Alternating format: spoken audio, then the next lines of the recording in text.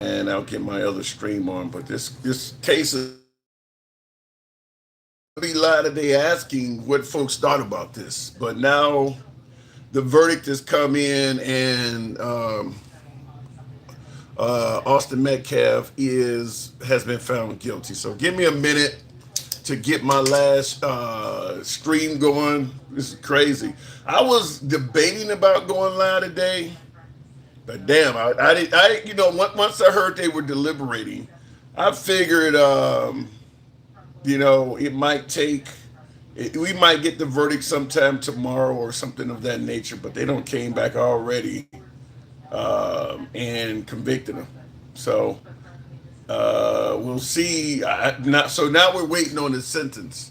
We're waiting to see what he's sentenced to, but it's a bad day for Carmelo. Well, shit, not bad day.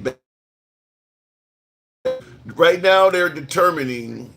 The jury, I suppose, is going to come back and let us know what they're sentencing him to.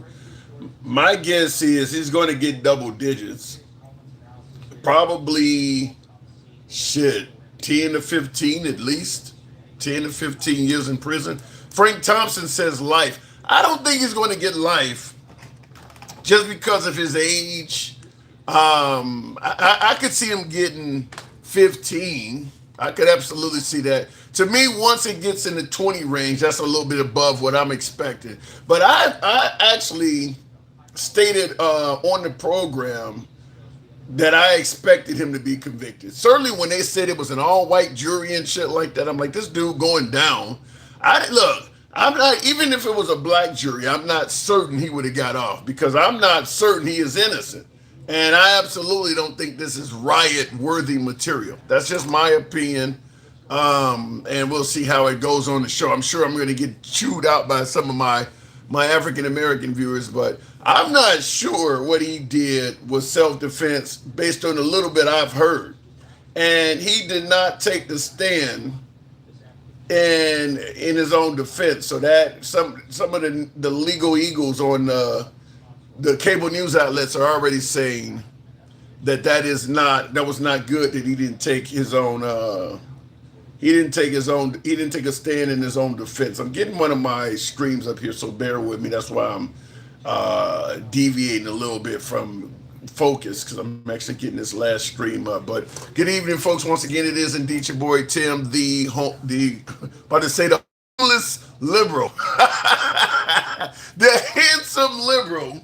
It is indeed your boy Tim, the handsome liberal. So, yes, Austin Metcalf has been found guilty of murder. Now, they had the option, not Austin Metcalf, Carmelo Anthony, not Austin.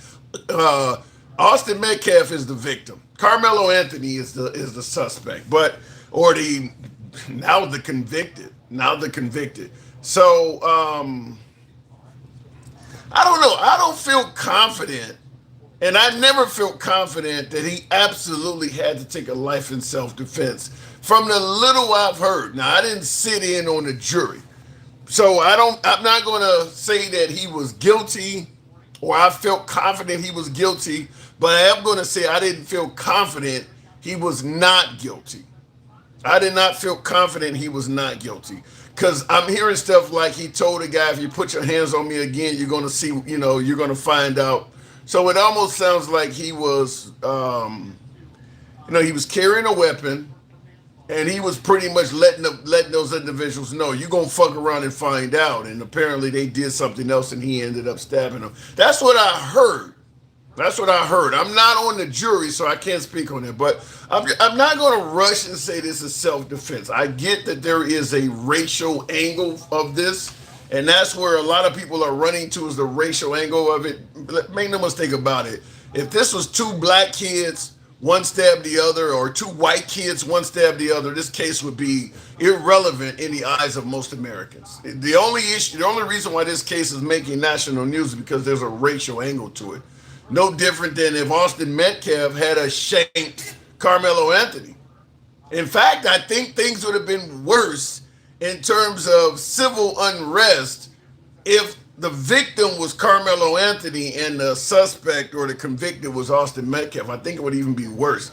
But I don't expect maybe some light protest. And I've had folks ask me, what do you think? You think they're going to be, you think there's going to be riots behind this? I don't think so. I don't. This is not seeing. Now listen, if we had video footage of Carmelo Anthony getting stomped, aka American X style, American History X style, he's getting curb stomped and all that, and he pulls out his weapon and defends himself, and then gets convicted of a heinous crime like murder, I think then yes, you would have problems. But in this case, it doesn't seem like Carmelo Anthony took much of an ass beating at all. It seemed like he switched to knife pretty quick. I mean, the claim is he had to use it in self defense. Maybe, like I said, there's not a lot of video of that actually happening, and there doesn't seem like he took a lot of lumps or anything. It looks like he used his weapon pretty early on in the conflict, and that may have something to do with it. Amanda says, "Don't think intent was to murder, but not innocent either." Yeah, I think murder is a heavy charge. I would have expected them to take manslaughter, but they went with murder. I don't think Carmelo Anthony intended to take the life of Austin Metcalf, but I do wonder. I do question whether what he did was absolutely necessary in terms of self defense. It does, like I said, it doesn't sound like he was taking a beating when he done this, which is where the issues are. By the way, I'm going to need you folks to tap the screen on TikTok so we can take the first caller and get us up to 10,000. Amanda says, yeah, I think manslaughter was definitely more appropriate. Yeah, I do too. Which is why I'm suggesting that they shouldn't go over at best. I don't think he should get life for this. I don't because I don't just like I don't feel confident saying that Carmelo Anthony was innocent. I don't feel confident saying that the late Austin Metcalf did absolutely nothing wrong. It ain't like he was just sitting there and Carmelo came up and shanked him. He was involved in it. He just got more than he probably deserved, in my opinion. That's all I'm saying. I believe he may have got more than he deserved. 25 minimum? Is that what you're saying, Mike? That in Texas, if you're found guilty of murder, you get a minimum of 25 years? Wow. Do they have day for day, or if you serve? I guess all of that got to be taken into play. If you're serving time, can you get out early for good behavior and all of that? To me, 25 is excessive for this. I think 25 is excessive. Amanda on Clapper is saying they said it can be anywhere from 5 to 99 years. 5 is too light. 99 is ridiculous. I believe in the best show on Clapper, the handsome liberal. Appreciate that, handsome conservative. Trump got booed so hard last night. That's what I was going to talk about. I was going to discuss what folks' opinions were on whether or not the jury would come back with a guilty verdict or not on Carmelo Anthony. And I had a different graphic prepared and everything. They came back with this verdict really quick, really quick. So it is what it is. Like I said, I didn't watch or I didn't follow the trial very closely, but I'm just saying from what I heard, I'm not 100% sure that I feel confident stating that Carmelo Anthony is innocent. But I'm not 100% sure I would say he's guilty and deserves murder. I think the manslaughter charge fits right in the slot of where he probably should have got based on what I've heard. Looking in the comments, only the dumb black liberals thought that boy was innocent, says says, and that sounds kind of racist there, Creed, because I can tell you with confidence, everybody that thought Carmelo was innocent is not black. I can tell you that, and they're not all dumb either. I mean, your statement sounds very intolerant, to say the least. But continuing on, he got exactly what he wanted, says Savage. I don't know if you think Carmelo Anthony wanted this. I'm 100% sure Austin Metcalf is dead. I am too. I'm 100% sure he's dead. But I don't feel 100% confident that Austin Metcalf was just an innocent dude sitting there and got stabbed. I don't feel confident saying that. I do believe Austin Metcalf was acting in an aggressive manner, maybe not one worthy of him losing his life, But I don't believe that dude was just sitting there and Carmelo just walked up and plunged the knife into his chest. I don't buy that. Austin Metcalf he was involved in a skirmish with Karmelo Anthony. But does that mean the skirmish was worthy of deadly force? I'm going to err on the side of probably not, which is why I say that Anthony probably is worthy of at least a manslaughter charge. That's my opinion. Unlike Carmel, Jeremy, I see you in the comments. And Amanda said 5 to 99 years. Yeah, hopefully they don't give him 99 years. I don't see Carmelo as an irredeemable person. I would say 10, 15. What is he? 19 now. If he does 15 solid, he gets out at 34. That's plenty of time to get your life back in order.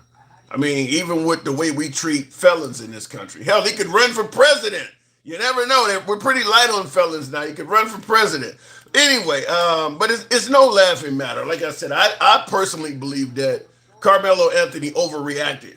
That's just from what I've seen so far. As soon as a judge allowed the provocation clause, that removed self-defense. Well, I thought the minute I heard, and I said this on the program, the minute I heard them say that the jury was all white, in my opinion, he was not going to be found not guilty. That's just, you killed a white dude in a red, look, if you're African American, you guys can dispel whether racism exists in 2026 or not. That's up to you. But I'm going to give you my opinion. You can state yours in the comments and when I bring you up. By the way, tap the damn screen so I can take the first call and get us up to 10,000. I'll tell you this. This is my view on it. You're in a red state, a very, very red state like Texas. You're an African American. You've taken the life of a white person. None of the incident is on video. And the jury's all white. That's an uphill battle. I'm just going to tell you that. That is an uphill battle every day of the week and twice on Sunday. To get a not guilty verdict with all of that going against you, like I said, it's an uphill battle every day of the week and twice on Sunday. Red state, white victim, all white jury. You're the only African American in the equation. And the taking of the life is not on video. It's not gonna. You're not gonna escape that, in my opinion. I absolutely never thought that Metcalf was going to walk, or Anthony rather, Carmelo Anthony. I never thought he was going to walk. It doesn't matter what color life you took or what color that life was. Called human life is valuable. It does matter in America, though. I agree with your statement that it should not matter. I agree with you 100%. But in America, the color of the victim is always matter. It's always matter. Does it matter 100%? Does it matter, or better yet, is it as relevant as it was in 1950? No, but it still matters. It still matters. And Creed, I'll take that comment every day. Creed says, "Here you go about to show your racism." Damn right. If I bring up or I indicate that racism still exists in some form in America, if by saying that, yes, racism still exists in some avenues in this country, if by saying that makes me racist, then I'll take that comment as a badge of honor. I'm not going to go around and pretend like that shit don't happen at all. Are you crazy? You guys are claiming on the right that you're not getting jobs because of DEI or because of affirmative action. So even the white people are claiming racism exists. But when an African American does it, now something's wrong? Okay, I'll take that, Creed, any day. Appreciate your input, by the way. Tap the screen, get the likes on up to 10,000. Looking in the comments, why did he take the life of the white guy? The story goes that he sat under you guys can correct me if I'm wrong, but he sat under a tent or something like that. And it was the opponents or something like that. These other guys, when he sat under their tent, they told him you can't sit under here. They wanted him to go, and that's what caused this whole skirmish to break out, and it got physical. And according to the convicted, they started beating his ass, or at the very least attempting to beat his ass, leading him to act in self-defense with lethal force. Go figure. That's what the claim is. Obviously, the jury did not buy it, and he has been convicted of murder. That's what happened. About time you sounding black, Takesha. I'm not saying nothing I don't always say. I don't deny. You're never going to hear me say on this show, no matter what issue we're discussing, you're never going to hear me say that racism in America is 100% eradicated and gone. That is fucking bullshit. I mean, if you watch social media, you're catching people in traffic, Karens, fucking road rages, and people are yelling the N-word at other people every damn day. You see cops getting fired from the force in various cities and counties because they're using racism in emails and shit. There's no way in hell we're going to pretend like this shit don't exist. There is a mountain of evidence to suggest it still exists in a lot of corners and backwood areas. Is it in our laws as bad as it was in 1950? No, I'm not going to pretend like it's that to that point. I'm not going to pretend like we haven't made significant progress over the last 70 years or so since MLK was around. I'm not going to pretend like it's still that bad, but I damn sure ain't going to pretend like it doesn't exist. That's bullshit. Looking in the comments, you're misstating there's no evidence of anybody beating him up or threatening to beat him up when the Contra they said they wouldn't fight him. Well, I'm telling you that's what is being alleged. I didn't say there were evidence of anybody beating him up. I've clearly said it's not on camera, and I just stated that was his claim, and the jury didn't buy it. Where's the misstatement? That is what the convicted is stating, is that he had to defend himself, and they were trying to attack him. That is what the defendant is stating. And like I said, obviously the jury didn't buy it, and he has now been convicted of murder. Looking in the comments, let me go back to the box. And you guys are correct in stating, I didn't watch the full trial. But we'll go to Jeremy to start the show out. Some of you folks tap the screen, get the lights on up. You making claims that you're the perfect guy, Jeremy. Give me the claim that I'm backpedaling on. Okay, here's what you're doing. Right now, what you're trying to do is you're trying to say, you're trying to make a little technical thing here where you're trying to say, you're like, well, this is what is being alleged. But you're saying it in such an absurd, in like an affirmative way that anyone listening thinks that you believe it. How do you say it? Wait, how do you allege something? How do you allege something in an affirmative way versus alleging in a non-affirmative way? What are you talking about? Context. The context you're using right now is you're making it sound like, this is like when you were talking earlier, you were basically saying, this is what this is why Karmelo doesn't deserve to get life in prison. And, I still say that. Yeah, I know, but you're doing it on something you just admitted didn't get confirmed to happen, which is that he was being threatened by Austin. I haven't even heard the victim's family say, my child was just sitting there and this guy came up and plunged a knife in his chest. The deceased was actively involved in this. I'm not saying he deserved to lose his life, but he wasn't just sitting there being an innocent guy and all of a sudden somebody plunged a knife in his chest. He was 100% innocent. He did not. What was he doing at the time he got shanked?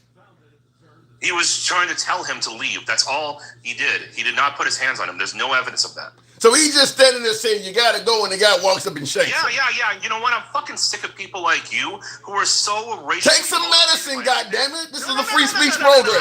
I'm gonna finish what I have to say. I'm sick of people. Feel free to finish, but for your sickness, take some medicine. Finish your statement. I'm sick of people like you who are so racially motivated that you would blindly follow anybody who's black as just innocent and by default without ever holding them ever accountable.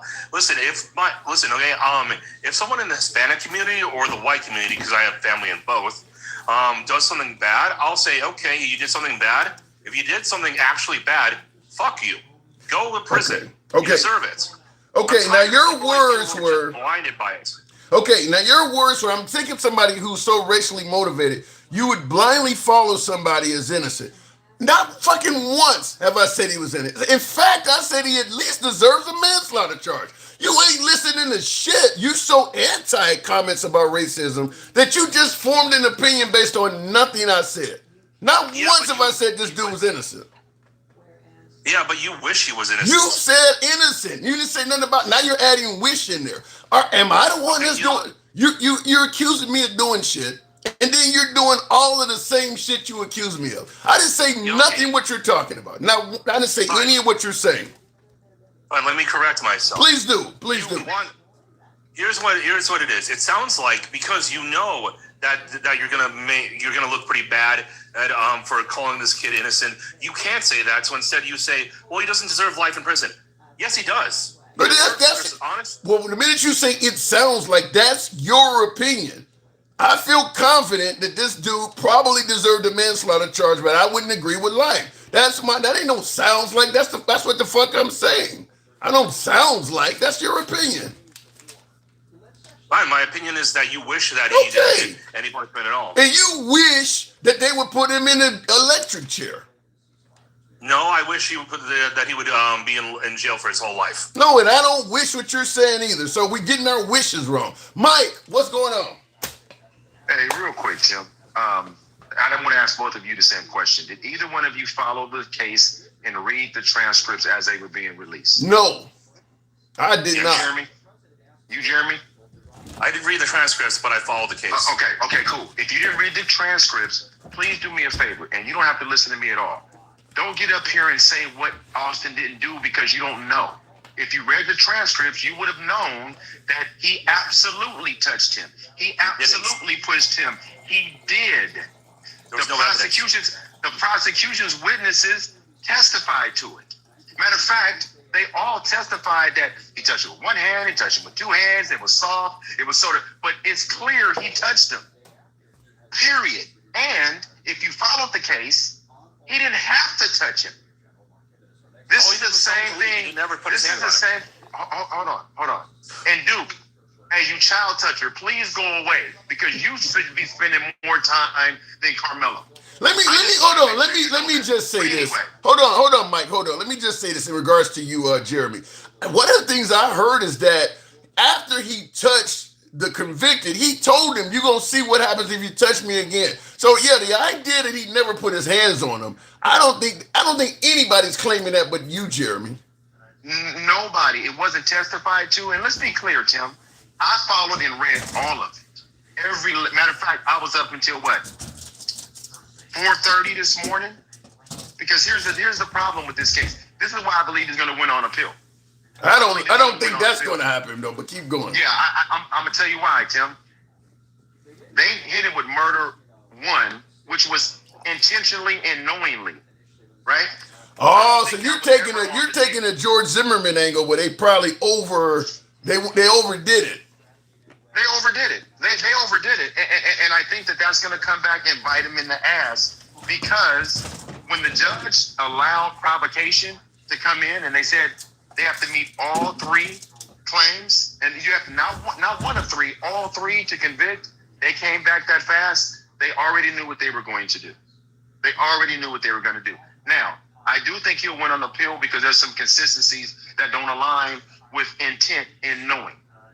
You see, this is what I mean. When people don't go read the case, there are people that are on the right, and it shouldn't be political, on the right going, I thought they overcharged him. When they added the manslaughter case, they were like, okay, maybe that, but they never thought that he would get convicted on M1. Let me ask you, do you agree with me in saying that he probably is a good candidate for manslaughter? From what I've heard, I think he's worthy of manslaughter.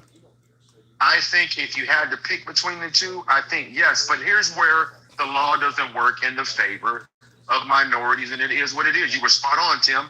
In Texas, you don't have any duty to retreat. So the whole conversation about why didn't he just leave? Mike? When they asked him the whole why didn't he just leave? That shit is irrelevant. Oh, Mike, you're going in and out. Yeah, but he had no business being there in the first place. And no, Austin never put his hands on him. That's a lie. Yeah, you're the only one saying that, What Jeremy. was a lie? Hold on, Mike, hold on. Jeremy, you're saying it's a lie that Austin put his. Where are you getting that information from? Because I don't think anybody, even on the side of the prosecution, is claiming he never touched him. Where are you getting that from? I watch enough of the news to know. So on the news, are people claiming he never touched them? Yeah. I'd have to see that because I think it was established from day one that they were touching the dude. It just wasn't, in my opinion, violent enough to justify killing him. They lied about that, and they also lied about the idea that Austin was being surrounded. That Karmelo was being surrounded by people. There was no one surrounding him, and all the eyewitnesses testified to that. So, Jeremy, let me say this, Tim. Let me say this. This is the problem with not reading the transcripts in the testimony. You have one, and remember, this is beyond a reasonable doubt. You have one particular kid testify that he was invited over to the tent. He was never invited. How do you know? You're just going by, again, Tim, he's just going by how he feels. They literally testified in court. That Eddie invited him over. Jeremy, you started out so angry about how I'm viewing this, and you're doing all the same shit. You are deep in your emotions, man. I can tell you are. We talk all the time. You deep in your emotions on this. Continue, Mike.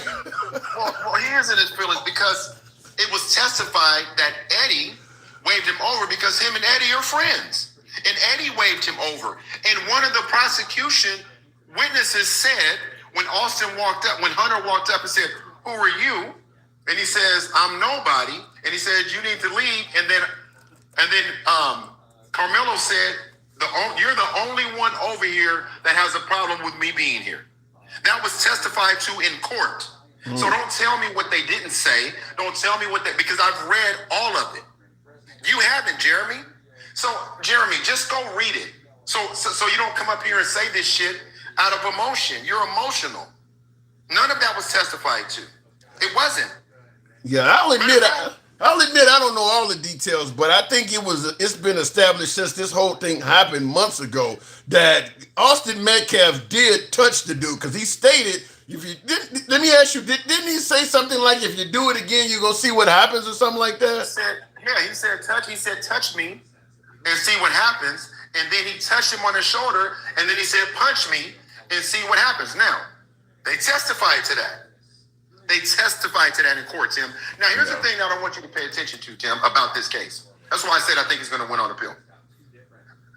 They knew that wasn't the first time Karmelo had been under the tent at Memorial with that team because he knows Eddie. Him and Eddie's friends. Him and Eddie been knowing each other. The funny thing is, when all of this happens, all of these students testify to everything they saw, but they don't remember the one witness saying what he said about Eddie inviting him over. Eddie invited him over. They all said, matter of fact, they testified to this too. This is the big part. One of the prosecution witnesses said, Austin can be intimidating if you don't know him. Right? Okay. Austin can be intimidating if you don't know him, and Hunter doesn't tolerate disrespect. That was testified to in court, that Hunter, the one twin, doesn't tolerate disrespect, and Austin can be intimidating if you don't know him. That it was testified in court. So how can you say that those two things happened? You say that Austin was being that Karmelo was being disrespectful, and they did nothing? Yeah. Fuck out of here, man. Yeah, let me ask you a question. What evidence would it take for you to condemn Karmelo as a murderer? He wasn't. Well, no. Just answer the question. What if intent? I'll answer it. Intent, that he intended to take the man's life. That's what the jury was instructed, which is why Mike is saying it's probably going to be reversed on appeal. Is that he intended to take a life? I believe he intended to hurt because maybe he thought in his mind it was self-defense. I don't agree necessarily that he had to do what he did, but I don't think the intent to murder was there, which is why I'm saying manslaughter. And they can't improve intent because you can't say he went there looking for Austin. He didn't know him. You can't say he went under the tent looking for trouble. He was only under the tent because of the weather conditions, and Eddie invited him over. So and that was testified to in court. Why the fuck that didn't come up? I thought the defense did a terrible job. Well, they didn't let him testify. Let me ask you, Jeremy, do you believe he went over there intending to kill somebody? I don't think you have to in order for it to be considered murder. That's what they were told. I believe that's what the jury was instructed. Let me explain. There are forms of murder out there that are not murder one. Manslaughter. Murder one, and it would be what's the word? I'm looking for premeditation in Texas isn't what word murder one. It's only with capital murder in Texas, Jeremy. Oh. Yeah, wait, I think in some cases the other lower levels you're trying to indicate, Jeremy, could be manslaughter in certain states. That's what I'm saying, manslaughter. I believe that he killed a guy, and I believe he's culpable for it. I don't believe he intended to do it, though. That's what I'm saying. I don't think, just like let's say you're playing some stupid game where you're going down the street and punching people in the head. Just punching you, and somebody dies because of it. You weren't trying to kill him. You done something stupid. You damn sure should be held accountable. But killing him was not the intention. Now, here, let me tell you this, Tim. And again, either the defense is terrible or they're brilliant. And here's what I mean: if they would have taken a plea deal, you can't appeal it, right? You can't appeal a plea deal. If you get sentenced to M1 and you go to an appellate and win, it's over with. They throw it out, you go home. They can't say, now we'll give you manslaughter. It doesn't work that way. You really think this dude is going to end up winning on an appeal and walking? In Texas? And again, Tim, I'm only saying that because I'm looking at how they walk through this evidence. Beyond a reasonable doubt, they charge him with murder, intent, and knowingly, and I didn't see or hear them prove that at all. I didn't see. I'm not arguing with you, Mike. I'm not arguing with you. I'm just saying this is Texas. Yeah, do I trust this? I don't give a fuck what state it's in, honestly. But do I trust the system? No, I don't. But the best chance he has, and there's two other cases in Texas that they'll be able to refer to, where the person was sentenced for murder and they won it on appeal. It was very similar. It was a stabbing case, and in Texas, he got convicted, and then he won on appeal and he got out in Texas. So I'm not running around here, setting up a table so when he gets out, everybody has dinner for him. But I am saying this. I am saying that if you guys just look at the detail and take everything out of it, you got to question how we got here other than bias. It's just simple as that. It's just simple as that, Tim. And another thing. Wait a minute. What bias? He did kill somebody, man. What do you mean by how do we get here other than bias? If it was two white kids or two black kids involved in this, I still think the person who stabbed the other kid would be charged. I don't think self-defense would have been something easy to swallow if there was no racial element involved in this at all. I still think that person would have had to fight in court. Again, Tim, first of all, if you switch this around, this never goes to court. If Austin Metcalf takes Karmelo Anthony's life? Man, if you switch this, man, come on, Tim. If this is Texas, I'm not 100%. I agree with you that is less likely, but I'm not totally sure of that. Now he may not have been convicted of murder if he was white. No, if you switch it around, Metcalf gets the electric chair. What? Yeah, I don't buy it. Absolutely. You have no proof of that. You point me to a case where a black person or a white person unalived. You think that Karmelo Anthony, that Metcalf would have got the electric chair if he would have unalived Karmelo Anthony? Is that what you're saying? Black privilege. I don't know if it's hard to find cases where a white person has killed a black man and they got the death penalty. Jeremy, I mean, I know when the guys dragged the African American guy down in Texas back in the 90s. They dragged the guy until his body just disintegrated. And Jesse Jackson and all them were on that case. Those two guys did get executed. At least one of them did, I know. In that case, but finding a white person that has killed a black person and got the death penalty, you make it sound like that's guaranteed to happen. I don't know what you're basing that on. Man, Dylan Roof had to kill 8 or 9 of us to get it. Yeah, I don't know what he's basing that on because that has happened in the real world. Wait a minute. Wait a minute. Had to? I guarantee if he only knocked off one black person, Dylan Roof would have got. Just pull up a case and show me then. That's what I'm saying. Wrong. Show me the cases. I'm not a lawyer. I don't have cases right off the back of my head. Well, you don't have to do it today, Jeremy. Next time you come on the live, have one of those cases to show us. You don't have to do it today. I don't expect you to know it off the top of your head, but since you're so convicted in this emotionally, show us where the system in this country has ever not favored white men. Just show me. Okay, next time I come up, I will. Yeah, I don't think you're gonna be able to present that. A white person that killed a black man and got. Here's one example I can kind of think of. What about OJ? I'm glad you brought OJ up. I'm glad you brought OJ up. The only reason OJ got off because white folks was so hell bent on getting him convicted, they fucked up. When Mark Furman went up there and said he never said nigga, and they pulled out a recording of him saying nigga all the time, he got discredited and he was one of the star witnesses. So let's be clear. Why? It's because they wanted revenge for Rodney King. No, sir. You just asked me. I just told you. Hold on. Let me just say something. If O.J. Simpson was not a Hall of Fame NFL player with millions of dollars and he was just Orenthal James, the bus driver, that dude would have died in prison. It ain't got nothing to do with what did he say? Revenge for Rodney King. That shit was because O.J. Simpson could afford a lawyer like Johnny Cochran that was really good. If he was working with a public defender, he would have died in California prison. It's as simple as that. I don't believe that for a second. No, you don't have to. Show me all of these.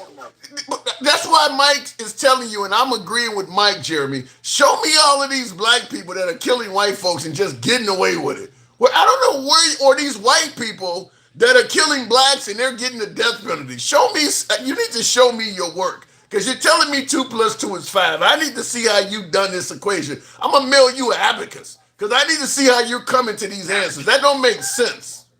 I'll give you this. That was a funny comment about the abacus. I'll give you that. Tell me something that make look. I'm willing to concede that sometimes the African American community points to racism where it's not happening. But the way you're responding is you're doing it in the opposite direction. You're doing some wild shit. What about when like everyone was getting behind Mike Brown? Hands up, don't shoot, which shouldn't even happen. What do you mean? He's talking about in Ferguson, Missouri. He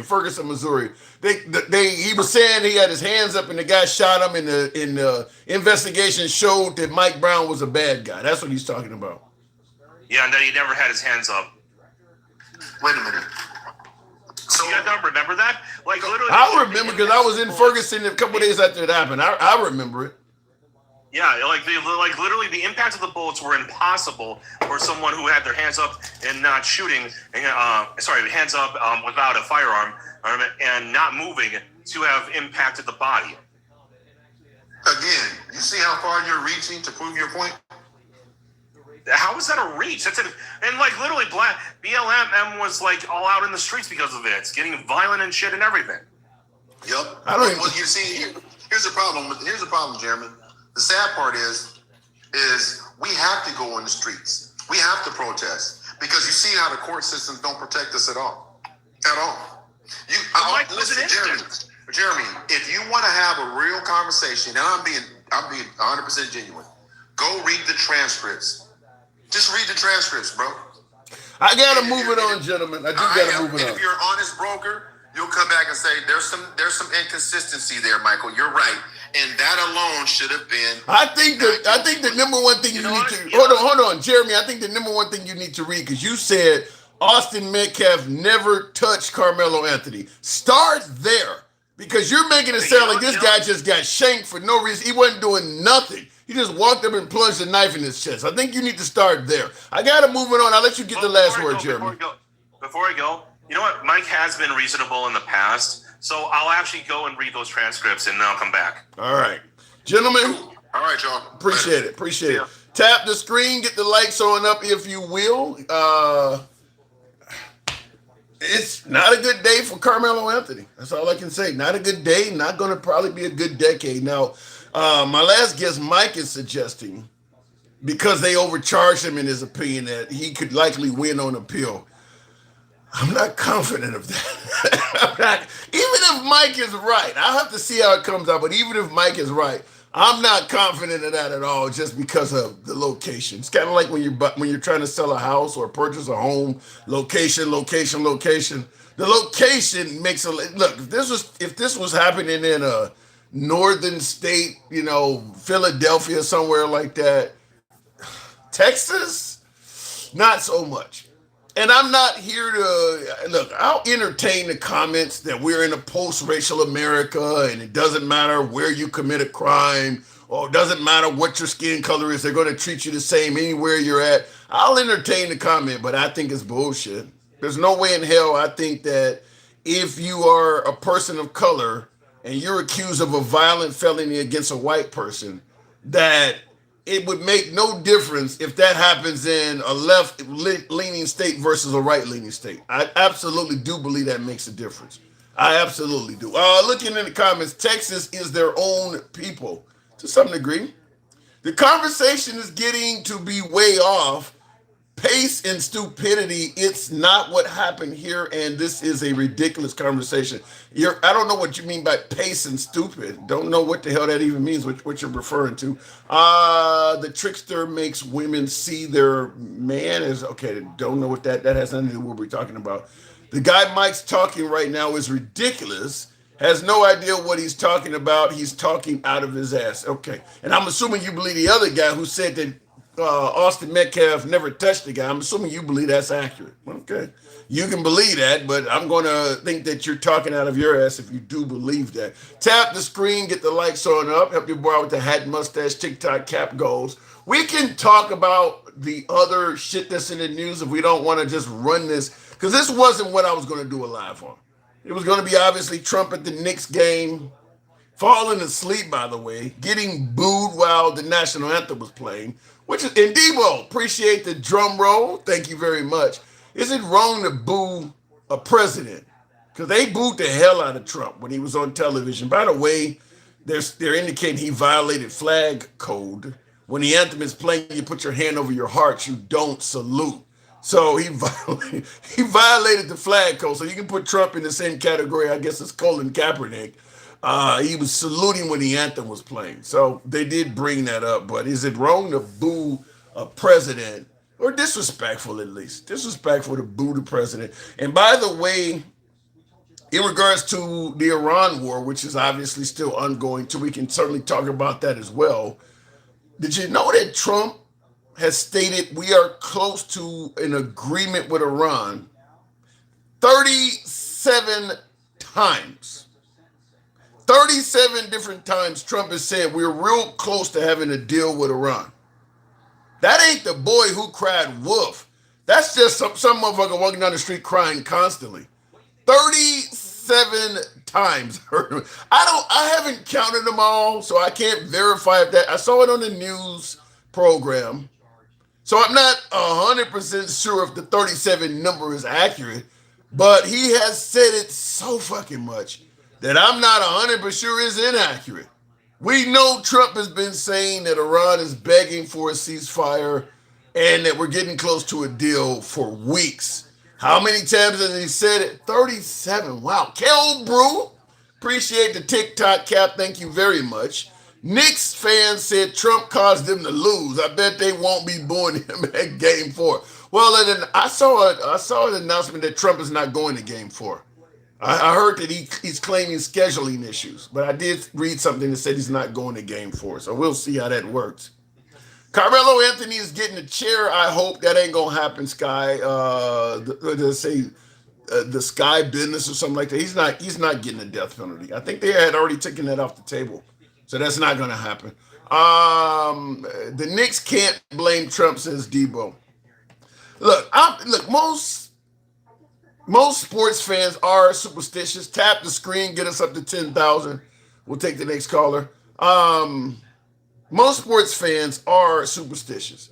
I was watching the Cubs pursuing their first World Series ever back in the early 2000s when Bartman is his name. I can't remember the first name of the guy, but he reached over and prevented one of the Cubs outfielders from catching the ball.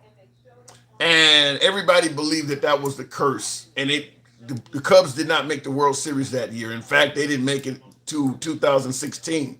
So they didn't make it for years after that. And people believed he fucked things up so bad that they had to get him out of the stadium with security. People wanted his ass. They wanted his hide. So sports fans are superstitious. Goats and all kinds of shit you see people doing, they are superstitious. So it was already being said before Trump went to the game, when he made it clear he was going to the game, that the Knicks might lose because he was going to be at the game. And they were on a pretty significant playoff winning streak. They were on a pretty big winning streak. So I'm not here to pretend like Trump had anything to do with them losing the game, but I'm just saying sports fans are superstitious. You think if they weren't on the same winning streak and Obama or Biden went to the game, are we going to pretend like MAGA wouldn't have said the same shit? That if all of a sudden a team that's on a winning streak lost and Obama or Biden showed up to the game for the first time, you're going to tell me MAGA wouldn't have said the same stuff? So it is what it is. I'm not saying that Trump caused the Knicks to lose the damn game, but I'm saying that fans are superstitious and they would have done the same thing. The right would have been doing the same thing if it was Obama or Biden there. How many people were killed every day for pushing and shoving? So, lots of people get their life taken for pushing or shoving. If you're in the hood on a basketball court, it's not uncommon to foul somebody on the basketball court in the inner city, and that shit escalates all the way up to homicide. Lots. Or in bars. Man, that's my woman. Quit fucking with my woman. You smack the guy's hand away or something like that. All it takes is for two people to both have no de-escalation skills. And the mildest of incidents can turn all the way up to homicide. If neither person backs down, it goes from a touch to a slap to a punch to somebody pulling out a weapon and a loss of life. That's all it takes. Happens a lot. So when you ask, one of the guys here that is constantly saying that Karmelo Anthony should be fried, is trying to say, well, nobody gets killed from shoving and pushing. Bullshit. A lot of people do. So a lot of folks that that are either pushing up daisies or spending the rest of their life behind bars because just think about road rage accidents. That's kind of the same shit. A tiny fender bender. Sometimes the cars don't even touch. Motherfuckers kill somebody because he cut me off in traffic and they don't get out of the car. He cut me off. So they arguing at each other, and before you know it, somebody's dead. It don't take much at all. It just takes two people with little to no de-escalation skills, and the worst can happen. Jay Sid said, what magical charm does Trump possess that he can say 37 times no one else can do and still be loved and hold mind control over the people? That's where the cult mentality stuff comes into mind. I don't know. I don't know why MAGA is still riding on Trump's coattails when it comes to the Iran war, because he has indeed said so many things that have not come to fruition or just appear to be flat out false. I mean, Iran just fired missiles at Israel, 2 days ago? Trump's been claiming they're begging for a ceasefire the whole time. They clearly are not doing that. They clearly have never been begging Trump for a ceasefire. That was just a lie. That wasn't something he thought was happening, something he misinterpreted. That was just a flat out lie that Iran was begging for a ceasefire. They clearly are not doing that, and they clearly never were doing that. It's kind of just like him saying Iran bombed that school full of those girls. And you see Pete Hegseth standing behind him like, well, I haven't. This is the dude that would be responsible for telling you if that school was hit by, the Iranians had bombed their own school. Pete Hegseth would be the one that would know that information and tell you, Mr. President, that it happened. And when they asked Pete Hegseth standing behind Trump on Air Force One, Hegseth wouldn't even say that. Trump's up there. Well, I think the Iranians look like they did it. Just lying. Just making it up out of nowhere. Just lying. So I don't know why MAGA is riding with Trump on this stuff. If he is willing to lie about a school full of girls and try to pin it on the Iranians when it's so obvious otherwise happened, if he is willing to lie and say that they are begging for a ceasefire when they clearly are not, how do you know they really had nukes and they were about to use them? Because that's where that information is coming from. There are no intelligence agencies in the U.S. that have testified that Iran was about to get a nuclear bomb. All of that's coming from the same guy that just told you 37 times Iran has been begging for a ceasefire. Why do you still believe him? That's all I'm saying. He's been caught lying several times. I don't understand why MAGA's still rolling with that. Takesha Bowie, good evening, Takesha. I've had the amount of lazy thumbs in here. I'm having a hard time getting 10,000. Really? Tap the screen. Don't cost you a penny to do that. Takesha, good evening. Takesha, are you there? Apparently, Takesha has stepped away. We'll continue on. Beginning with President Reagan, who started the salute, every single president has done so since. Okay, they could all be wrong, you know. That doesn't mean just because every president is doing it, they could all be wrong. Does the flag code say you salute when the anthem is played? I'll tell you this is what I say all the time. When Trump fucks up or does something wrong, pointing to other people that did the same thing is not a defense for Trump.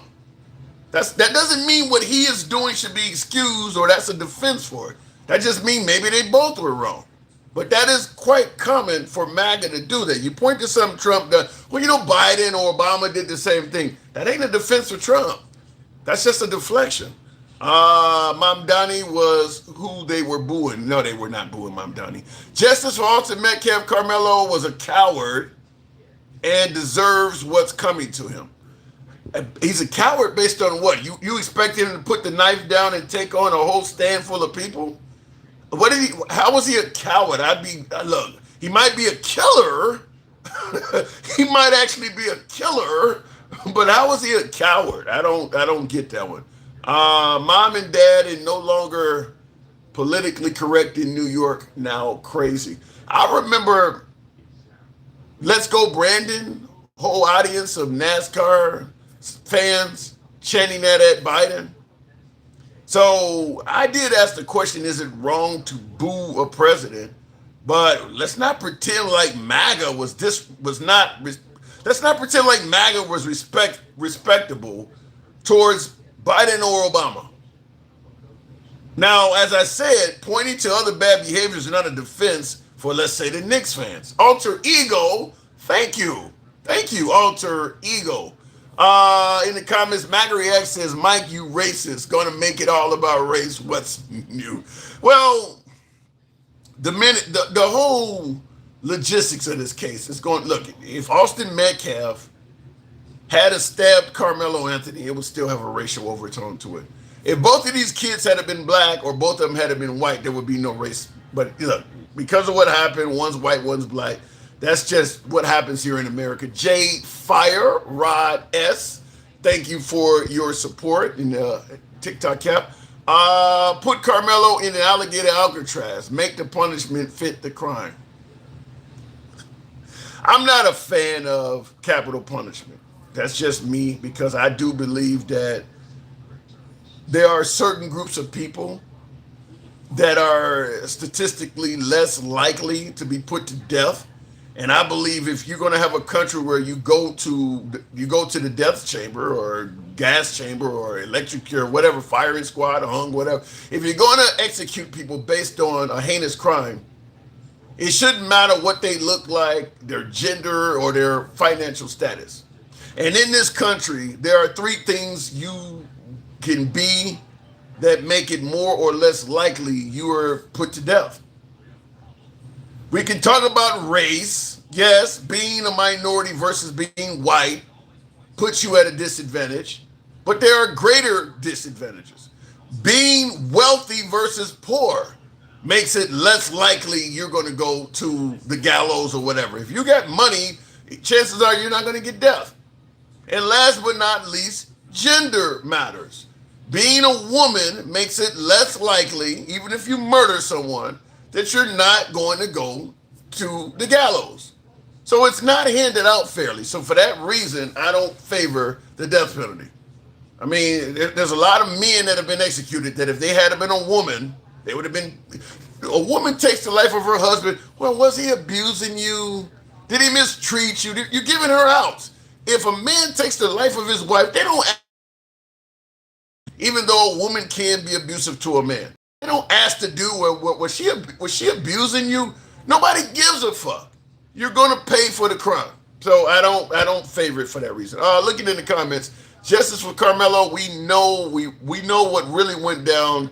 There was no outrage when white people killed Trayvon, George, Mike, etc. That is not true.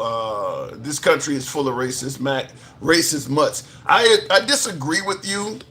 Who said that in the comments? 93 Brown Sugar says there was no outrage when whites killed Trayvon, etc. Every BLM march has white people in it. There's plenty of white outrage. I don't focus on racism to the point where you also put the allies in the same category.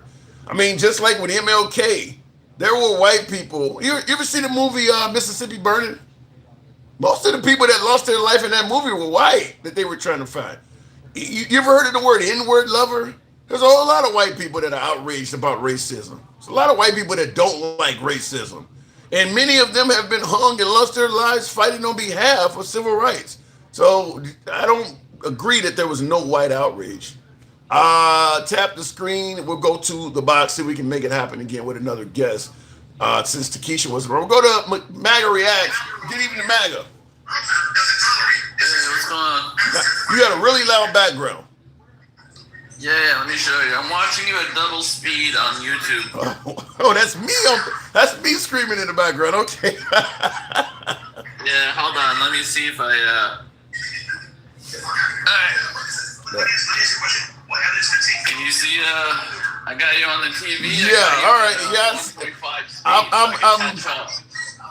I'm thankful. I'm thankful for the support. Now cut me down real quick in the comments. Hold on a second, MAGA. Real quick in the comments, Takesha, you weren't sitting back. You weren't there. We brought you up, called your name a couple times, and it was dead silent. Okay, so now that the verdict is in, I'll give you the floor. First of all, do you believe the verdict is accurate?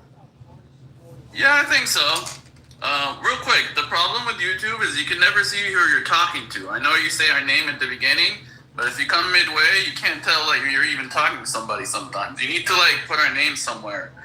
Or you need to do it the way I showed you, where it's like a copy of what's it called, TikTok, so they can see all the TikTok stuff. Yeah, that was the purpose of this digital ticker here. I did used to put the folks' names there, but nobody seemed to care. Nobody really seemed to have cared about it, so I stopped doing it. But their names used to appear right here. They used to appear right there on that digital screen there. So what you could do is you could pull up TikTok on that TV behind you, and then people like could see the caller on the corner of your TikTok. But with MAGA, most of my callers don't even put their face there, so there's not much to see but a thumbnail. Most of the callers don't even put their face there. Yeah, that's enough. You'll see a thumbnail, and you'll see. I don't think they care about. You might be one of the only ones that care about that. I don't think they care about that. I mean, I care about it, especially when I want to clip something. It takes me forever to figure out who. Well, but there's not enough. There's not enough of you. If a bunch of my main supporters started saying it, you're damn right I would do it. But I'm not hearing people say that that's really a big concern. Yeah, I guess. I mean, it's only for the regulars that know, like, that want to know who you're talking to, so they know that you're talking to me or grandma or whatever. Yeah. I mean, it's not a big. It's not the. We'll talk about it later, so we can talk about it after. Yeah, like I said, at all the things they would want to change on the show, you're the only person I've ever heard say that, and that's right now why you're saying that. I've never heard anybody say that. Well, it'll also make it where you only need one phone. Like right now, you're using like 5 different phones. Okay, real quick, and also real quick in the comments, Handsome Conservative says, 4th time I've asked, why did he have a knife? I don't know. I don't know. Was he being bullied? I do not know. I'll tell you myself. I've had trouble with some other dudes in school, and I started carrying a knife back in my high school days. I don't know why he had a knife. I don't know if that came out in court why he had a knife or what, but I don't know that. Maybe that'll because he didn't testify in defense of himself. And I see in the comments Mike says because he legally could have a knife. If that's the case, I mean carrying a knife on school grounds. I look, even if you legally can carry a knife, just like I'm not. This is where the liberal in me comes out about common sense gun laws. I just think even though you legally can carry a gun in many places in America, I just believe there are so many of us that do not have the de-escalation skills to the point where it makes sense for you to be armed at all times. Some people are so, we all know people that it doesn't take much to set them off. You don't need that person to have a gun. So you're talking about kids in school. I don't think school children should have knives on them, even if they legally can. Because everybody does not have the mental capacity to restrain themselves, to de-escalate situations. Like I was mentioning earlier, two guys on the basketball court, or somebody getting cut off in traffic, and now they want to kill the dude because they couldn't just drive a little bit slower until the guy was out the way. Weapons are not made for everybody. That's my opinion on that. So you believe the verdict is right, not manslaughter, murder? You believe he intended to do that, MAGA? Yeah, because with what's his name, George Floyd, I say manslaughter because Buddy used his knee and he was trying to tackle him to the ground and accidentally killed him. That's why that's manslaughter. Here, he fucking stabbed him. I mean, that's murder because it's not like he punched him and the punch accidentally killed him. If the punch accidentally killed him, that would be manslaughter.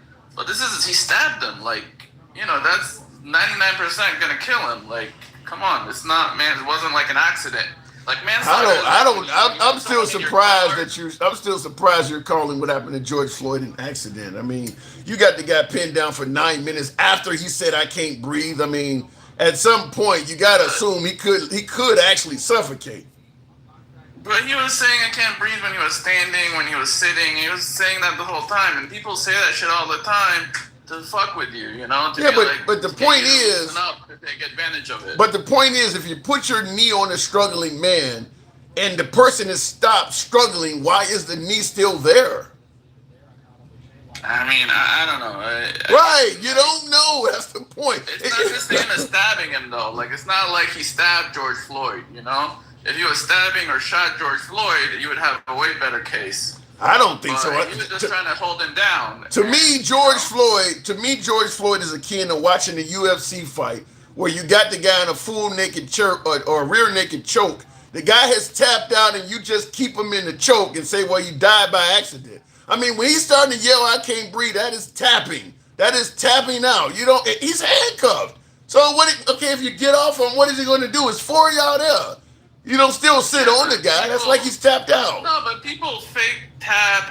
They fake it all the time. But it's 4 of you guys. It's 4 of you. If he's faking, what is he going to do? It's 4. It was one-on-one. No, it's not.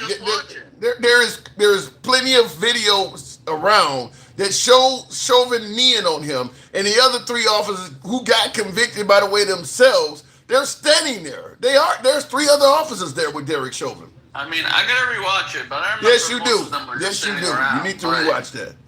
Even if it's 4-on-1, I mean, George Floyd's a big dog. He's handcuffed. He's handcuffed. I sent you a video of a little woman, and they were trying to get her out the car, and 4 full-grown men couldn't even do it because that's how strong. He's so strong. He is so strong that 4 full-grown men can't take him on. But one dude with his knee on his back and his hands in his pocket has no problem doing it. Yeah, because he subdued him. I don't know what to tell you. Mike, talk to me, Mike. Talk to me. That's my whole point. I mean, you're taking it way too far. Here's what's so crazy about this.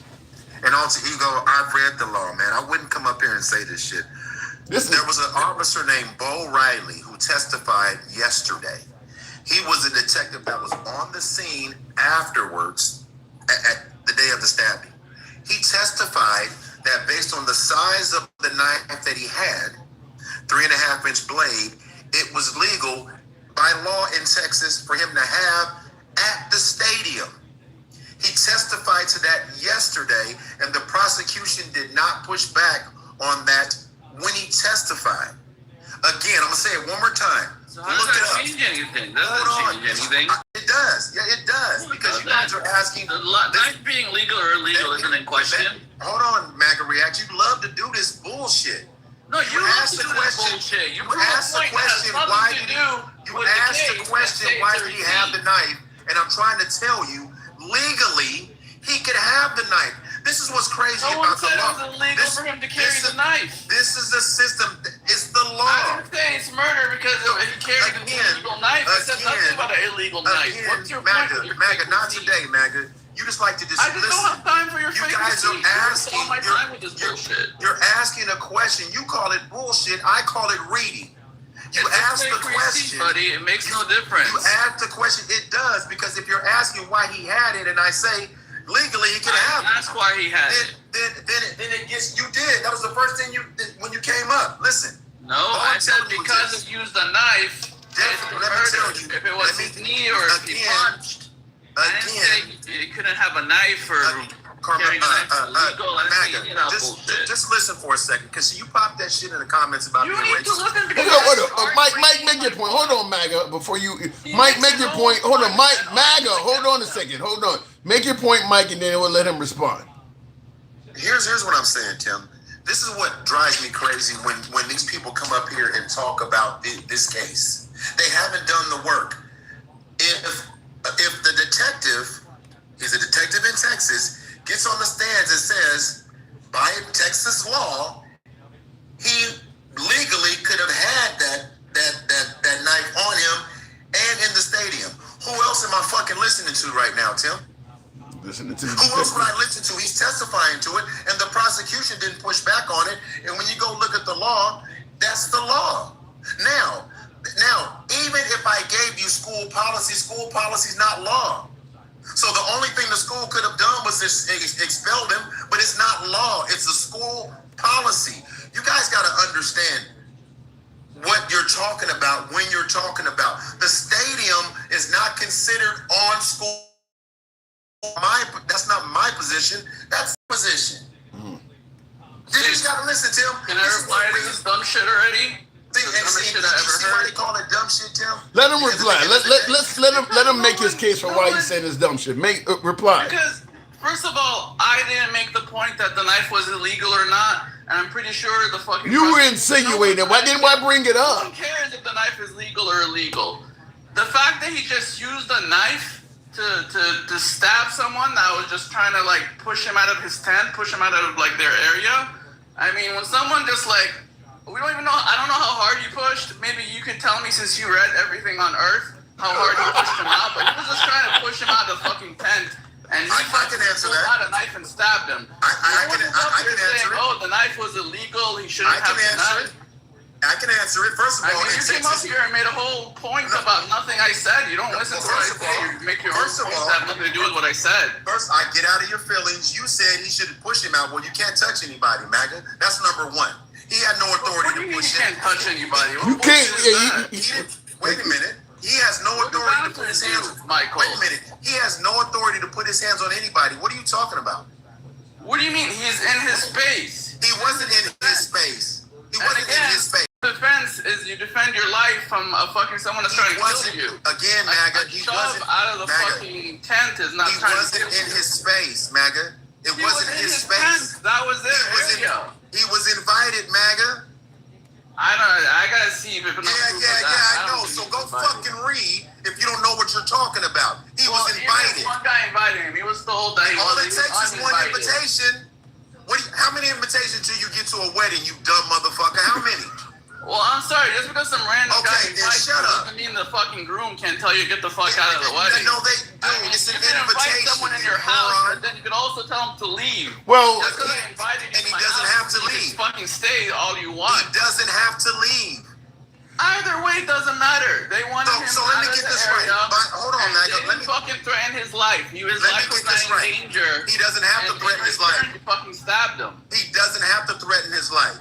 That's the Texas law. It ain't California. You have a duty to retreat in California. You don't in Texas. But listen to what I'm about to tell you. Duty to retreat has Hold on, to do with your life being threatened. Are you telling threatening his life? Are you telling me because it's not? There's no law that requires him to leave where he was. Are you telling me that even though he didn't break any laws being there, he didn't break any laws by not leaving, that he just... So what law did he break?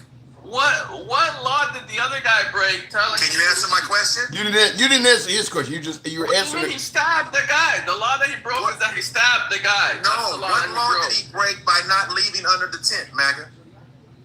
Nothing. But okay, then. the guy, he didn't break the law. Broke the so law. why put your hands on me as a teenager when I didn't do anything? I didn't break any laws. I don't want you in my area. Because you can't put your... I want you out. Hold on. Let me just say this. Let me just MAGA.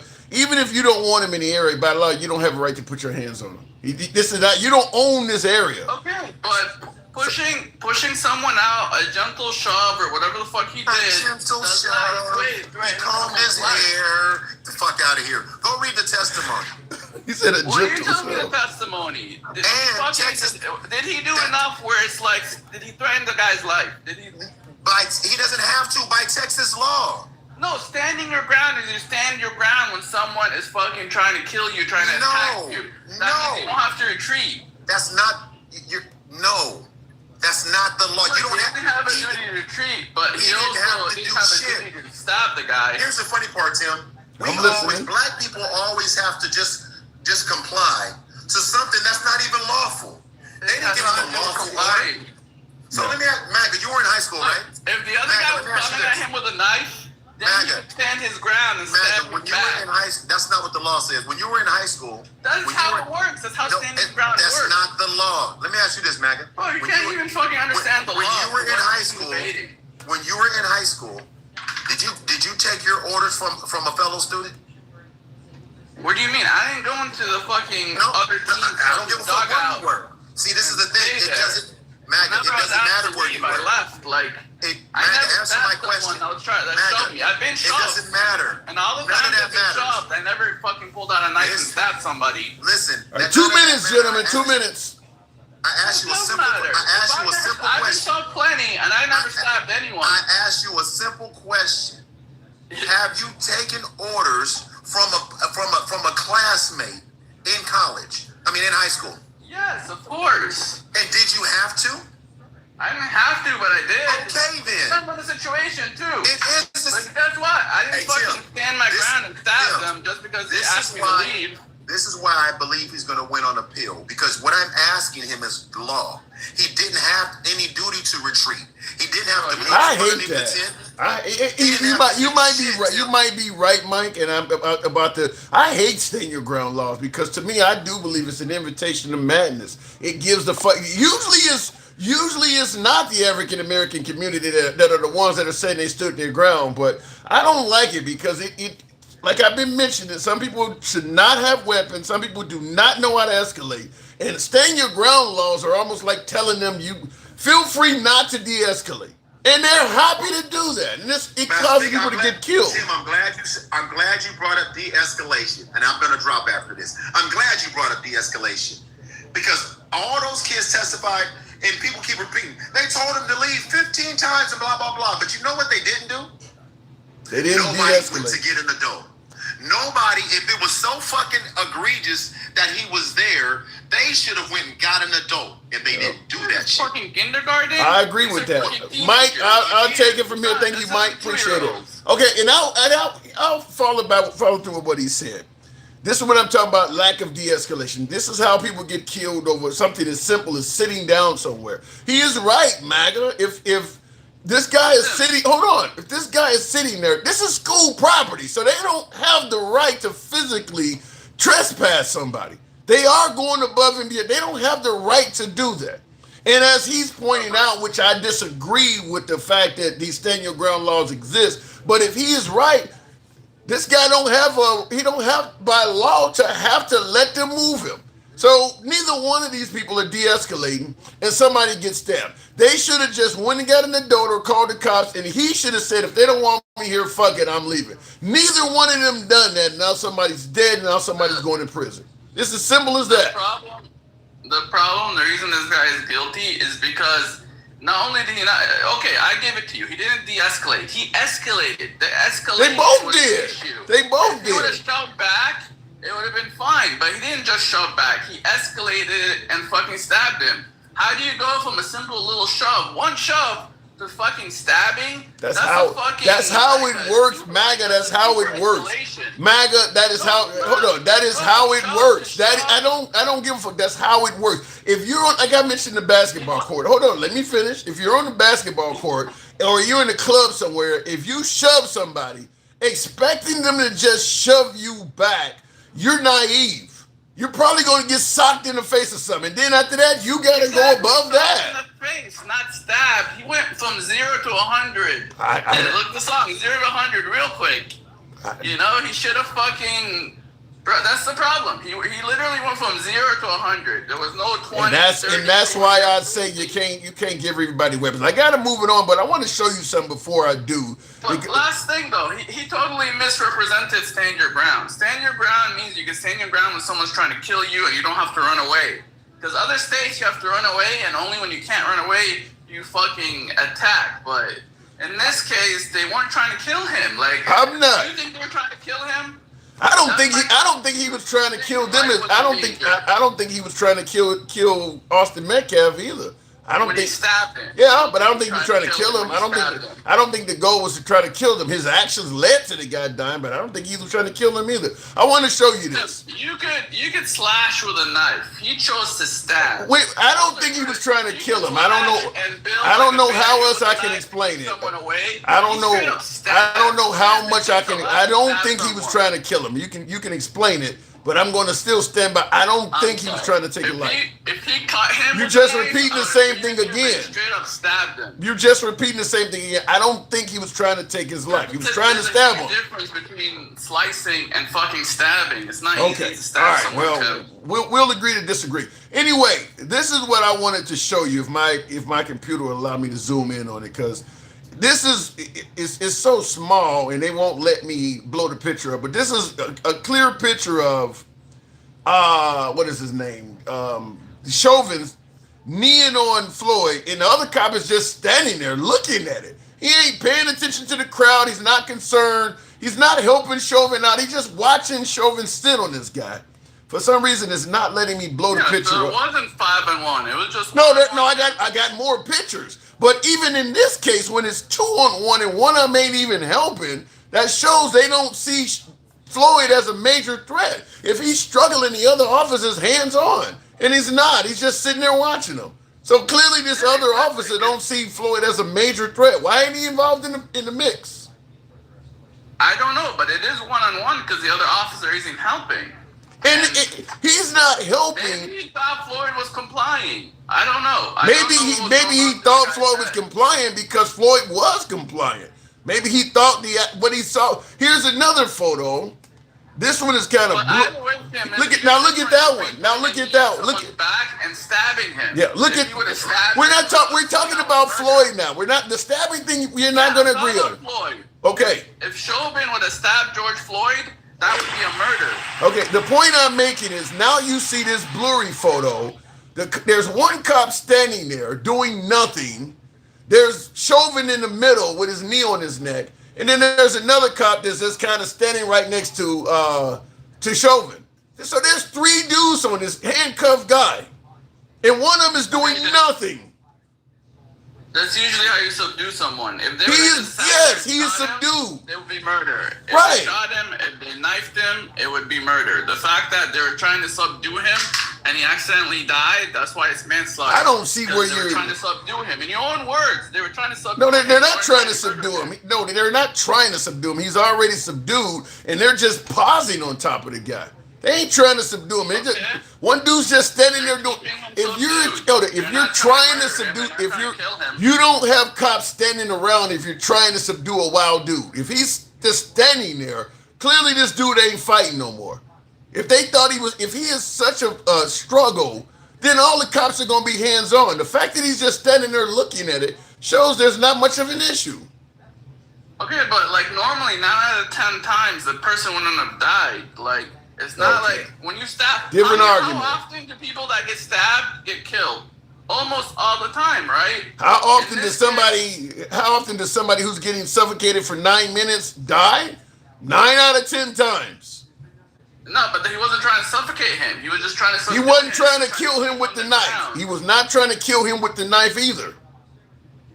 No, but a knife in someone's stomach usually kills them. A knee on somebody's neck for a knee on somebody's neck for 9 minutes usually kills them. I have no other example of a knee on someone's neck killing someone. I have plenty of examples of a knife in someone's gut. That don't mean what I. There's so many examples of stabbing, killing people. Do you have no any examples of a knee to the back suffocating a fucking guy? Do you have any example at all of somebody who put a knee on somebody's neck for 9 minutes and they lived? Do you have any examples of that?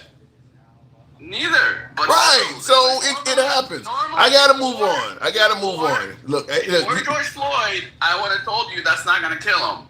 It's only after George Floyd you were like, maybe because he's big and on fentanyl that killed him. So you would hold on. You would have saw. Wait a minute. You would have actually witnessed this guy saying, "I can't breathe," and then not moving for about 5 or 6 minutes and expecting when they got off of this guy who's remained completely silent, not moving, you would expect him to get up and be perfectly normal.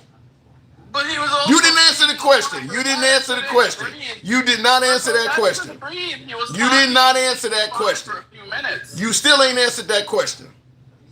What's the question? You're on this guy who's saying, "I can't breathe," and suddenly he stops saying it. He's not moving, and you're still sitting there for several minutes. You expect when they get off of him for him to just get up and be normal. Okay, that's fucked up, but again... You still ain't answering the question. I said it was fucked up. That is not an answer. Do you expect him to get up and be normal? Yeah, I would figure he fell asleep like he was sleeping. I gotta go. I'll leave it at that. What? He said he figured he would have fell asleep. I had to drop him after that. He said he figured he would have fell asleep. Tap the screen. Look, I'm okay with pushing back. I don't have the fucking answers all the time. I get shit wrong all the time. I invite discourse and opposing opinions. And oftentimes I get corrected on plenty of shit. So it ain't about me, wanting everybody to think like I do, because I'm not always right. But when you get to the point where you say somebody's on your neck and you fall asleep, you may have fell asleep.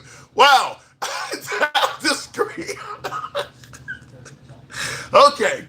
And by the way, just like I mentioned the UFC example where if you're putting somebody in the rear naked choke and they do fall asleep, that's kind of why you have referees there. Because if you don't get up off of if you got somebody in a rear naked choke and they became motionless for several minutes and you don't let that chokehold go, you're starving the body and the brain of oxygen. You could end up with exactly what happened here. So the idea that he expects the guy to get up and be normal, I don't know where to go with that. I thought it was humorous, though. I did think it was funny. Looking in the comments, he said he fell asleep. Tap the screen. Holy crap, is this a debate or that one guy whining? Tap the screen, get us up to 40,000. Help your boy out the hat, mustache, TikTok cap goes, if you will.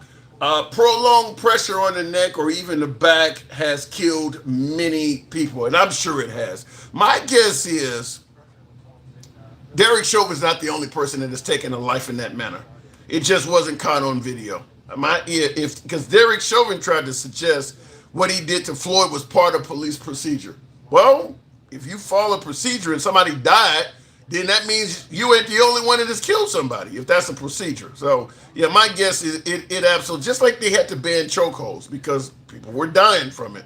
So it is what it is. But he's trying to say that you should know by stabbing somebody you could kill them, but you shouldn't know by asphyxiating somebody and putting your knee on their neck that they could die. You shouldn't feel they could die.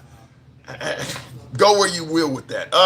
Over $20, and they didn't even know if it was a fake or not. And dude at the store, okay, I don't know what that means. What is simple assault? Don't touch me. Yeah. Somebody says Tim is emotional right now. Yeah, Creed. That was very emotional. That it was comical too. Let me go back to the box. We'll go to we'll try it again with Takesha. She was on hold. Takesha, good evening. Chokeholds only work on those who give up fighting.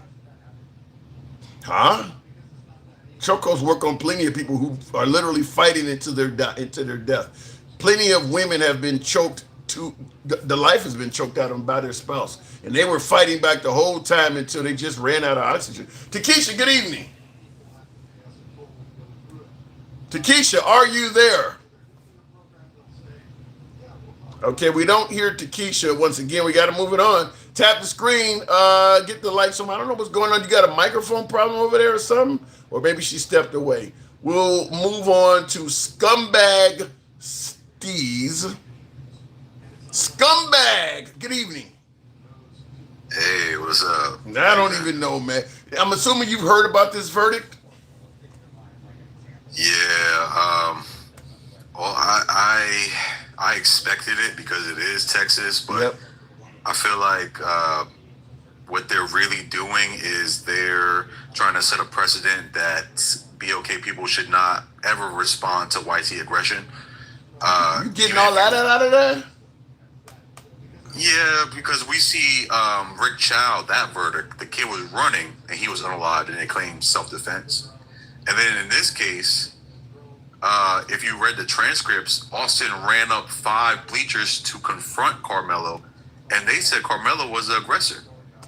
Listen, I hate to ask them the same question my last caller Maggie asked, but let me ask you, does it look like Carmelo's life was in danger? Does it look like lethal force was his only option?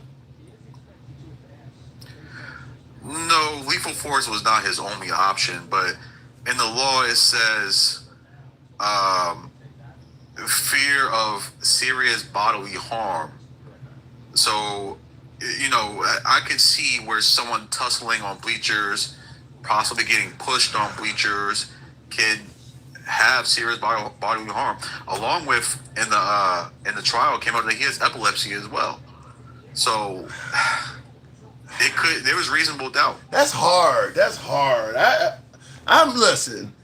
I have a hard time saying that this guy don't sound like he at least deserved a manslaughter charge. I mean, look, anytime you get in a fight, there's a possibility of serious bodily harm. You can get your head slammed against the pavement, slammed against a wall. It don't have to be on the bleachers. Anywhere you're fighting, the ground you're on that's strong enough to hold you to can be used as a weapon. I mean, so that can happen. I mean, we don't want every fight to result in somebody having, choosing deadly force. I mean, now, were all the other kids chasing them too? Or was Austin Metcalf his only threat? Well, they claim that it was a one-on-one, but from their circumstances, I would say it wasn't a one-on-one. If the brother basically instructed Austin to go handle the problem, and then Austin runs up 5 rows of bleachers to confront Karmelo, and they say that Karmelo is the aggressor. Is Karmelo an aggressor in that scenario, Handsome?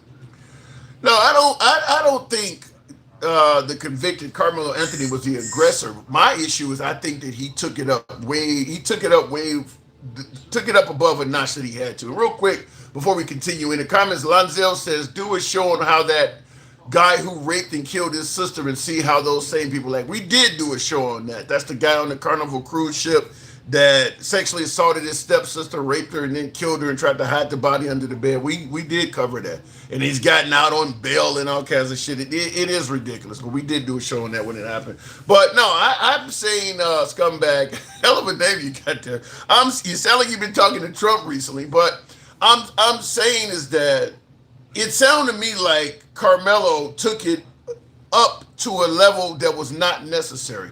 Now, if he's on the ground getting stomped out American History X style by Austin Metcalf, then yes, by all means. But the fact that you use a knife and you don't have a scratch on you, it's going to be hard to convince people that you really was feeling like you were about to get, you were about to face some serious harm.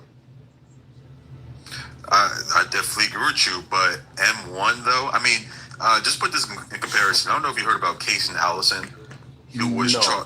he was in Texas as well. He had a fight with another kid, and he brought him actually lured him into the bathroom and poked him up and unalived him, and he was charged with criminally negligent homicide, and they gave him 10 years. Well, So Carmelo did not go to that track meet intending to true. unalive him. I believe So that. how the hell is he getting M1? And that's How why is he getting Mike. M1? That's why Mike was on here earlier saying that Carmelo might end up winning on appeal because I can agree with that. This is very similar to George Zimmerman, where they tried to get him on murder one with Trayvon Martin, and I believe George Zimmerman walked also because they overcharged the guy. Like if they had got him on manslaughter or something like that, it may have been an easier conviction, but they tried to make it sound like it was premeditated murder. Like George Zimmerman walked off in the night after Trayvon Martin with the express intent to kill him. And I believe George Zimmerman was completely negligent and responsible for the death of Trayvon. But I don't feel confident saying when he went after him, his goal was to kill him. I think his goal was to restrain him and accuse him of all kinds of crimes he didn't do because he was black. And Trayvon Martin probably said, "Hey, who the fuck are you? You can't hold me." And it got into a scuffle, and George Zimmerman was on the losing end of that shit. And now all of a sudden he's claiming he got to kill the guy in self-defense. I think he should have got a manslaughter. But like in this case, I don't think Carmelo should have gotten murder. I would say the same thing, probably manslaughter. Definitely agree. But you don't feel like this is like setting a precedent where even if you run away and someone unalives you and you're black, they're gonna and you have a weapon on you. They're gonna say that that person's probably might be justified. And then if you defend yourself, if the person looks a certain type of way and the mitigating circumstances, they're gonna try to convict you to the highest extent of the law just because you're BOK.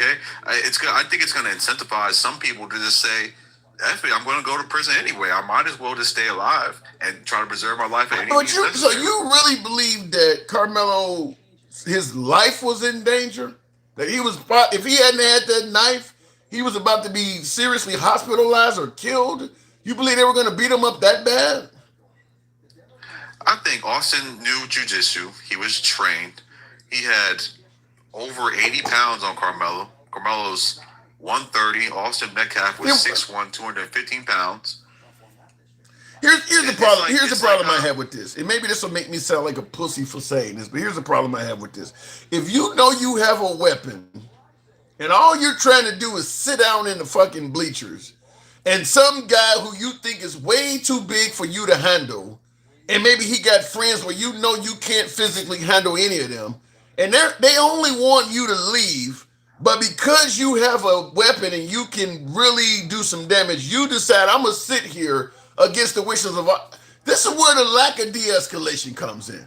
Like it's just a fucking seat. Now maybe it makes me sound like a pussy to say just get up and leave, as opposed to having to kill these motherfuckers. But you see what's happened to him now. If he had just said fuck it, I don't want to sit where I'm not wanted. Potentially have them throwing soda or popcorn on me. Why would you sit in a group of people that don't want you there? And when it comes into a scuffle, now you got to kill one of these dudes. When the goal, somebody said it was raining. Really? We're talking about whether or not you're going to kill someone. Well, I wanted to stay dry, so I killed these motherfuckers. Right? I'm a little wet with blood now, but at least I'm not wet with rain. I mean, look, to me, this is where I keep saying the de-escalation thing is necessary. I get Texas doesn't require you to retreat. You can stand your ground and all of that, but I don't know. Just if we're going with what you're saying, there, scumbag, that Austin Metcalf and his brother, and they're significantly bigger and heavier and stronger. The only reason you're going to sit there is because you know you got that knife on you. which now makes it look like you intend to kill one of these motherfuckers. Because if you didn't have the knife, you would get up and leave. So now it makes it look like you kind of are contemplating. Well, if they do something, it's gonna be. I mean, isn't that kind of what he said? If you touch me, you're gonna see what happened. No, he said, "Don't touch me, and we will be cool." And the media manipulated it and lied and said he said, "Touch me and see what happens." Okay. He said, "Don't touch me. Keep your hands off me, and we're gonna be cool." Austin said something to the effect of, "I will beat your ass." On top of that, Carmelo was invited in the tent by another kid that he knew, and then that kid got on the stand and lied and said that he was not friends with Carmelo, and got exposed in those lies. So it's just people just lying all around. I don't doubt that, because I saw the picture they released of Austin Metcalf or Karmelo Anthony.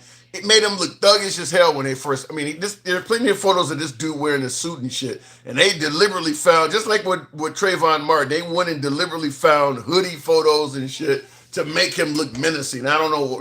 We know why that happens, but I am looking. Let's say, for instance, he just gave Austin Metcalf a flesh wound, and I'm Carmelo's father. I'm still gonna tell him, why wouldn't you just get your ass up and leave that situation? I mean, you gonna sit there in this with these folks that don't want you. All these white folks don't want you there. I mean, you may get spat on from somewhere you don't know. They all around you, so shit could hit you in the back of the head. Why would you sit there with them?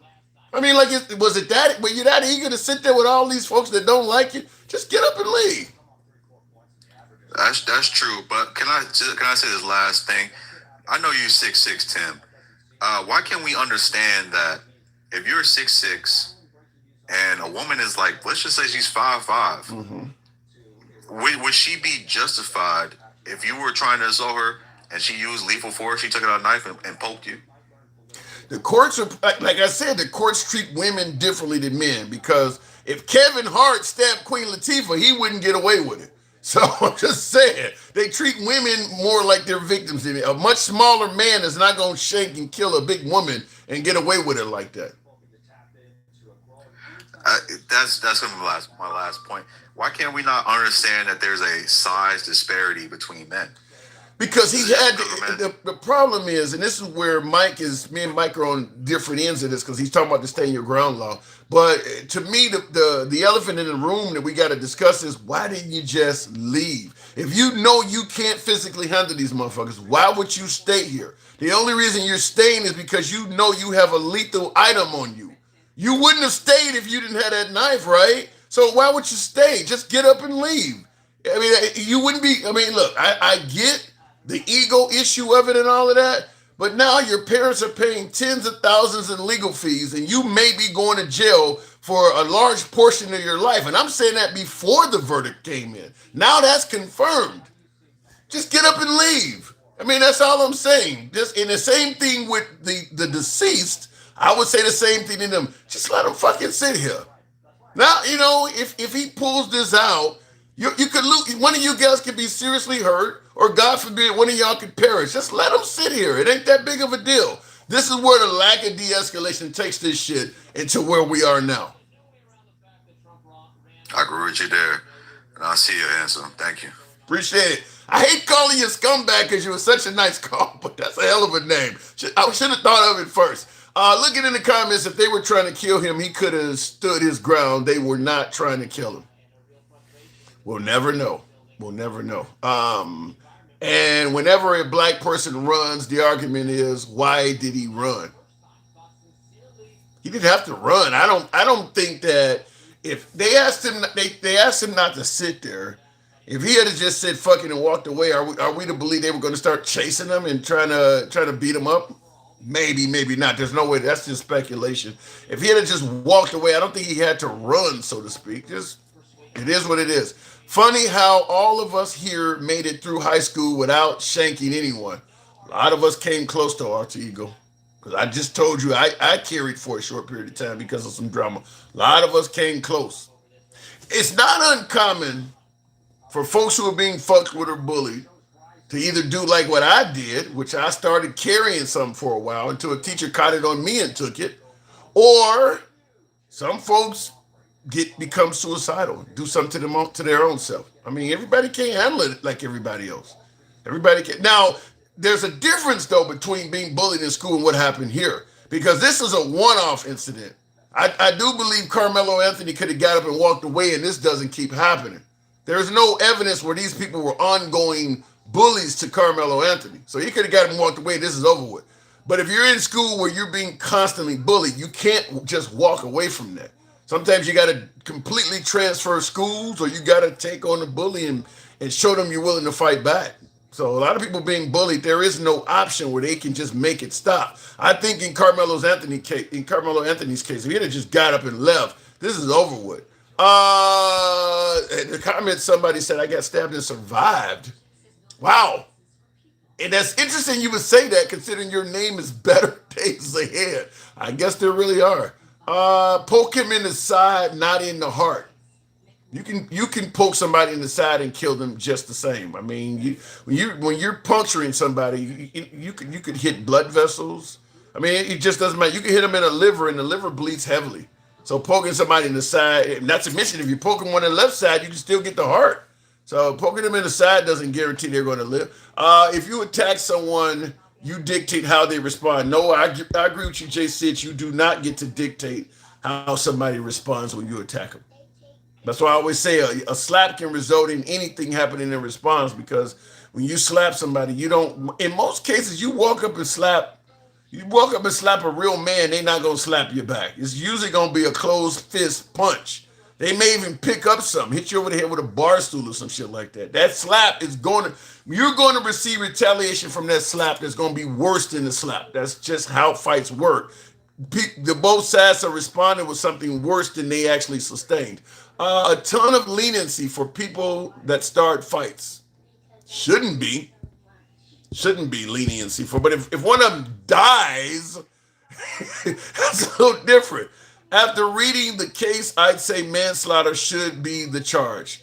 And that's why, and I agree from what I'm seeing so far, he should have got manslaughter. But that's why Mike is also saying that he may end up winning on appeal, because now that they've convicted him of murder, they can't just knock it back down to manslaughter. So that's what Mike was saying. Speaking of which, let's go to Mike. Mike, good evening. Hey, what's up, Tim? Hey, listen. And you just read somebody that said it should have been manslaughter based on what they read, right? Mm-hmm. The threshold for manslaughter and murder one are different. Right. That's why this intentionally or knowingly unaliving somebody for M1, that's not as reckless for manslaughter. Right. You want to say it was reckless, no matter how I feel personally, you want to say it was reckless and you want to go that route, fine. But to say he intentionally and knowingly, then what you're saying is he knew where he stabbed him. He knew that the result of his action would lead to that. You don't know none of that in the moment. Well, MAGA reacts as saying, as a 17-year-old, you should know that if you're putting a knife in somebody's chest, there's a high likelihood of killing them. And you know what's so funny? MAGA react sounds like somebody that either got his ass whooped a lot or was never in a really good fight. Tim, do you remember everywhere you hit somebody when you was in a fight? No, you of just course swing not, it. Tim. You just But swing let me it. tell you one thing that I think is that will come up, and I was disappointed that the defense didn't bring it up. The location of this, and Quinn's here, by the way. Quinn ain't been here in a while. The location, Quinn was a track coach in high school and college. I was a track coach in high school. Being in those bleachers is not somewhere you want to be in a fight. There's over 20,000 injuries a year from people getting hurt. But let me ask you a couple questions. First of all, was Austin Metcalf significantly larger than Karmelo Anthony? Yes. Okay. And Hunter. Remember? Right. So then why would he stand his ground against insurmountable odds, other than the fact that he got a knife on him? Why would he stand his ground against that? Well, two things, Tim. And you said it earlier, which is funny, you keep talking over it, but you keep saying it. If you feel like you're getting bullied, if I keep running from bullies or I run from a bully, guess what? I can assume that I'm going to keep getting bullied. Right. Is there any evidence that was happening? Well, no. But here's the thing. Not with him. But this is what I told you earlier. They said one of the students that knew Hunter doesn't stand for disrespect. And the other one said that Austin can be intimidating if you don't know him. That was what they said, right? These are people that know them. Now, if you're sitting in the bleachers, and this idea that he wasn't supposed to be there, first of all, is complete bullshit, Tim. The track culture is the most social culture in high school sports, bar none. Because you're only running or doing an event for minutes and seconds at a time. But you're there all fucking day. Okay. You're there all day. And in that time, these kids know each other from other schools and, competitive AAU track. And they grew up and they compete. This shit is normal. Here's what I don't get though, Mike. Okay, they don't told you to leave. Like, you got to guess. They don't told you to leave. What is he gonna do? Just sit there amongst a bunch of people that don't want him there? I mean, now your back is turned to all these people. Nobody testified that they didn't want him there, other than Hunter and Austin. He literally sat there and said, "Everyone, you're the only one that's not cool with me being here." Nobody testified that they didn't want him there. Nobody said any of that, Tim. What they said was, when it started to escalate, just leave. But at that point, he has no obligation to do so. And all I'm saying to you is, in that moment, he didn't have to. But the two brothers were the ones that wanted him to leave. Wait, hold on, Manga. How do you respond? T Daddy on Clapper says, when I played soccer or went to football games and basketball games, nobody goes and sits with the other team. How do you respond to that? He's talking about football. You notice he didn't say track, right? Yeah. You notice he didn't say track, right? No, he didn't say track. Right, because you know why? In football, you sit in the stands with your team until halftime, right? Until halftime, then you go down and get dressed. Okay. In track, it's all day. That's why I didn't say any other sport. That's literally why I didn't say any other sport. Now, here's the thing, Tim. Here's the thing about this. Hold on for a second. MAGA reacts to trap. What are you showing? Go ahead, MAGA reacts. This is the tent that they were under. You know, the way you guys are talking is like you guys are talking like they were in this big fucking coliseum and they want him out of the coliseum.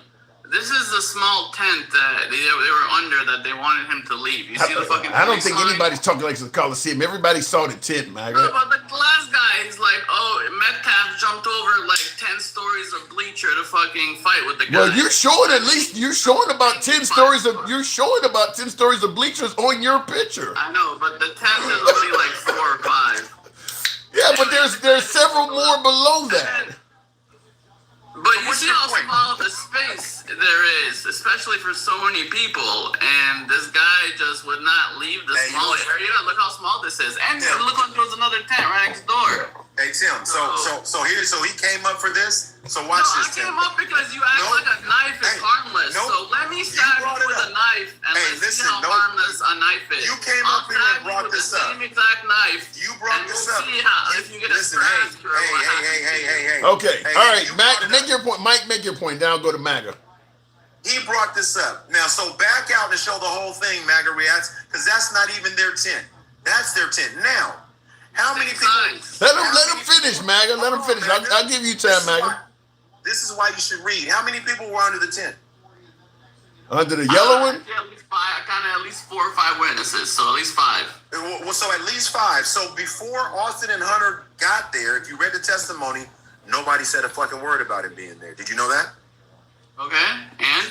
So if there was this huge protest, nobody else said anything until Hunter and Austin didn't want him there. The rest of the ones that were there had no problem with them being there because he was sitting there talking to Eddie. All right, whatever the case is, none of that matters. What do you mean whatever the case is? What the fuck? What does that mean? He pulled out a knife and stabbed someone that wasn't trying to kill him. Again. Do you think Metcalf was trying to kill him? No, I don't. Then right there, you just fucking made the It doesn't have to be. That's not the burden.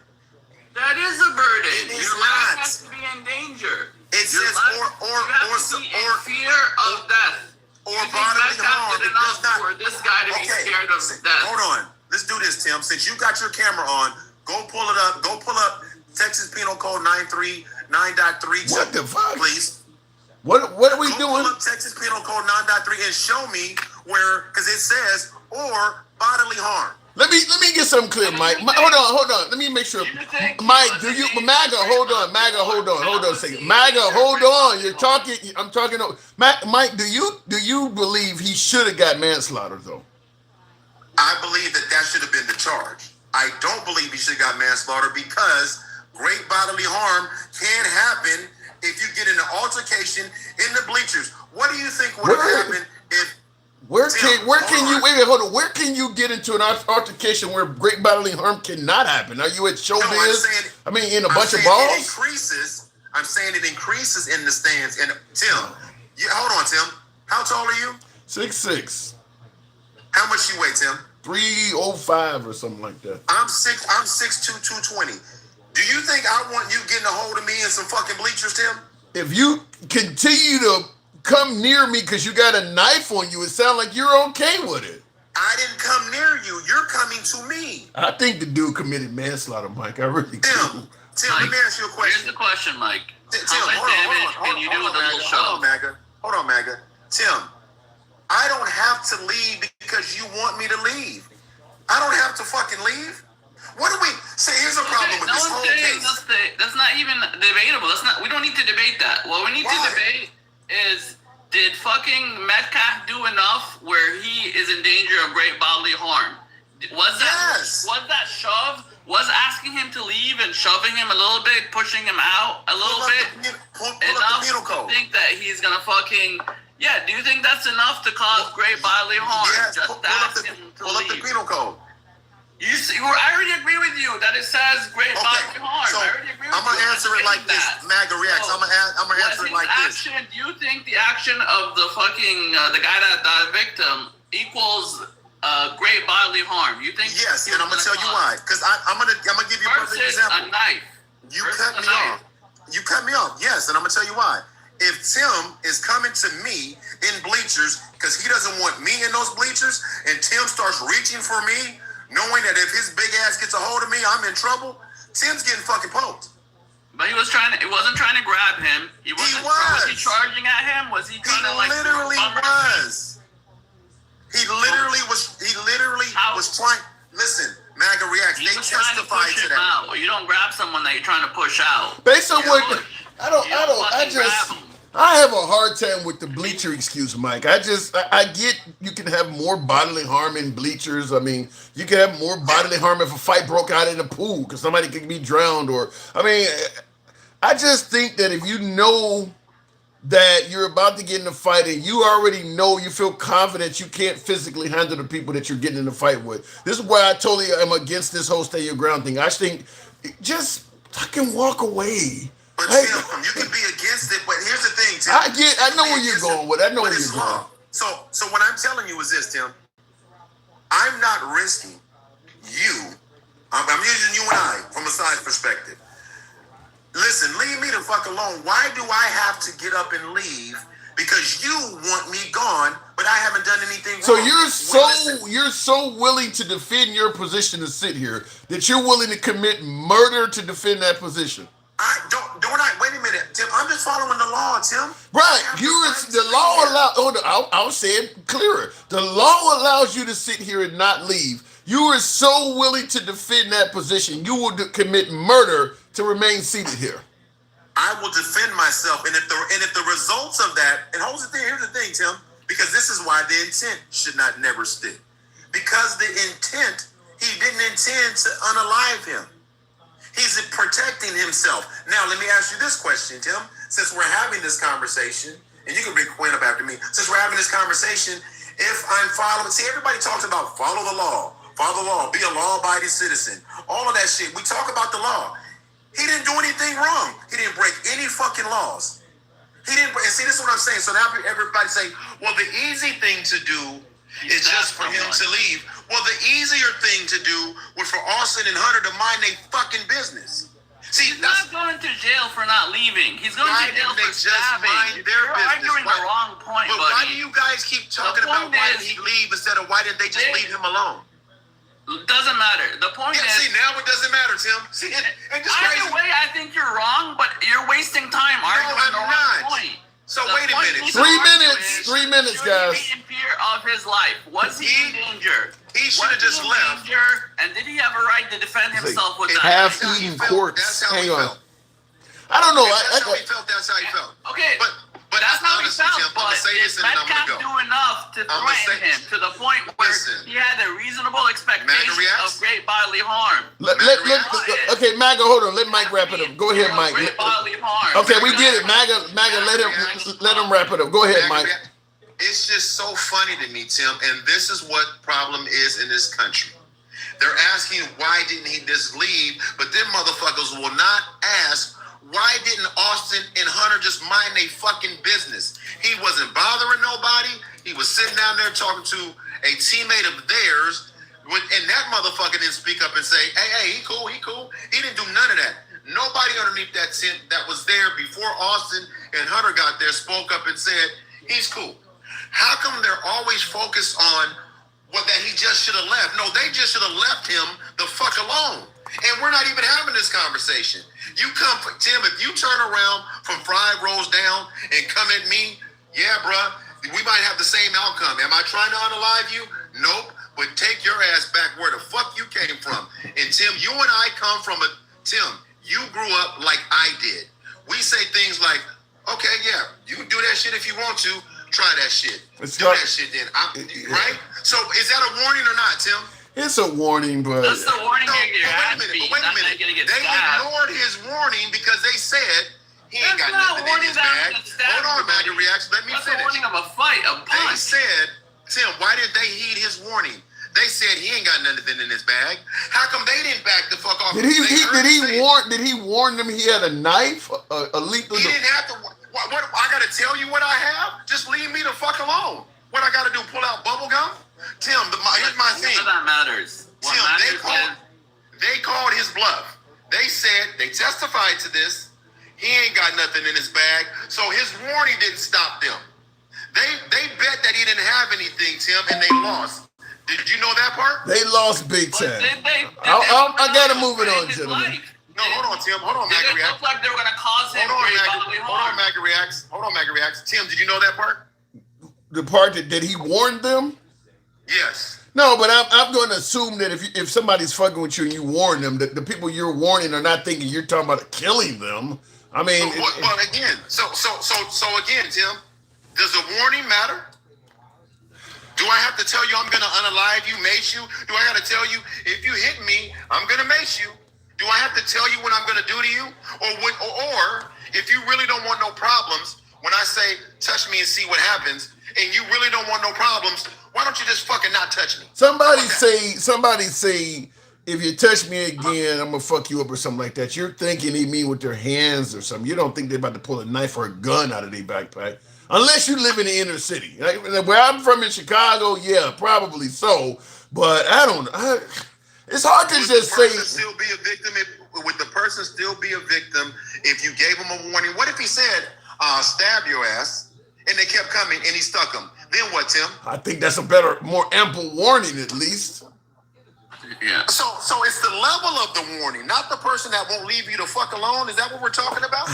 No, it's how much they're threatening him. You're focusing on all the wrong part. No, you are. But again, then they just defend themselves from him trying to stab them. If they would have said to him, hey, get the fuck out of here or we're going to stab you, then he could stand his ground and kill shut them. up. That's not. All right, gentlemen, I got to move it on. I got to move it on. You got bullied all the time with your little ass. Fuck you. You don't know my life. Yeah. All right, gentlemen, you gotta be kind to each other, folks. I'd hate to see one of you guys at the bleachers. Tap the screen, get the likes up to 55,000. Man, this is a terrible one. Like I said, it's just a place to sit. You really willing to kill these motherfuckers over this seat? Yikes. All right, let me go back to the box. I don't know. Quinn was on hold.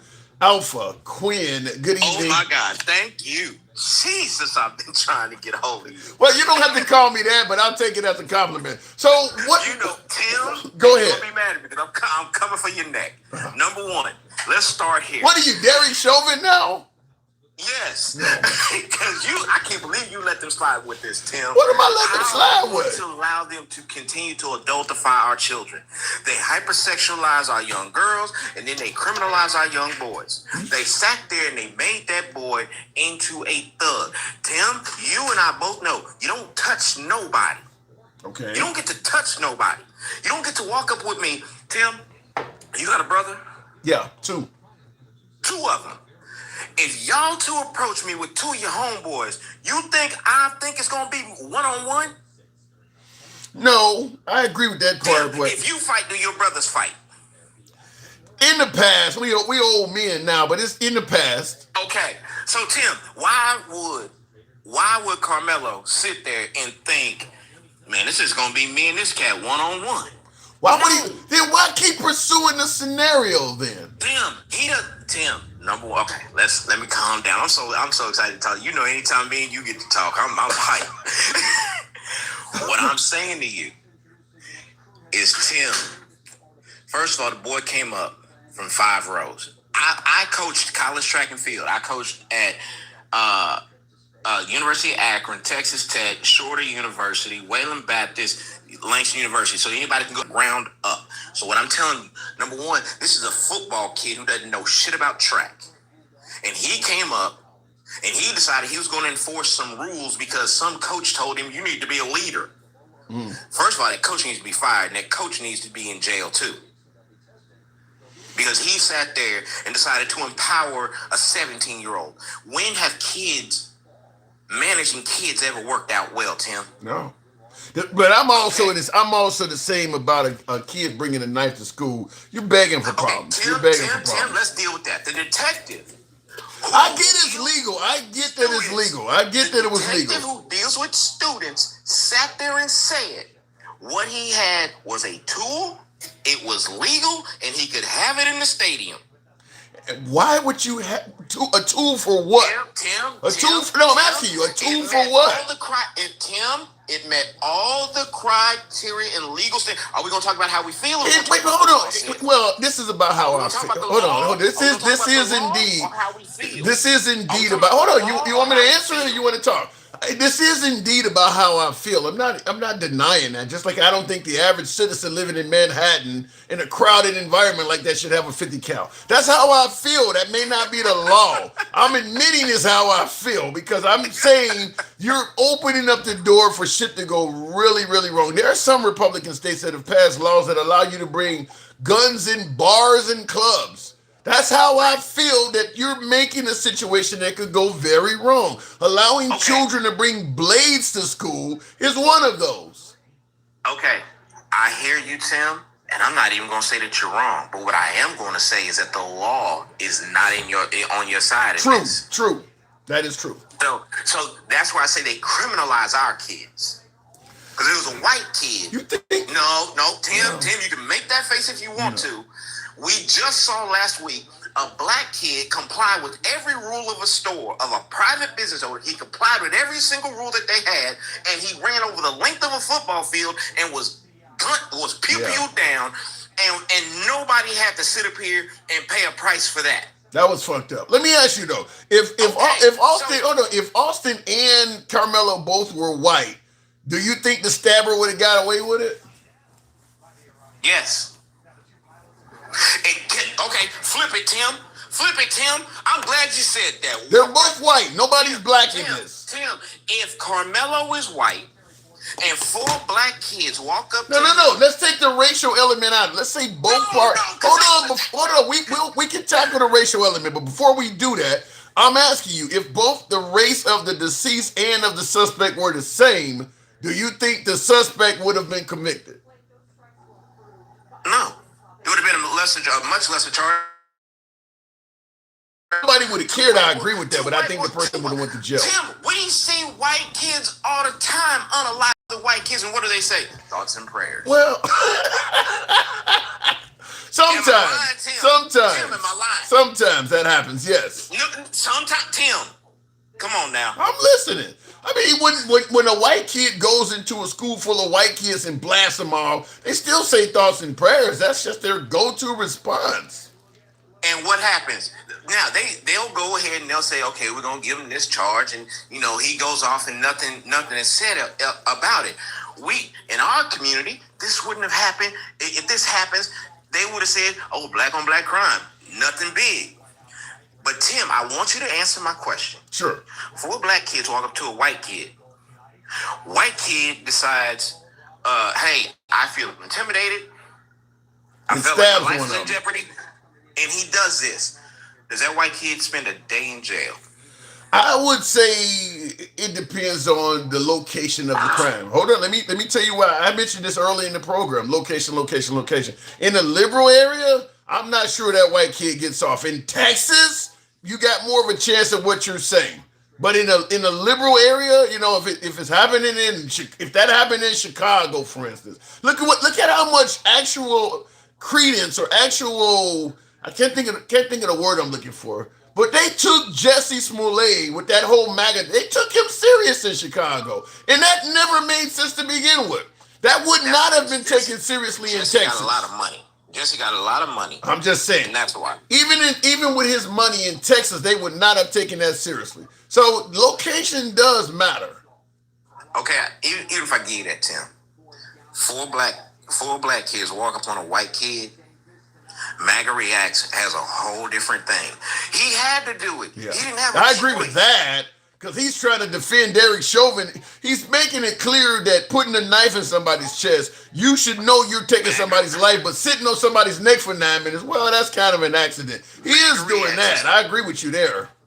MAGA reacts is a microcosm of white America, Tim. Ooh. He reflects what white America really is. He speaks for white America. You don't think all white America's like that, do you? I'm gonna say MAGA React speaks for how white America speaks when we're not around and they're at their own dinner tables with their kids. You don't think all white America thinks like MAGA React, surely, right? The vast majority. White people who I'm cool with called me and told me, I think he's guilty. Why the fuck did you call me? We ain't enough. You said, why the fuck you call me? Well, they wanted to talk to you. We ain't got nothing to talk about. Because here's the thing. What they basically have said, black kids can comply with store owners and anything that they ask us to do. And they can gun our kids down. Well, the store owner thing, look, don't put the store owner case in this. Don't put the store owner case is so egregious. Don't put this around white kids. What? White kids are not safe around white kids, and they're not safe around white male adults. I'll say it. I'll say it and take whatever flack comes from it. Repeat your statement. Black kids, black children are not safe around white kids, around white male adults. Period. Point blank. Full stop. That includes white, 18 and under, girls and boys. We ain't safe. Then I'm going to ask you a question that's going to make my liberals, and particularly my African Americans, not like me. But if black kids are not safe around white males and other white kids, why the hell are most of them killed by other black people? Tim, number one, us doing whatever we do, we end up getting justice for that. Okay, I agree with that part. Tim, we don't get no justice when white folks do some harm to us. That ain't all. So you're telling me a white person can go out? Hold on. You're telling me a white person can? Hold on. Let me respond. Let me respond first, Quinn. You're telling me that a white person can go out and cause physical harm to a black person, and they're guaranteed to get away with it? Child, even though he's not white, he's a white alignment. You didn't answer the question. Yes. That's not true. That is not true. Show me the white man. Show me the white man who's There are plenty of white people in jail. Show me. You want me to show you somebody white that went to jail for harming a black person, as if that never has happened? Outside of Chauvin, yeah, you got Chauvin. He was on.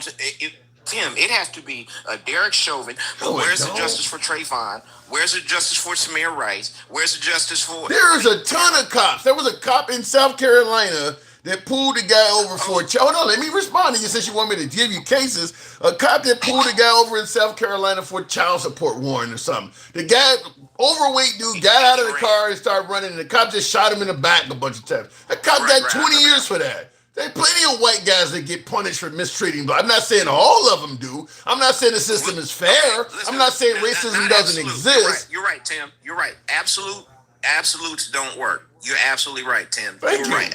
So let me rephrase it. The overwhelming majority of white men who commit crimes against us do not get punished. It has to be a high profile case because there was body footage. He got what he got with what's his name in Louisville. He got his time because guess what? It was on body cam. But the overwhelming majority of white men who do harm to us, are you going to tell me that they get justice? I don't know if there's a whole bunch of African Americans in 2026 claiming that they were victimized by white men, other than the cops. What? Other than the cops. Okay. Where is this happening at? I mean, look, I grew up on the south side of Chicago. There wasn't even white dudes around other than the cops. Where are you coming in contact with all these people? Tim, do you trust? Let me ask you a question. Sure. If you got stopped by a white cop, cops. do you trust him? No, I agree with you. I agree with you on the cops. Okay. Do you trust white men to treat you the same? Just an average white citizen. Yeah. No, because we don't treat them the same. No. No. Tim, people are biased toward their type. People are biased toward their type. You're 6'6", 305. Okay. You think a white man ain't gonna be quick to draw down on you if you and him get into a little back and forth? Possibly, but a black man might do the same shit. Tim, you a big ass Tim. Did you not just hear what Mike? Hold on. I wouldn't be worried about you doing a damn thing to me. Did you not just hear what Mike said? Mike made it clear he would do that. He just said it before you. So what are you talking about? I know you a teddy bear. You ain't about to do shit. Mike just made it clear.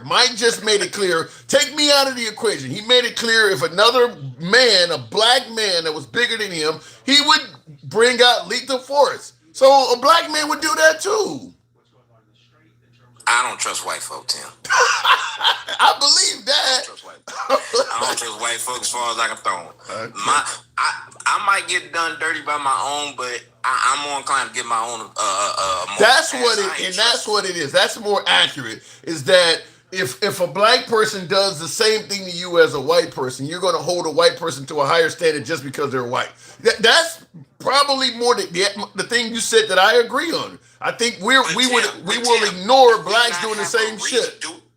Do we not have a reason? Do we not have justification not to trust white folks? Yeah, but you got justification not to trust your own kind too.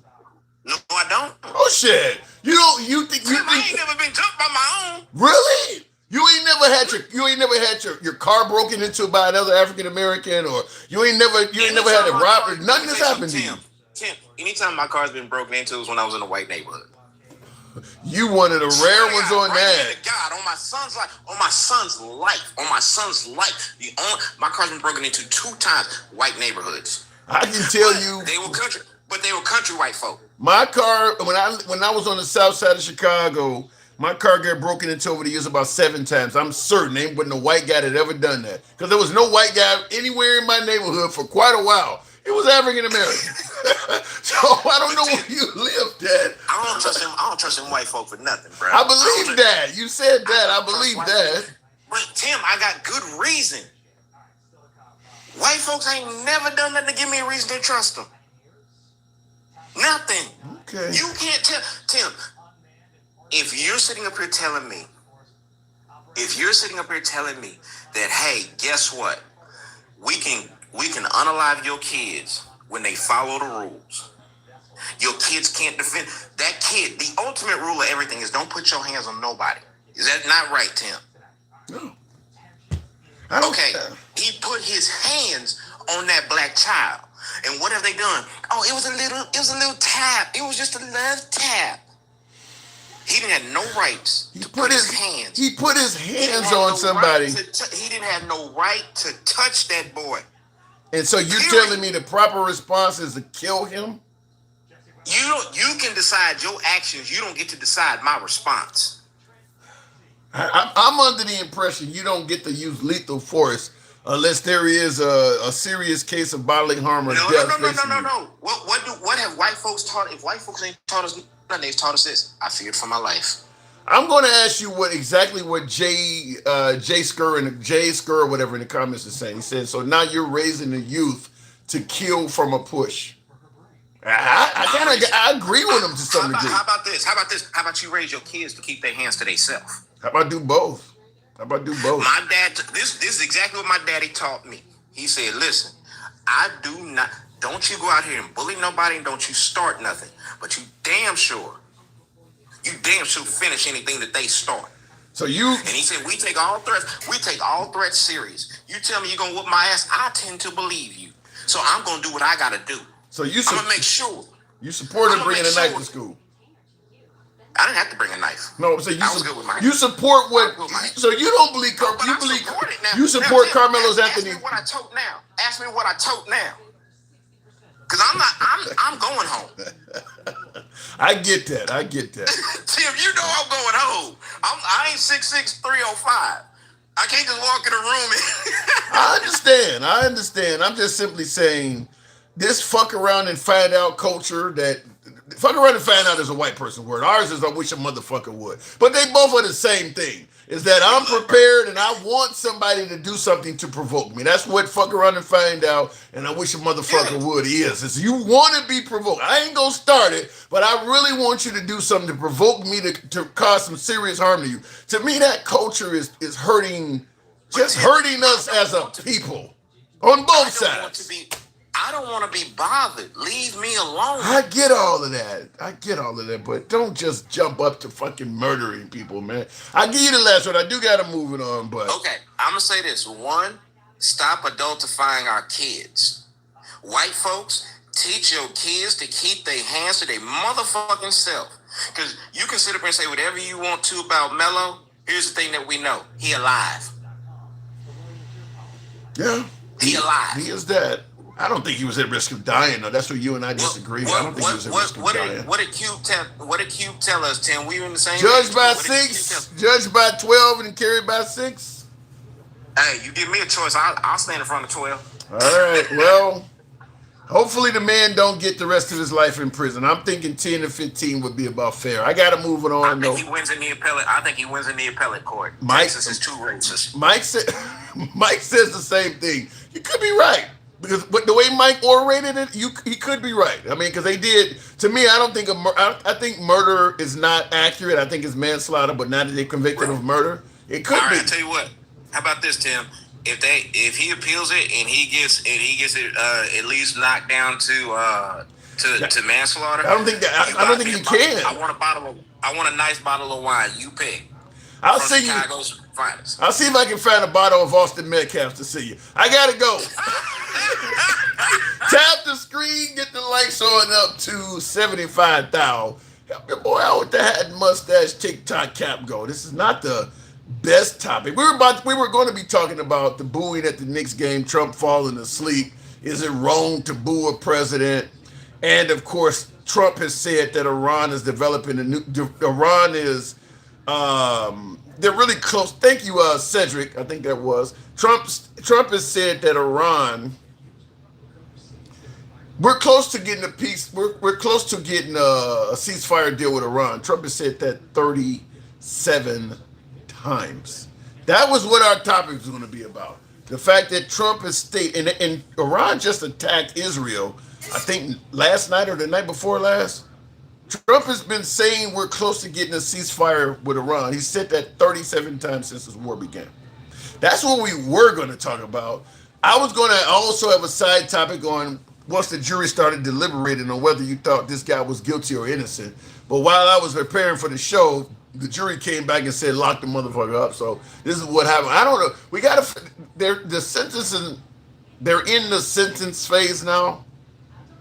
How many years in the comments? Just state how many years. And I'm afraid to even ask this question to some of my audience. But how many years you think he should get? He has been convicted. Now let's not talk about the appeal right now, because that will happen. But let's go with the fact that he's been convicted of murder. How many years? Because murder comes with years. You don't get 0 for a murder charge. How many years should this guy who's been convicted of murder get now that that's officially happened? He's not going to get none, so typing 0 is a pipe dream. If he gets an appeal and wins, that's different. But right now, as it stands, he's on murder. Somebody said time served. How long? He hasn't been in jail any. He was out on bond. There is no time served. You can't give him time served. That's basically 0. On YouTube, I'm getting a variety of answers going from, I think the lowest I see is 15. There's a substantial amount of 99s and lives in here. You guys on YouTube are just hang them high, huh? Jay Sid says 6 to 8. If I actually think that's fair, I would 6 to 8 is where I'm at on it. I don't think he should walk. I don't think he should fry. That's where I'm at. He didn't intend to kill that boy. He was protecting himself. I'm not totally buying the argument that he felt his life was in danger and he had to use a knife. I believe in what the system does not require you to do. And Mike set me straight on this. Feelings versus what actually is the law. I just believe if you think you're dealing with an overwhelming force, don't go up against it. He is like, well, I know I got a knife on me, so I'm going to go up against these motherfuckers. Oh, there you go. Pobo says, Tim, do you run away with your gun? That's why you carry it. No, I believe, I watch a lot. Any of you guys watch Active Self-Protection? That's a good question, Pobo. I'll answer it. Any of you guys watch Active Self-Protection? He gives you the defense lessons on, firearm defense and things like that. One of the points he makes, and I agree with 100%, is you win every fight you don't get in. Even if you defend yourself with a firearm and win, let's take George Zimmerman, Kyle Rittenhouse, you still go through so much fucking anguish that you may have PTSD. There are photos of Kyle Rittenhouse on the stands in tears. He had to lay in the bed at night staring at the ceiling for quite a while, wondering whether or not he'll go to jail for murder. He wasn't feeling like, well, I got white privilege, I'm going to get away with this. No, they were trying to string his ass up in Wisconsin. Same thing with George Zimmerman. So the point I'm making is, even if you carry, which I do and many of you do probably too, you still should try to avoid gunfights, because there's no guarantee you're not going to get an overzealous prosecutor, a bad cop, bad witnesses that say shit happened that didn't. If you can avoid that fight where you don't absolutely have to fire in self-defense, avoid it. I'm not a fan of this stand your ground shit where you actually could have avoided it, but because the law says you don't have to, you're going to stand there and fire. I'm not a fan of stand your ground, because I do believe it promotes that kind of shit. Look, if somebody got you cornered, or you got 5 guys got you hemmed up and they're threatening to take your life, they all got knives and you happen to have a firearm, that's different. But if you actually have a way out, take the fucking way out. I didn't have to run, so I killed the motherfuckers. Okay, well, now you got to pay perhaps thousands in legal fees to defend your case and all of that other stuff that go along with it. And then you still going to probably have some people, even if you win, thinking you're a murderer. Because there are reports that George Zimmerman is financially not doing very well and having a hard time finding employment or anything. Because even though he won, a lot of people think he's still a murderer. And I don't think Kyle Rittenhouse is necessarily able to walk around and go anywhere he wants to either. If you don't have to take a life, choose that option is what I'm going to say. That's the way I look at it. If you have the way out that counts against reasonable fear for your life. Not in the stand your ground states, it don't. Even if you have a way out, Stand your ground states say you have no duty to retreat. You can stand there and go and go out in a blaze of glory and kill them. You don't have to do that. They still have sundown towns in Texas. I've heard about that, Vidor, Texas. It's different in Texas, Tim. Yeah, it is. And that's why, look, it might be different in Texas with the stand your ground shit, but it ain't different when you still got to go to court and defend yourself against a murder charge. Let's say even if Austin Metcalf is found not guilty, he still had to do just like Rittenhouse and Zimmerman, where he's laying there staring at the ceiling at night, wondering what it's going to be like to get prison if he gets it. His family is still out of all of that legal money that you don't get back. That's going to happen whether or not you get away with it or not. If you have the option of leaving and preventing all that from happening, just leave. Just leave. That's what I'm saying. Even though the state says you don't have to leave, you can stand your ground and still have to go through all of that bullshit. I don't see how that's a win. Yeah, I stopped this person. They're no longer with us, but it cost me $90,000 in legal fees. I had to mortgage my home, and my neighbors hate me now. I don't see it being worth all of that. That's just my take on it. Crazy how this trial is just race bait. Both kids messed up, took it too far. Stevie D, I do agree with that. They did take it too far. Let me go back to the box, tap the screen, help you out the hat, mustache, TikTok cap, go. I know I'm going to be getting fired upon all night for my views on this, but that's what we do here. It's all about free speech. Stick, you got to push back. Give it to me. So the pushback is this. When the young man ran out of the store and supposedly he had a weapon, how did the father and the son get off by also he getting pew-pewed in the back? I didn't follow that case, and from what I've heard, I do not understand why. I absolutely think it sounds like he went after the guy for over 100 yards. I don't understand how the hell that would happen. Sometimes you get a jury, because I don't see how O.J. Simpson got off, to be honest with you. Sometimes you get a jury that just rules in a wild manner. No, both of the cases in the reverse, one defending himself, the other one running away, which is both of what we got going on right now, right? You're saying run away, the little boy ran away. Somehow, some way, it turned into I had to defend my son, but y'all two are chasing one person. I'm not here to defend the store owner. To me, that case looks terrible. But in regards to you saying in reverse, to me, O.J. Simpson is a perfect case of reverse. I get O.J. Simpson had a lot of money, but fact is, a big black dude took the life of an attractive white woman, and he got off on it. So there are those rare cases like that. You personally would never have predicted that guy was going to get away with that. You said rare cases. That's the only case, Tim. God damn it. It's the only case. Well, stop that shit. I don't know. Well, I don't know if it's the only case. It's the only one that went that big. I wait. I'm not going to be able to. Exactly, because that's the only one. That's why everybody was out in the streets dancing and shit, because he was the first black dude to ever unalive a white woman and get away with the shit. Even though they had DNA, even though they had gloves and all this other shit, somehow, some way, the LAPD was so smart to plant everything on OJ. Let me ask you, do you think, let's take somebody like Ben Roethlisberger, a big white NFL player. You think if he had done that to Jada Pinkett, he would have got away with it? Big Ben Roethlisberger doing it to Jada Pinkett? Yeah, small black woman, big white dude. If he had done the same thing OJ did, do you feel confident because he's white he would have got away with it? I'm gonna say it just like this: Jada Pinkett and OJ's wife ain't on the same level. That's number one. Don't nobody care about his. I'm just being real. Then just like a random black woman. Do you think Ben Roethlisberger could have damn near decapitated a random black woman that was his former spouse and got away with it? Hell yeah. Oh my God. Yeah. I don't believe that. I don't buy that. Listen. They wouldn't have had to come up with what's my boy name? What was the lawyer's name again? Johnny Cochran.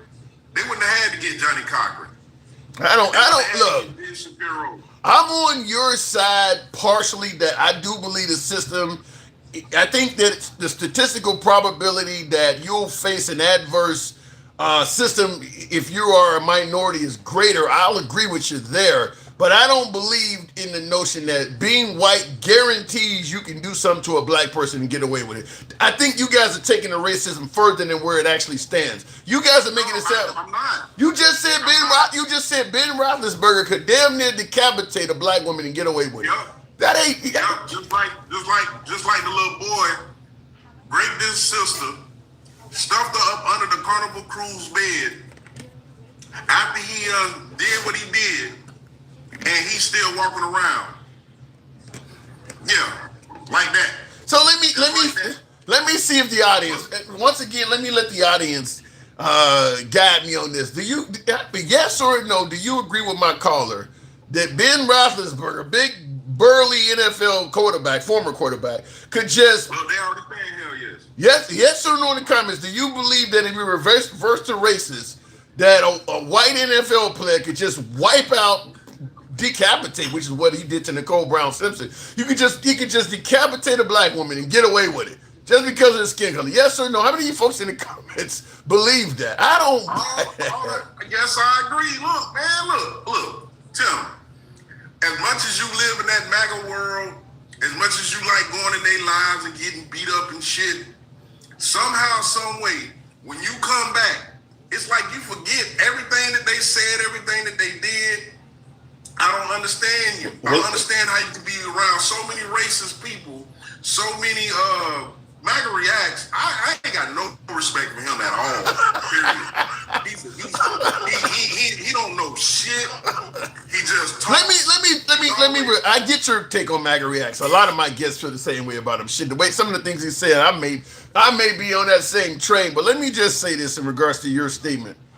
We know how this country was when you could actually do anything you wanted to African Americans to get away with it. You found them hanging from trees. Let me finish. There were plenty of them getting raped all the time. The reason why I disagree with you and many other callers is because I believe if white males could get away with doing anything to African Americans, they would be doing it.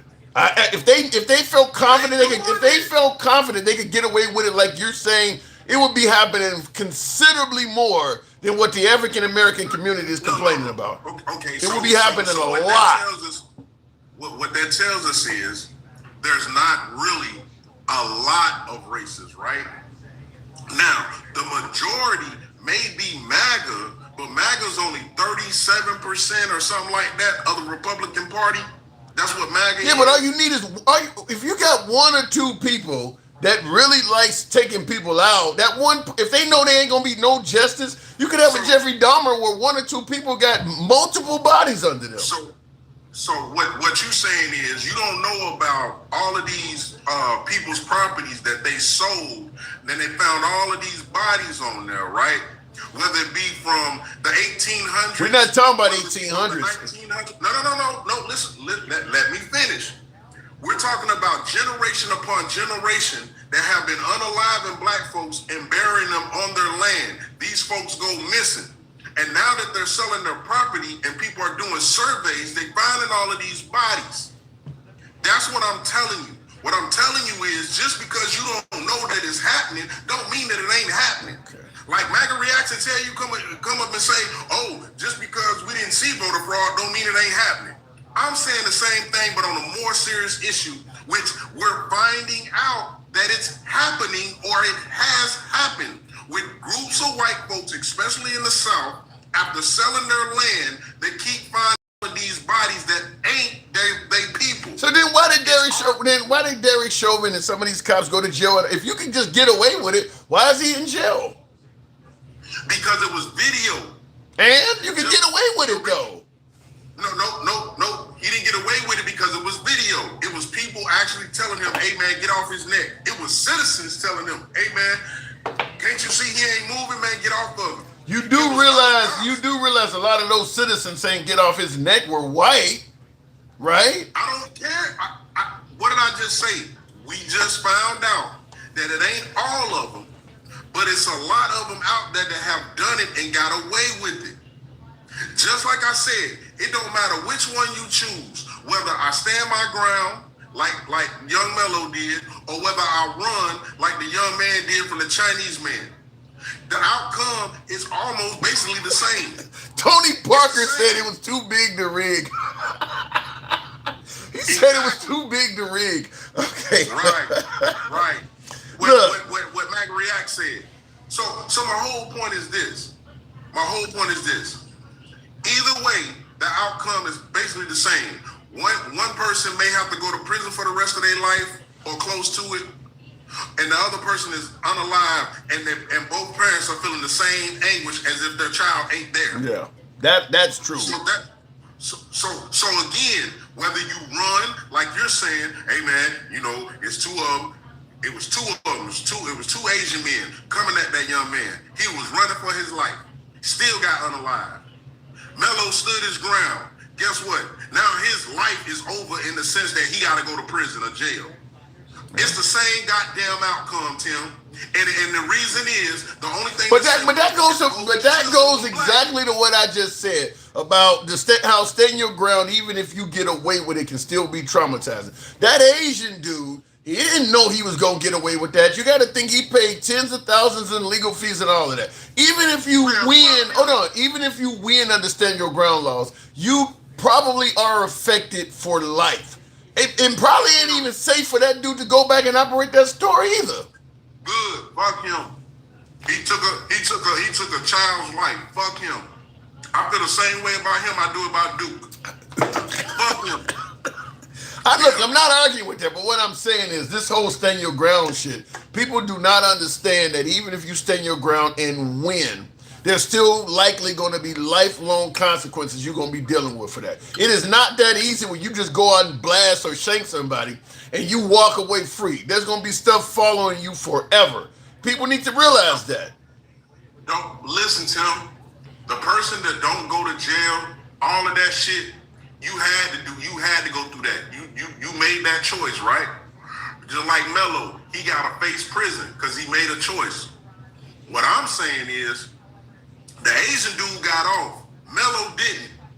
And Melo ain't chased nobody down. Melo didn't leave the tent. The Asian dude got off from the system. But what I'm telling you is that dude probably needs to be looking over his shoulder for the rest of his life, his business. He didn't get off. He got off from this. His life has still been greatly affected by him doing that dumb shit.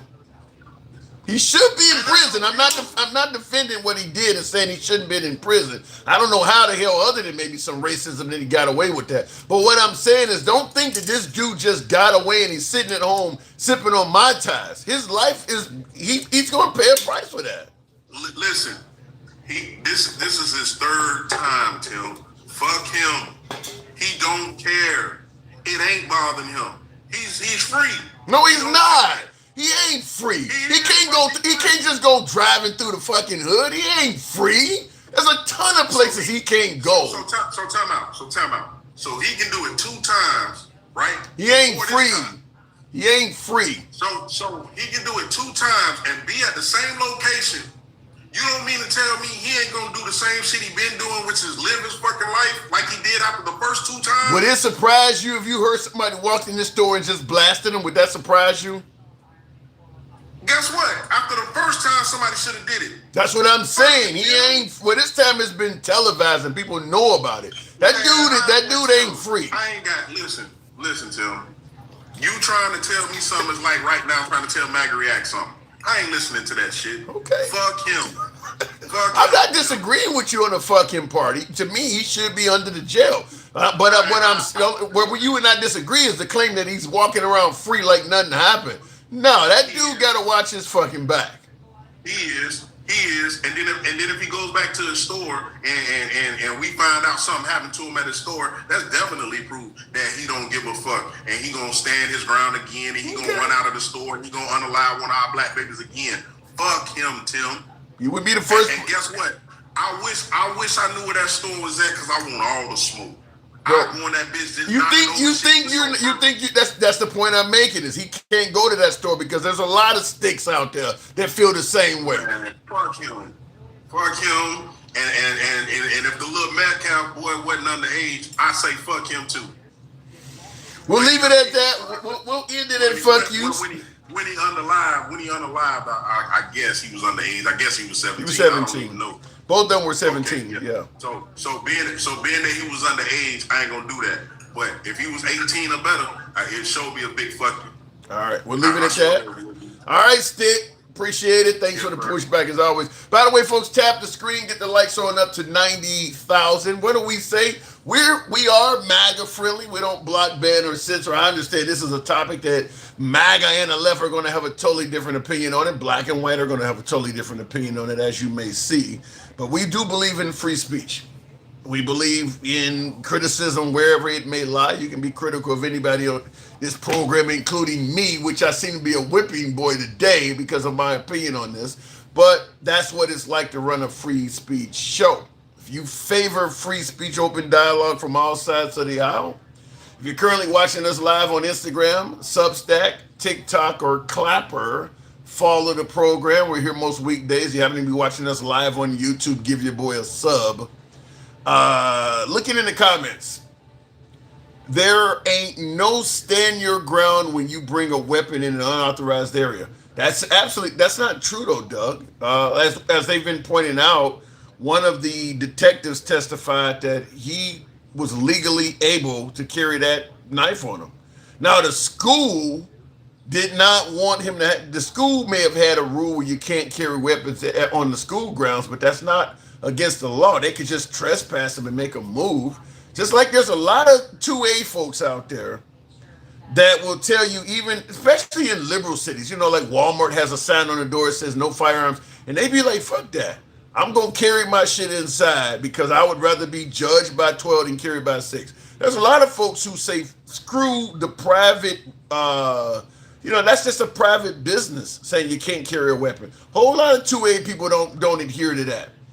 A lot of 2A people say, I carry my firearm in church wherever. I don't care if they got a sign outside of the church or outside of the school or whatever saying you can't carry a firearm. A lot of 2A people carry their gun right up in those places. That's what he did. He didn't listen to maybe what the school suggested. He went with the law. And he carried a knife into the school. And there you go. I'm not a fan of it for the simple fact, like I said earlier in the live, I don't believe everybody has the mentality to carry a lethal weapon.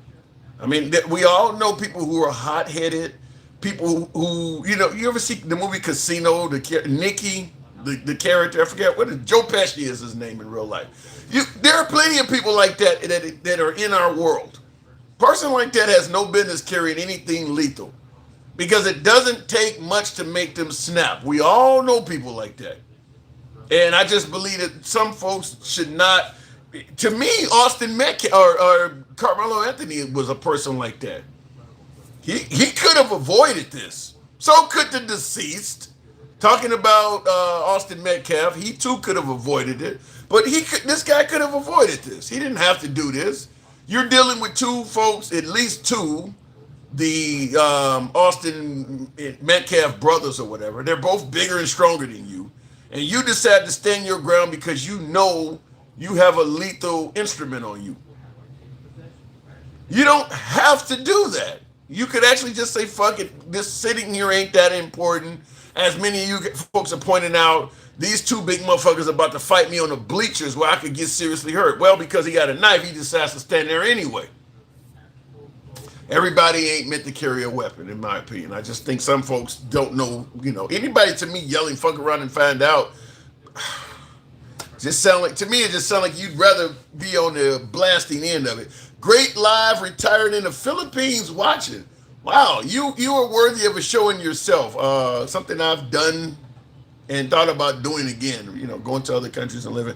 The school may have rules that state no student is allowed to carry any kind of weapon on campus during school hours and doing events on campus. That only applies to students. Yeah. It only applies to students, and it does not violate state law. If the student carries a weapon on campus, they'll just be escorted off. If that weapon is legally allowed to carry state law-wise, they'll just get them off of there. Just like I mentioned the Walmart example, or carrying a gun in church, and the church has a sign that says no firearms inside. People still carry it in there. This guy stabbed somebody and threatening him, and these ignorant ass fools get on here and say, "Well, he shouldn't have pushed him." LOL. Yeah, yeah, right. I'm trying to think. I think that look, I think there's some similarities between this and George Zimmerman's case. Because to me, I think George Zimmerman is another perfect example of somebody who didn't keep their hands to themselves, engaged in somebody that was bigger and stronger, and only done it because they had a lethal weapon on them. I think it's very similar. George Zimmerman chased Trayvon Martin off into the middle of the night because he believed he was stealing something. That's what he said on the 911 recording. These people always get away with it. Now, he's completely wrong about it. And 911 is telling him, don't do this. We'll send somebody out. He decides to do it anyway. In my opinion, very similar to Karmelo Anthony because he knows he has a lethal item on him. Just like I don't think Karmelo Anthony would have continued doing this if he didn't have that knife on him. George Zimmerman would not have chased Trayvon Martin into the dark if he didn't have that gun on him. Both cases very similar. And in both cases, somebody ended up dying. Where they could have, neither case it had to happen. Anyway, looking in the comments, tap the screen, get the lights on up. I think in both cases it's like that. But we'll make it happen with another one of my detractors. Miss Mobetta, asinine. Talk to me. Yeah, Tim. Say my opinion is asinine. What? Explain. Yeah. First, we gonna stop acting like the justice system in this country is not lopsided. No, wait, hold on. I made it clear that the statistical probability of you having an adverse outcome is greater if you're a minority. Where I disagree is that if you're a white guy, you can just go around killing black people and get away with it. That's where I disagree. Yeah, no, that only if it's not televised. Like, listen, we know if the video of Derek Chauvin, if there was no video, his ass would have got off. They still having moments of silence for this motherfucker. They still having moments of silence for him. So you're telling me that if your camera went out and a white guy came in your house right now and took your life because it ain't on video, he's guaranteed to get away with that? Yeah, most likely. You're laughing. Because what are they going to say? Oh, because I live in a black area or something that a black guy did it?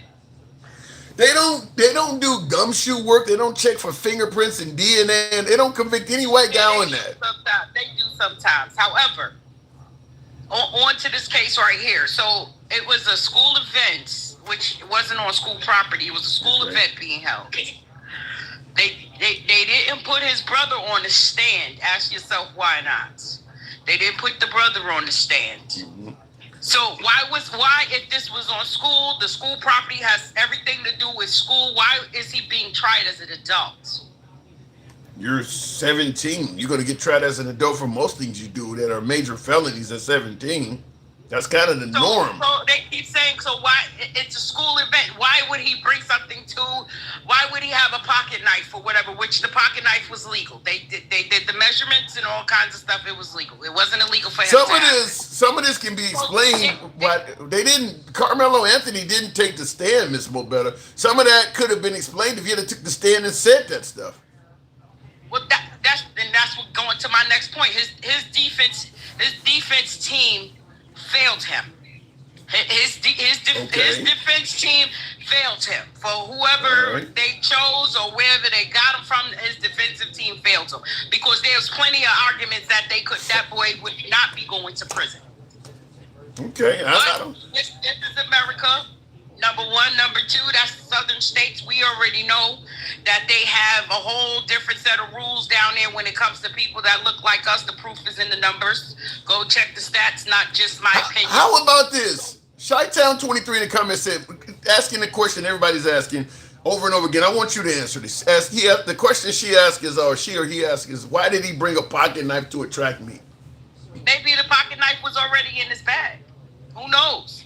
And from the stories that we've heard, he's had problems with those guys before, allegedly. That he's had problems before Maybe he felt but he had a right to be there just like anybody else. Now those kids, Austin Metcalf and his twin brother were the bullies around campus. They were the bullies because of the connections that their father had.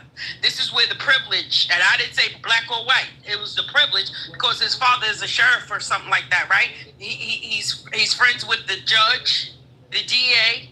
So they had connections to where we the shit around here. What we says goes. So the kid, Karmelo had permission to be in the tent. He already got permission before they came over there and said, you gotta leave. Who are they to tell that boy that he had to leave? I don't argue with that, but I think I agree with you about his defense team failed him because that is important. He should have explained why he had a knife there. If they were ongoing bullies, that's another thing. You should have, because if you can paint a case where they've been fucking with you more than once, now people are starting to understand because most people know somebody else that's been bullied. If you can show where these people were always doing shit, I just think Karmelo Anthony should have done more to defend himself. He did. And guess what? It is a lose-lose situation. Nobody won in this case. And I agree with everybody else. When they take it to the appellate court, he will win in appellate court. Well, hopefully they have a whole better defense team that will represent him in there because there's plenty of different laws and stuff that they could have used and tactics that Karmelo should not be going to prison. I'm sorry. That's my opinion and I'm sticking with it. Gangsta Conservative says, so all 27 witnesses lied and conspired against Karmelo? Seriously? Now, I didn't watch the case enough to give it. I don't know. I wasn't in the courtroom as to what was said. I don't know. But you people lie every day. Men lie, women lie, numbers don't. True. They lie. People lie. They do. I mean, what do you want me to say to that? Like, come on, don't be condescending with me. Yeah. I got time today. Here's an interesting one. Someone in the comments, I don't know what the name, J27 says, if his parents would have used the money they got to pay for a good lawyer instead of a new house. Well, whatever their parents did with that money, that's on them. However, so on their kids. Maybe they should have. Yes. You know, put the house up for the lawyer. Well, that does look kind of fucked. That does look kind of fucked up. Your kid is fighting for his life and you out buying a crib. Simply because we know we are at the bottom of the chain when it comes to stuff like that. You need top-notch attorneys to represent. You're already fighting a double negative. That looks bad. If they had to eat peanut butter and jelly and oodles and noodles the rest of their life, right, that's what I would have done to make sure my son is free. Yeah, that looks bad. You buying a house while your kid is fighting for his life in court? But I am going to speak to that because that wasn't true. That was rumors and stuff that they had put out of what those people spent that money on. It was not true. So they didn't buy a house? They didn't buy one? Yeah, no, not on the account of the money that was raised. No. Oh, so they bought a house with just a different account. They can go look it up if they like. They can go look it up and do whatever. You understand? But the objective here is to demonize the actual victim, which is to happen. Karmelo was the actual victim, regardless of the end results. So we're in a country where the reaction is judged and never the action, never the cause. It's always the reaction. The cause is never judged. So they totally forgot that those kids really tried to bully him. Like, who are they? They thought their position and the people that they were connected to would get them off. They didn't know. You don't know what state of mind that boy was in. You went and fucked around and found out. Do you believe that, because everybody's admitted that Austin Metcalf and his brother were significantly bigger than Karmelo Anthony. Do you believe he would have still continued challenging them if he didn't have that knife? I believe he would have. You don't know what you do when you're in a fearful position. You yourself, Tim, me either. I don't know what my next move would be if I'm confronted with a situation where I think somebody's gonna do something to me. I don't know what I'm gonna be liable to doing. Anything can happen at that moment. When you're in that moment, you can't say what you could have, would have, did it until you're faced with that situation. You cannot do that.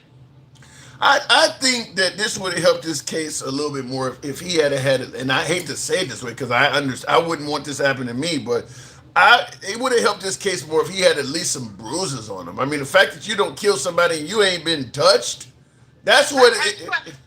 Do you know when dogs and stuff get cornered in and they get into that mode where they're afraid? He's not cornered, Miss Mobetta. He's not cornered. Come on, bro. You come on. You think he was being cornered on the bleachers? So you're making it sound like he had no other option but to do this. He couldn't leave or anything. He was cornered. He could have left, but again, he was there minding his business. Why should he have to leave? Why? Because he might go to. Because he may go to. Why should he? Hold on. He should appease them. You're saying that he should appease them. He should appease them because they felt like they were the bully on the campus and what they said was law. That's not true. They should have left him alone. What? And if he wasn't supposed to be there, why didn't they go get the authority? I'm not arguing any of that. What I'm simply saying is, just because you got a fool doing something, you need to look out for yourself. You may take this fool out, and you may end up spending thousands in legal fees and wondering if you're going to go to prison. It ain't about them. It's about you. If you're not cornered, leave. That's my point. It was about him. And again, hey, listen, ego got the best of both of them. Yeah. Right. The ego did get the best of both of them. But again, even if he does get any time, it should be less than 5 years, in my opinion. Less than 5 years. He's convicted of murder, Miss Mobetta. No, he did not. Manslaughter at best. I agree with the manslaughter, but unfortunately, he was convicted. I agree with him. He was convicted of murder, though. He wasn't convicted of manslaughter. And that's where the fuckery is. That's where the fuckery lies. And especially if you talk about first-degree murder, you got to prove that he was intent. When he left this house today, I'm gonna go unalive these people. I got a strong one for you. This one is coming from Jeepin 38 says, "Tell me you're racist without telling me you're racist. Saying a murderer should go." Hold on, let me finish it though. Says saying a murderer should go free just because the other kid is white. No, that's bullshit. It ain't got nothing to do with him being white. He stood his ground. They were bullies. Let me ask you then. And let me tell you something about karma. You can't pick and choose when karma shows up. You're saying it ain't about race or whatever. Let me ask you, if Karmelo Anthony had been convicted for stabbing another black kid in the same manner for the same reason, would the black community have been equally as pissed? It probably would, but you know what? It wouldn't have got this attention. If he had unalived another black kid, it would not be getting the same attention as it is because it was Austin Metcalf. So you could do a 360 with your head. That's not gonna change that. Like, come on, bro. And first of all, it had nothing to do with race. It's the situation, but my opinion ain't got nothing to do with the race. He stood his ground and they tried to bully him. And again, it's a lose-lose situation. Yeah, and I see in the comments, Ray says next time someone fucks with you, Tim, run and leave. You know, to be honest with you, as somebody who carries, if I can foresee a threat coming from somebody, yeah, every fight you don't get in is a fight you win. Just because I don't have a duty to retreat and I can stand my ground and I know I'm armed and I know I can handle them because I got lethal force. No, you're right. I would actually retreat from that situation because I don't want to end up hoping that the system does not mistreat me because of my skin color or something crazy or paying tons of legal fees. I don't want to deal with that. No, I get it. But again, you don't know what the next moment is going to bring. So, but we talk about race. I don't know if you're reading your comments with your genetics. Yeah, that's where that came from. That's where that comment came from. The Proud Boys and all kinds of shit like that. You know who's gonna be deported first? Is y'all thieving asses. Y'all thieving asses who run on the fact that Christopher Columbus discovered this motherfucker. So if anybody needs to be deported, is y'all coming from over there in the Caucasus Mountains. That's who they need to deport first. Because the way this country is running now. Y'all been in control most of its existence. Almost all of its existence. Y'all have been in control, and it's been straight fucked up ever since. So if you want to go there, let's go there. Before I move it on from you, I want you to answer this, and I may have an answer for it myself. Rebel Nightwing, thank you for the support, says the reason he needs to go to prison is because he took the coward's path. Back in the day, we used to fight with our hands. Nowadays, all over TV and music pushes the coward's path. So in other words, he went straight lethal, and he's saying that, back in the day, we used to fight with our hands. How do you respond to that? Oh, so his first swing was a lethal one. No, that's not true. They were in a whole fight first. It was a whole drawn out thing where they're trying to drag him on the bleachers and everything. So we got to stop selecting a part of the story. Tell the whole fucking story. You saying that they were in a full on fight? Yeah, it was a fight, Tim. And he has no marks.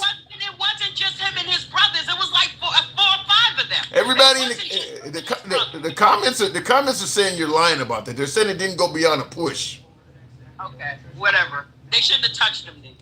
But I'll tell you this: if they're in a full-on fight, with two much bigger dudes that are so much of a threat, you got to use lethal force. You're in a full-on fight with them. Your face should be lumped up. Show us what made you do this. You had to be losing, right? Maybe he's a strong little black dude. I can't talk. I can't answer to that, Tim. I can't talk. I can't speak to as to why he don't have any. His face ain't bruised up. Maybe the guys he was fighting was two big pussies. I don't think they were in a fight, Miss Mobet. I got to move it on, but I think he got shoved, and I think that they shouldn't have touched him. I agree with that, but you can't kill somebody for touching you.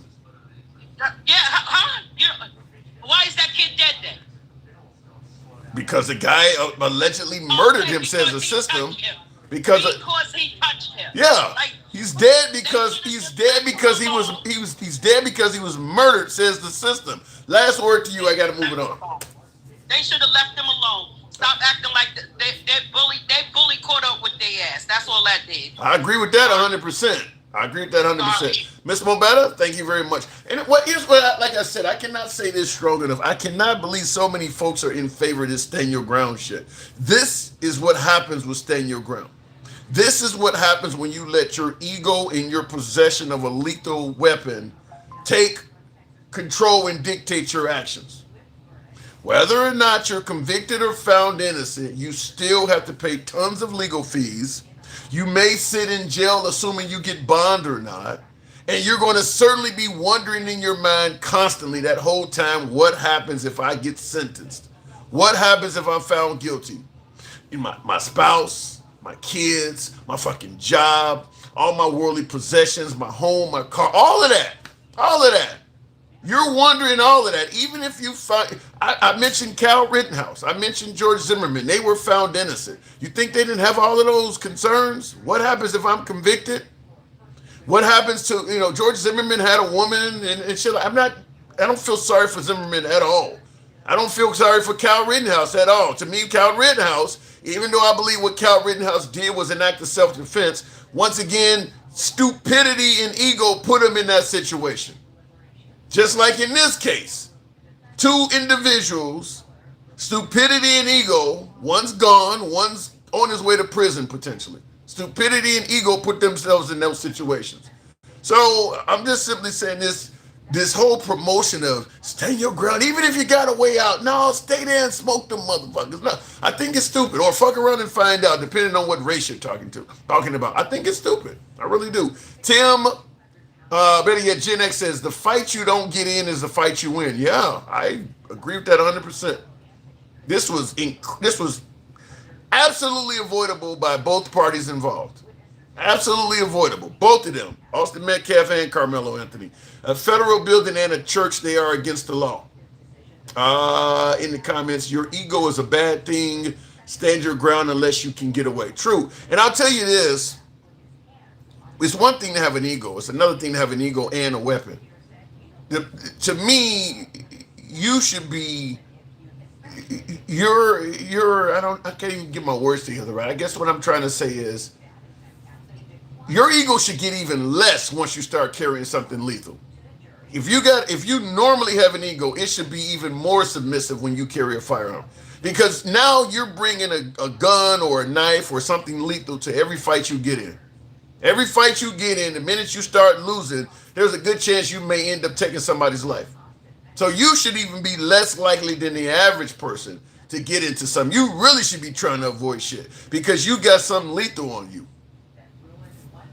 Apparently, a lot of folks disagree with me on that, and that's why we're here, and we will be here again.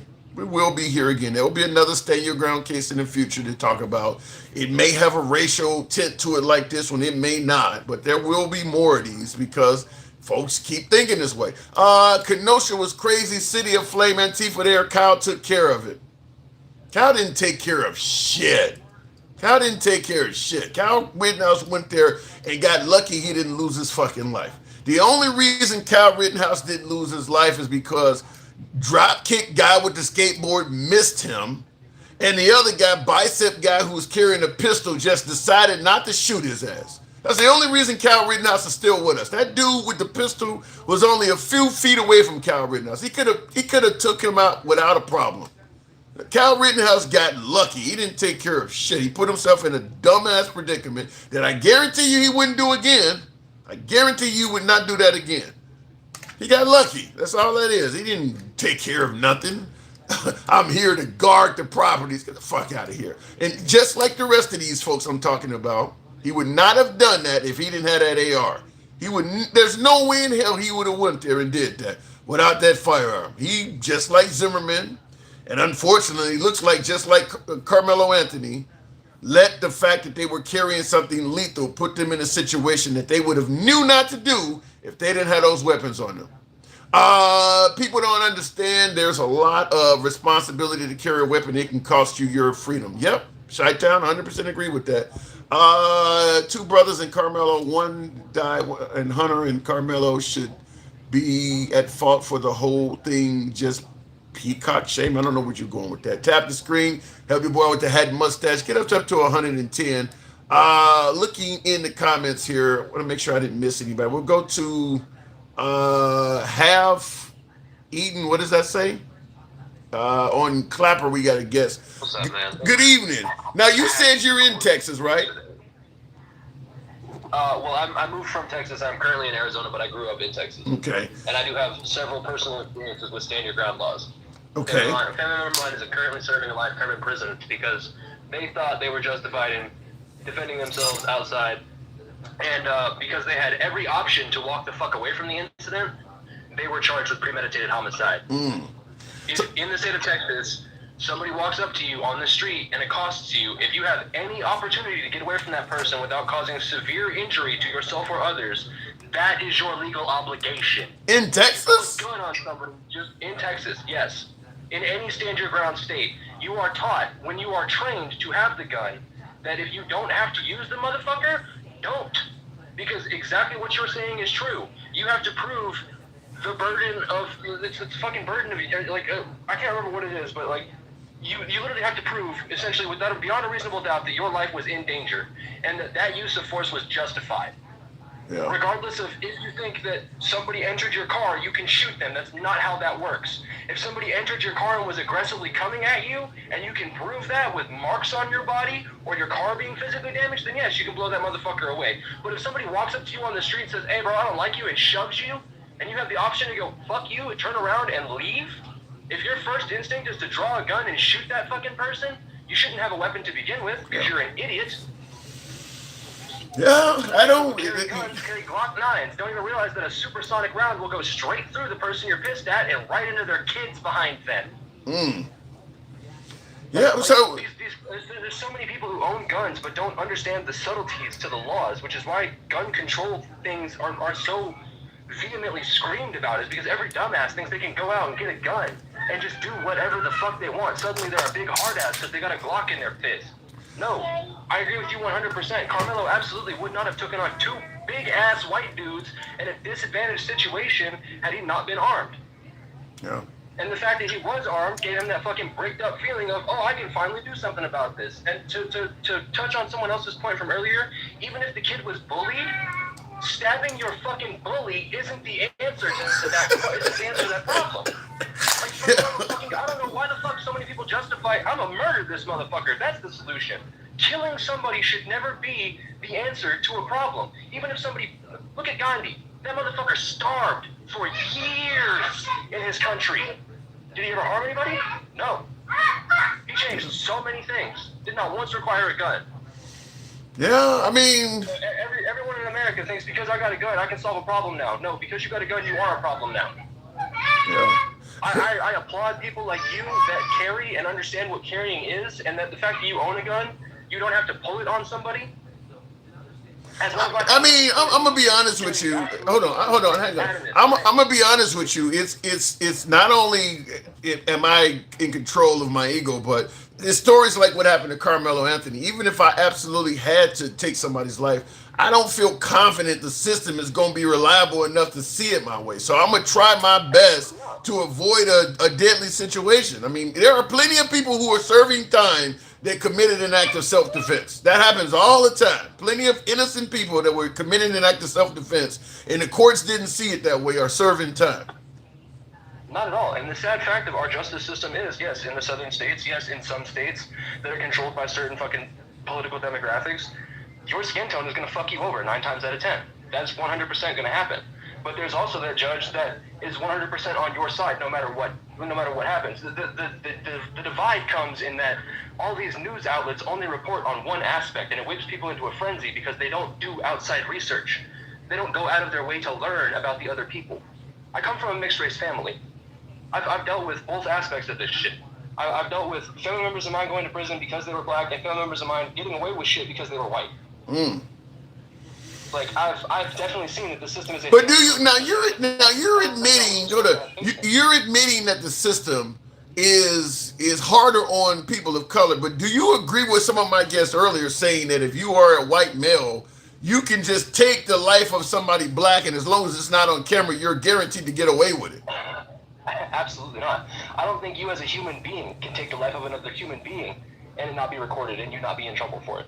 If there is any evidence that is going to be proven towards a murder, that's what justice cares about. That is what the good people who are in our justice system and are working for making our society function. That's why our society functions the way it does, is because, yes, there is an overwhelming presence of racism and bigotry and issues within these political sects and things that control massive aspects of our life. They make the rules, right? Mm-hmm. But there are other people who work within those departments who keep everything flowing the way it's supposed to. They hand out proper sentences. I believe he is guilty. He murdered somebody. He stabbed a student. Yeah. He could have not done that.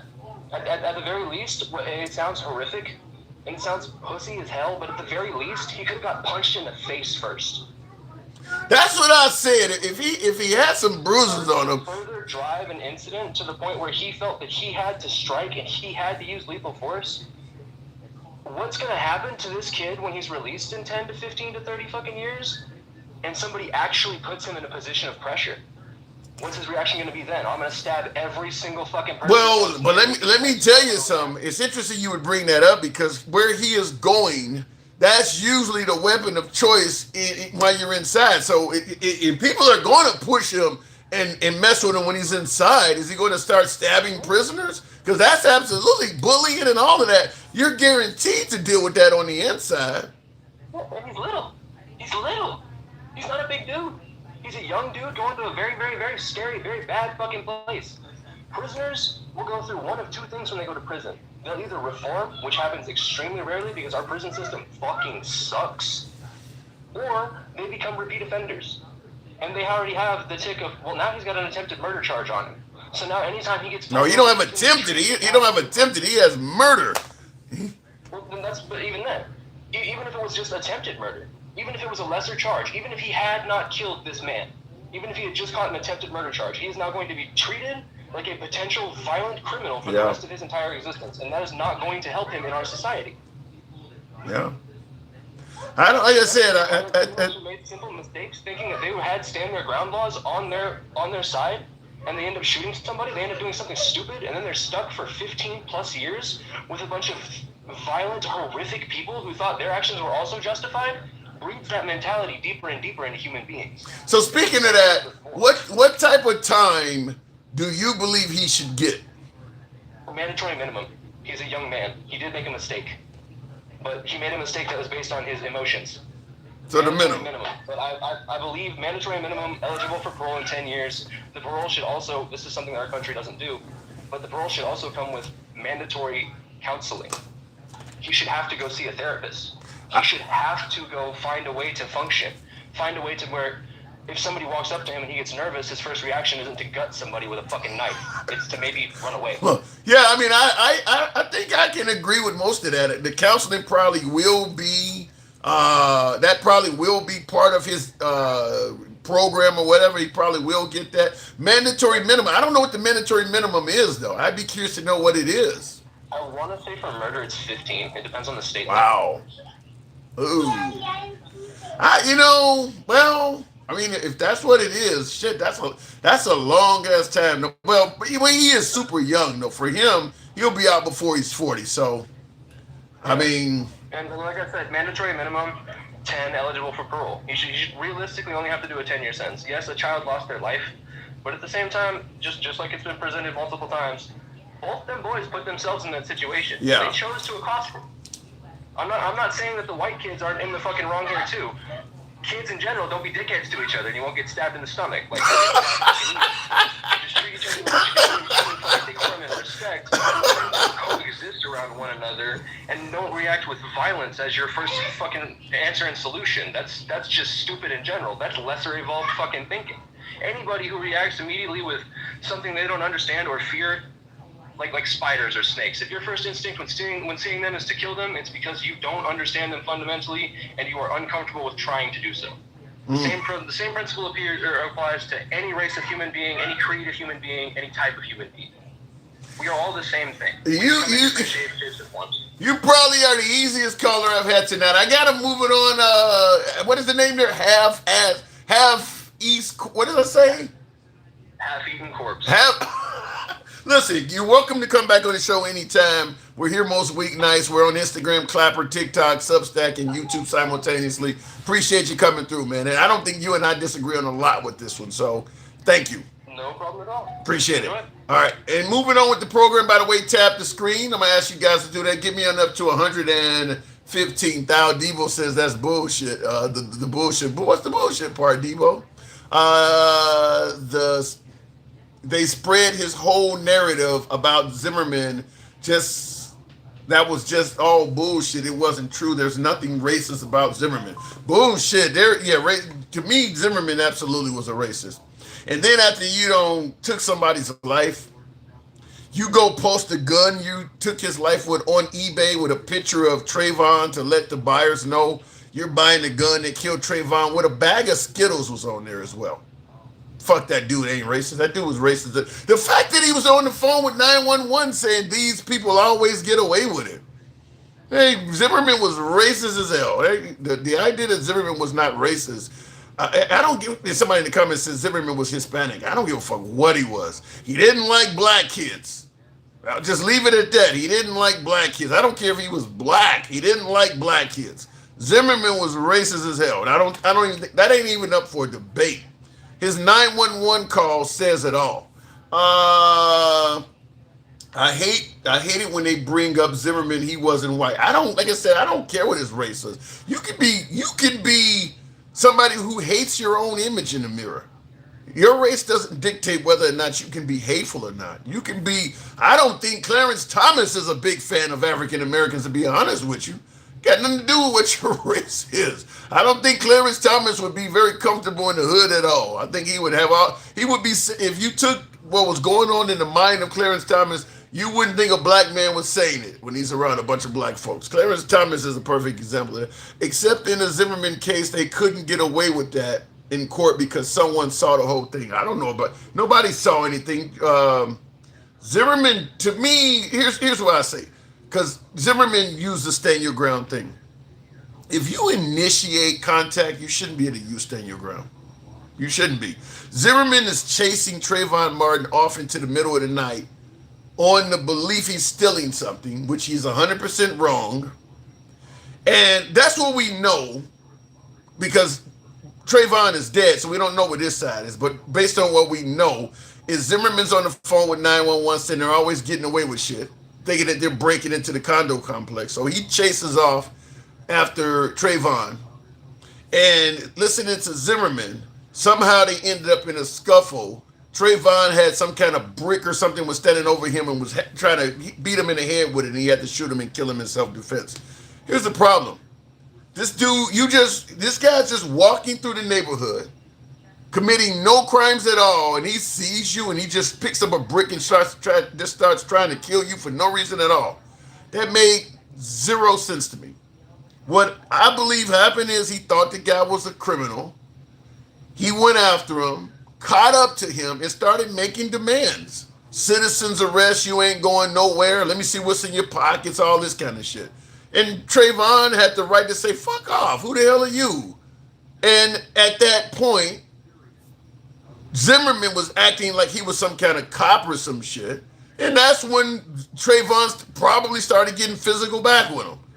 And like I said, just like in Karmelo Anthony's case, just like in Kyle Rittenhouse case, you got somebody acting in a manner because they are armed in which they would not have acted if they were not armed. George Zimmerman would never have traced Trayvon Martin into the dark like that if he didn't have that gun. It's as simple as that. To me, you should not be able to claim stand your ground if you're initiating the conflict or the contact. And Trayvon Martin was not doing anything wrong. George Zimmerman comes up to him while armed, accusing him of shit. And that's what probably provoked Trayvon Martin to become hostile. Walking up to me in the middle of the night, accusing me of some bullshit when I'm just coming back from the store. And that's what happened. And George Zimmerman was on the losing end of a conflict he initiated, and now he claims he had to kill him in self-defense. That dude should be in prison. Tap the screen. Rittenhouse was acting. Oh my God! Here's another one.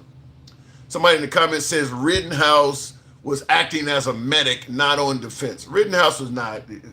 Rittenhouse did commit an act of self-defense, but he wasn't acting as a medic. He has no medical training at all. And he claimed he was there trying to protect somebody's property.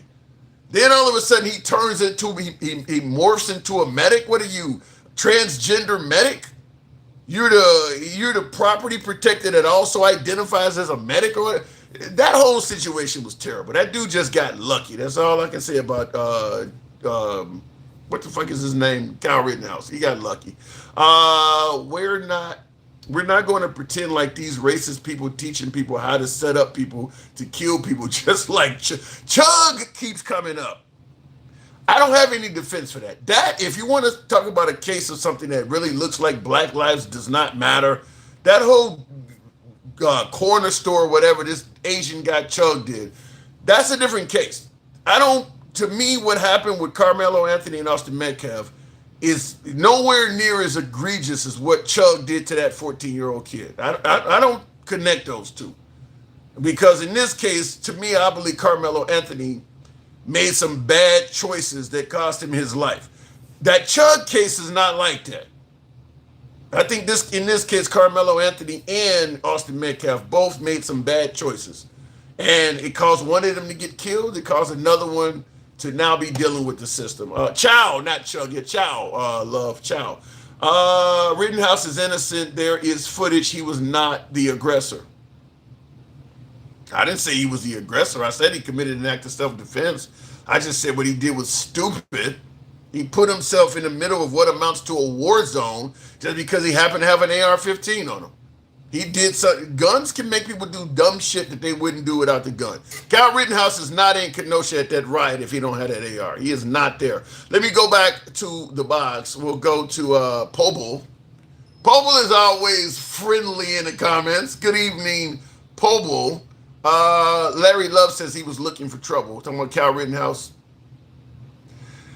You don't go into that environment expecting things to be all roses and rainbows. Yeah, Kyle Rittenhouse put himself in it. What Kyle Rittenhouse did, and I totally believe based on what I've seen, Kyle Rittenhouse committed an act of self-defense. I do believe he had to defend himself.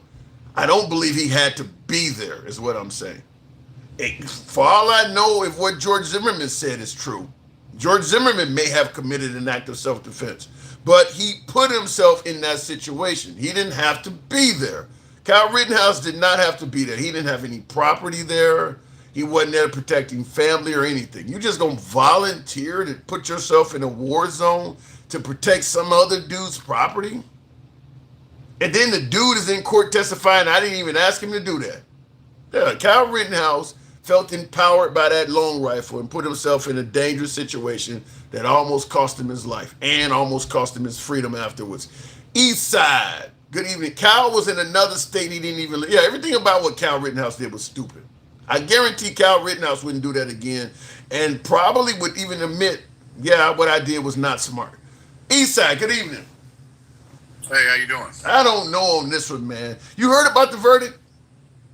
Yeah. Give me your take. I've been following since last year. Well, I just think I heard you say, why didn't he just leave? And I think this is where our ancestors get disgusted. Why didn't Rosa Parks just get up?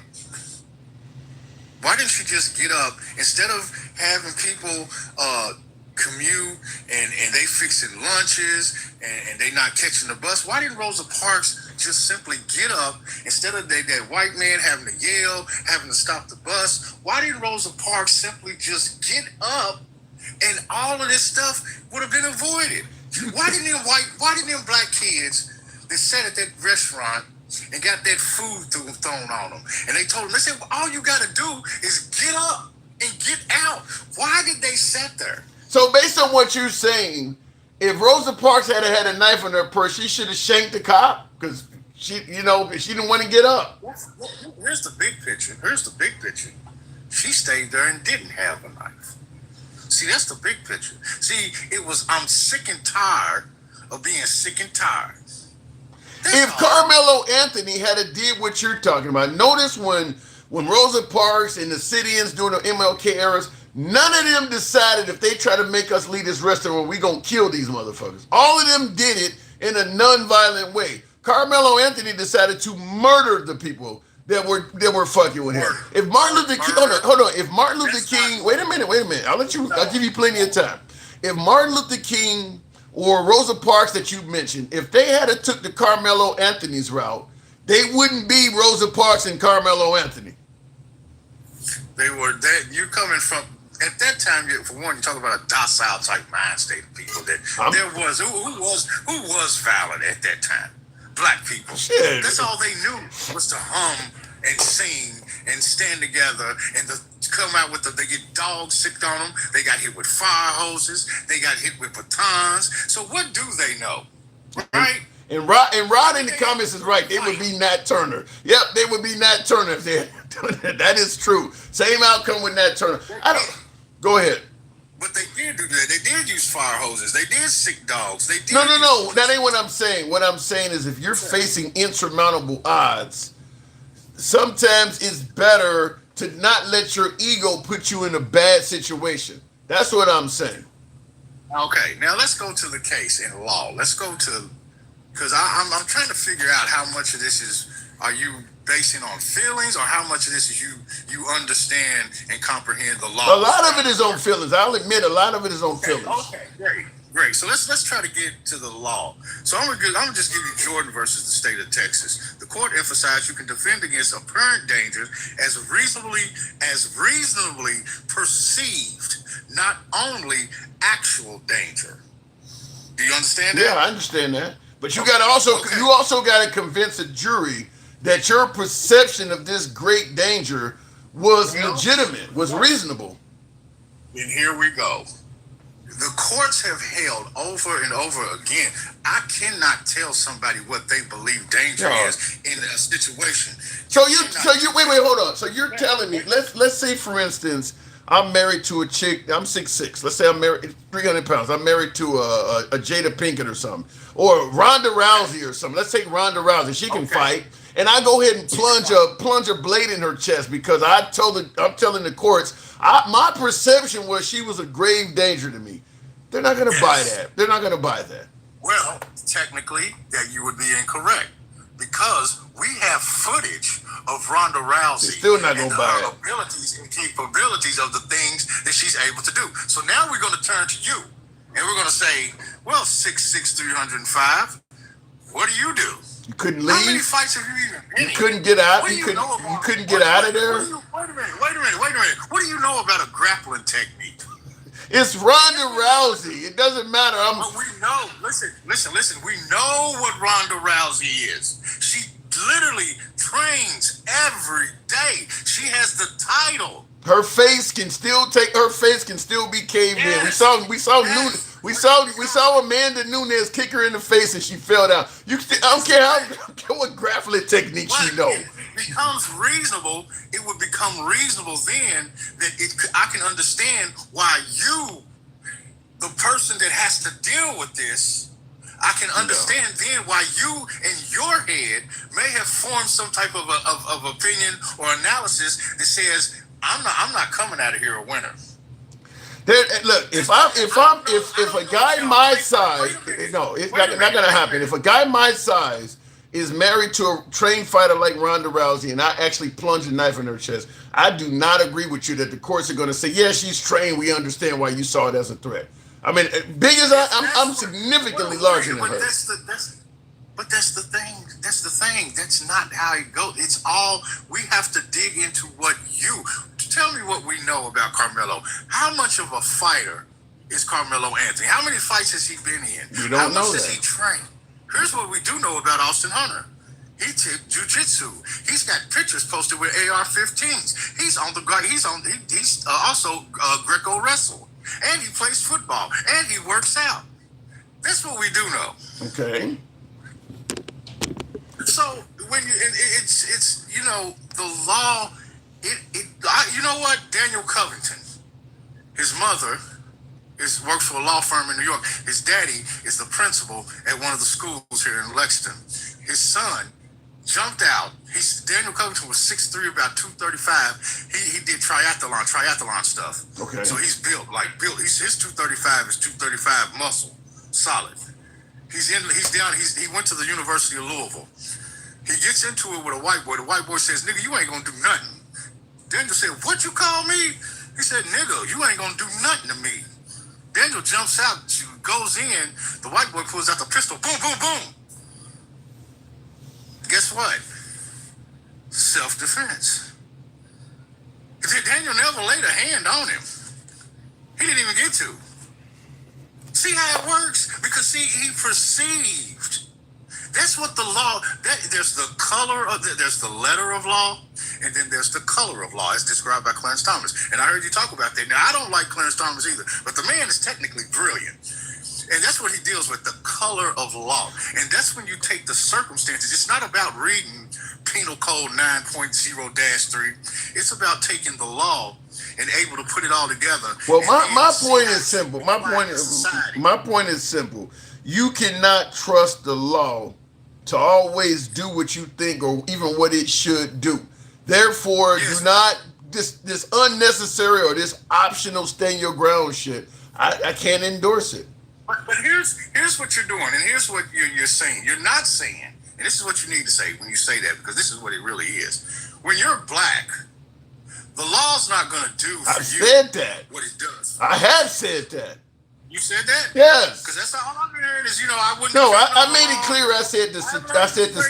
I even said the death penalty is given more to blacks, women, and poor people. I said the statistical probability that if you're a minority of having an adverse outcome is greater. I've said it many times. I have said that.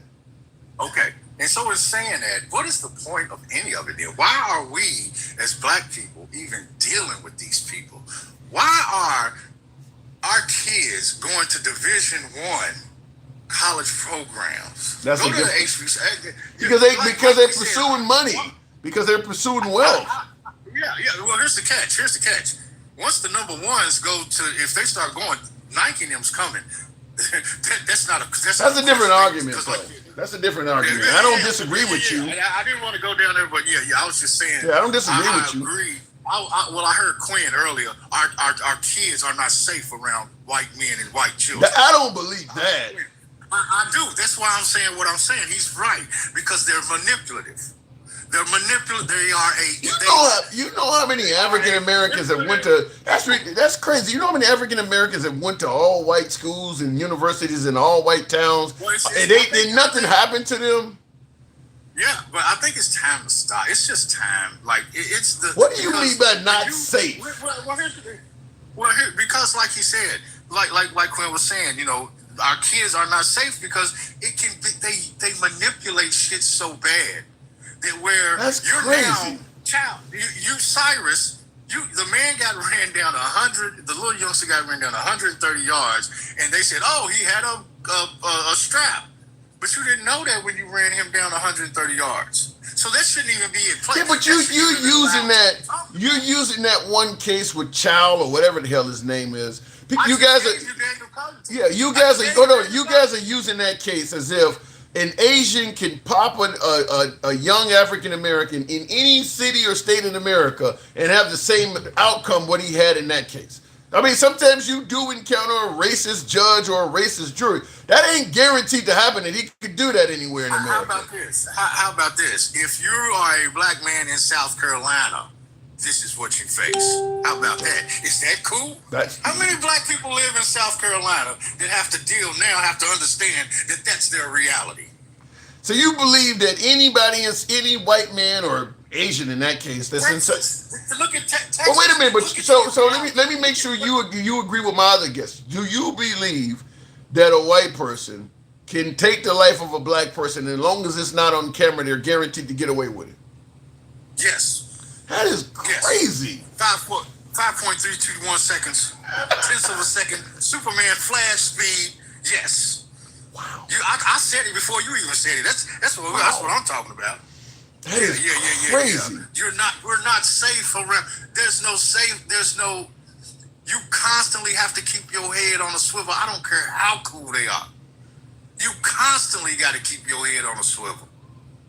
Because yet the overwhelming majority of African Americans that are murdered is at the hands of another black man. But we're talking about the white guys, what we're not safe around. Let's talk about that. Let's talk about us and what we do versus what they're doing. Okay. Now, when you cook in my door, right? You know what I'm saying? We're going through our Zulu and Zulus and Yaya.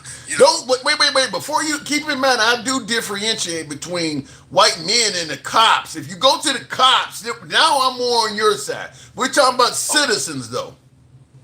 Right, and that's what I'm saying. As black people, we go through what we go through, but at least we can handle it amongst ourselves. At least like now, right? Here, there was a situation. Handle it amongst yourselves.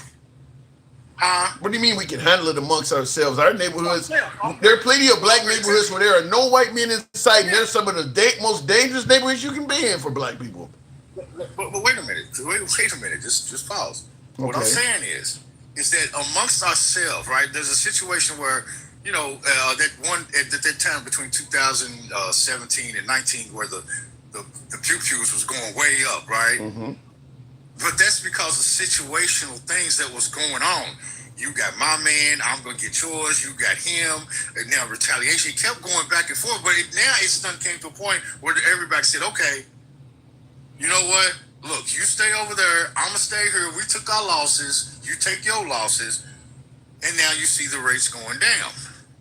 Because that's been a lot of us, and like I know here that's what it was. You know what I'm saying? Like people had to accept losses and say, we're not going to do this no more. We can do that without having to feel like I'm telling you my side of the story and you're just telling me that I'm crazy or that I'm lying. I don't understand the point you're making here. Well, what I'm saying is when you go to the court, like you're basically saying, Melo told you I was defending myself. Mm-hmm. You're saying that he wasn't. I'm saying that his side did not present a case that was believable to the jury. How? Let's talk about what they did here. What did you hear? You heard that he was approached by two people that he didn't really acquaint himself with, was minding his business, and all of a sudden they telling him that he got to leave after he was invited by EP. But you're making it sound like this dude was just an innocent victim getting beat up on two people. There's also testimony that he told them, if you hit me again, you're gonna see what happens. He made threats too.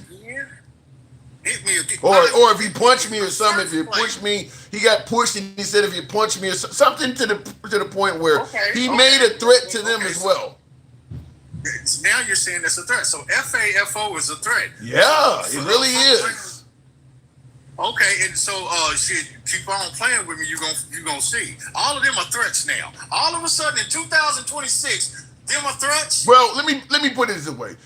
The fact that if you got time, hold on. If you got time to say all that shit, it makes it clear you're not getting your ass beat and you're not being cornered. If you feel empowered to make those statements, it's clear you could walk away. It's clear you're not being beat up at the time. It's clear you are down to fight when you make that statement.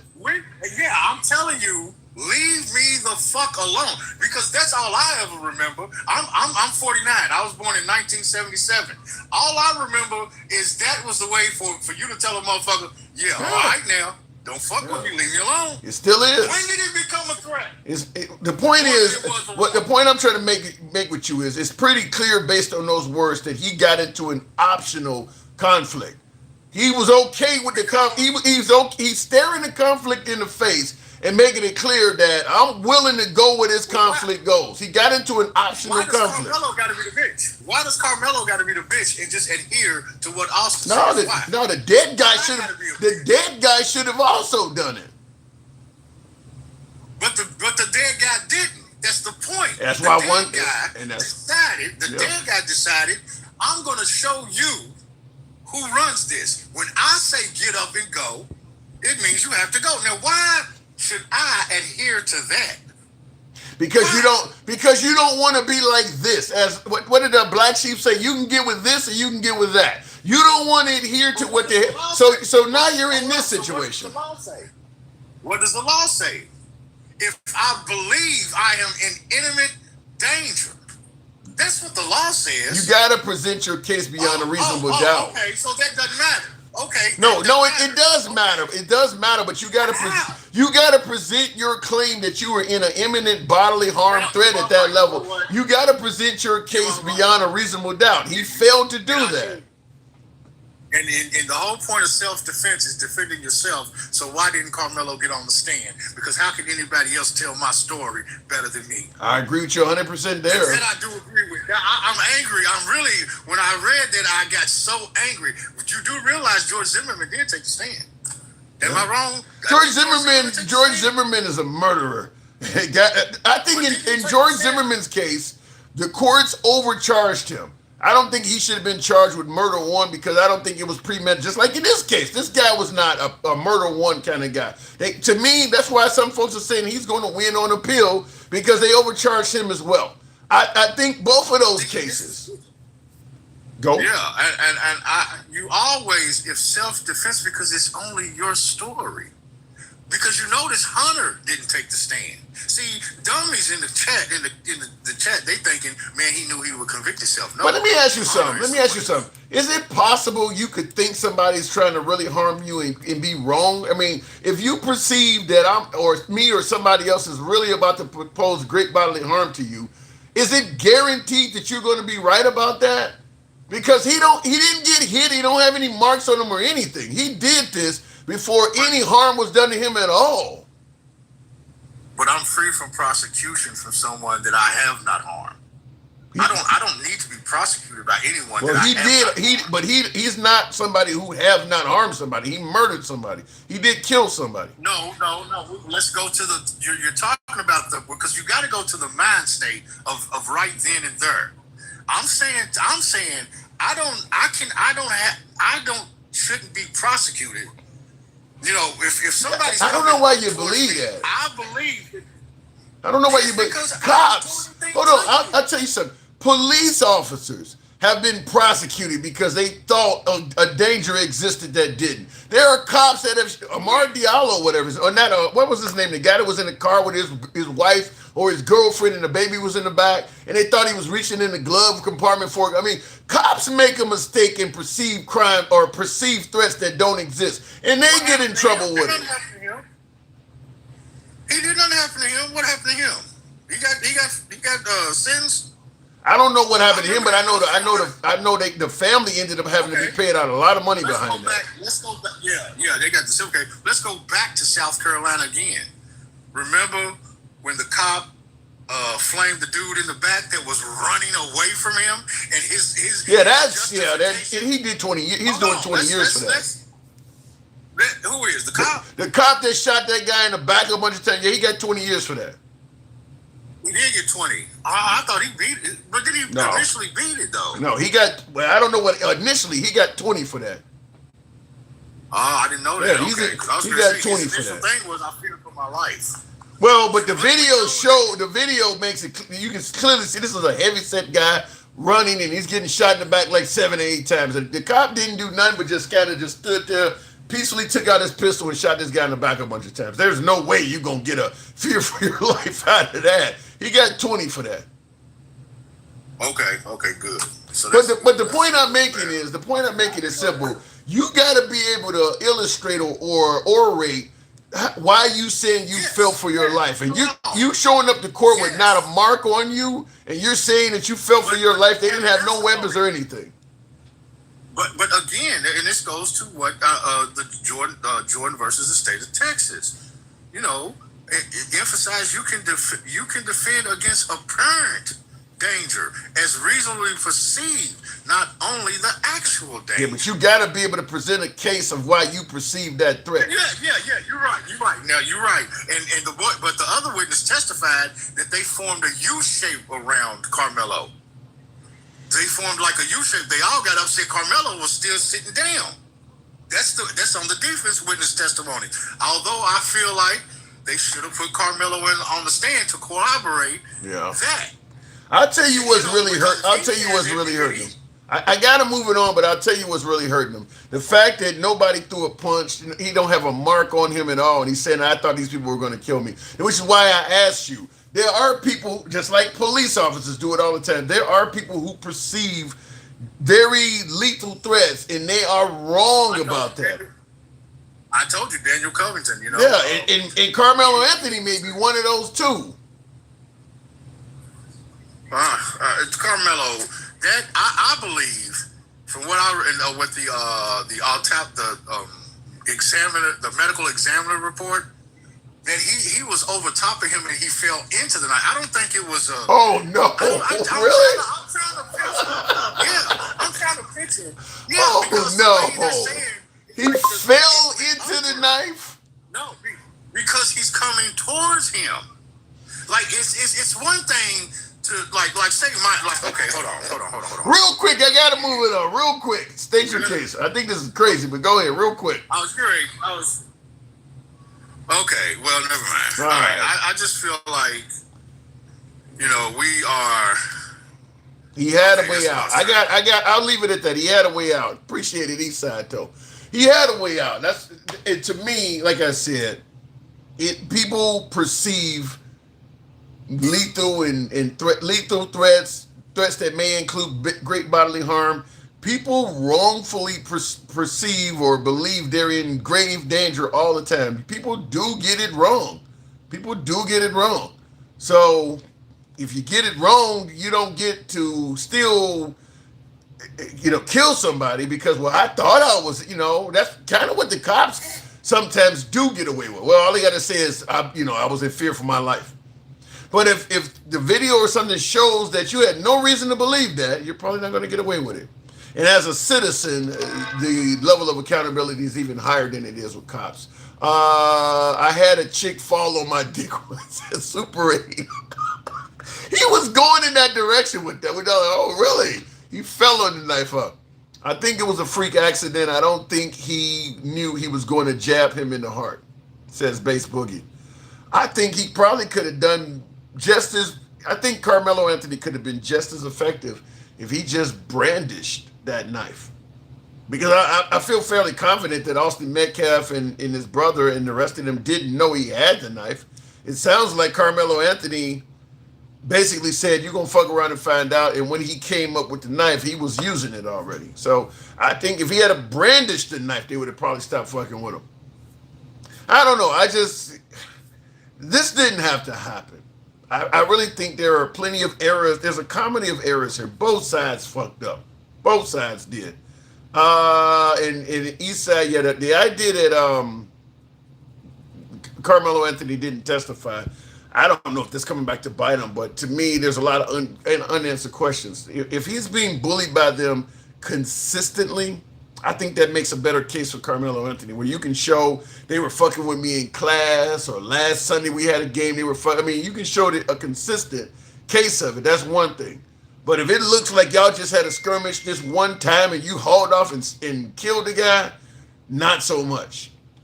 Teach these kids the golden rule and hands off, says Plug. Look, that ain't never gonna happen. That didn't happen in our day. It ain't happening now. It's just now hands on can have deadly consequences. When we were going to school, nobody got killed from this shit. Nobody ever done that stuff.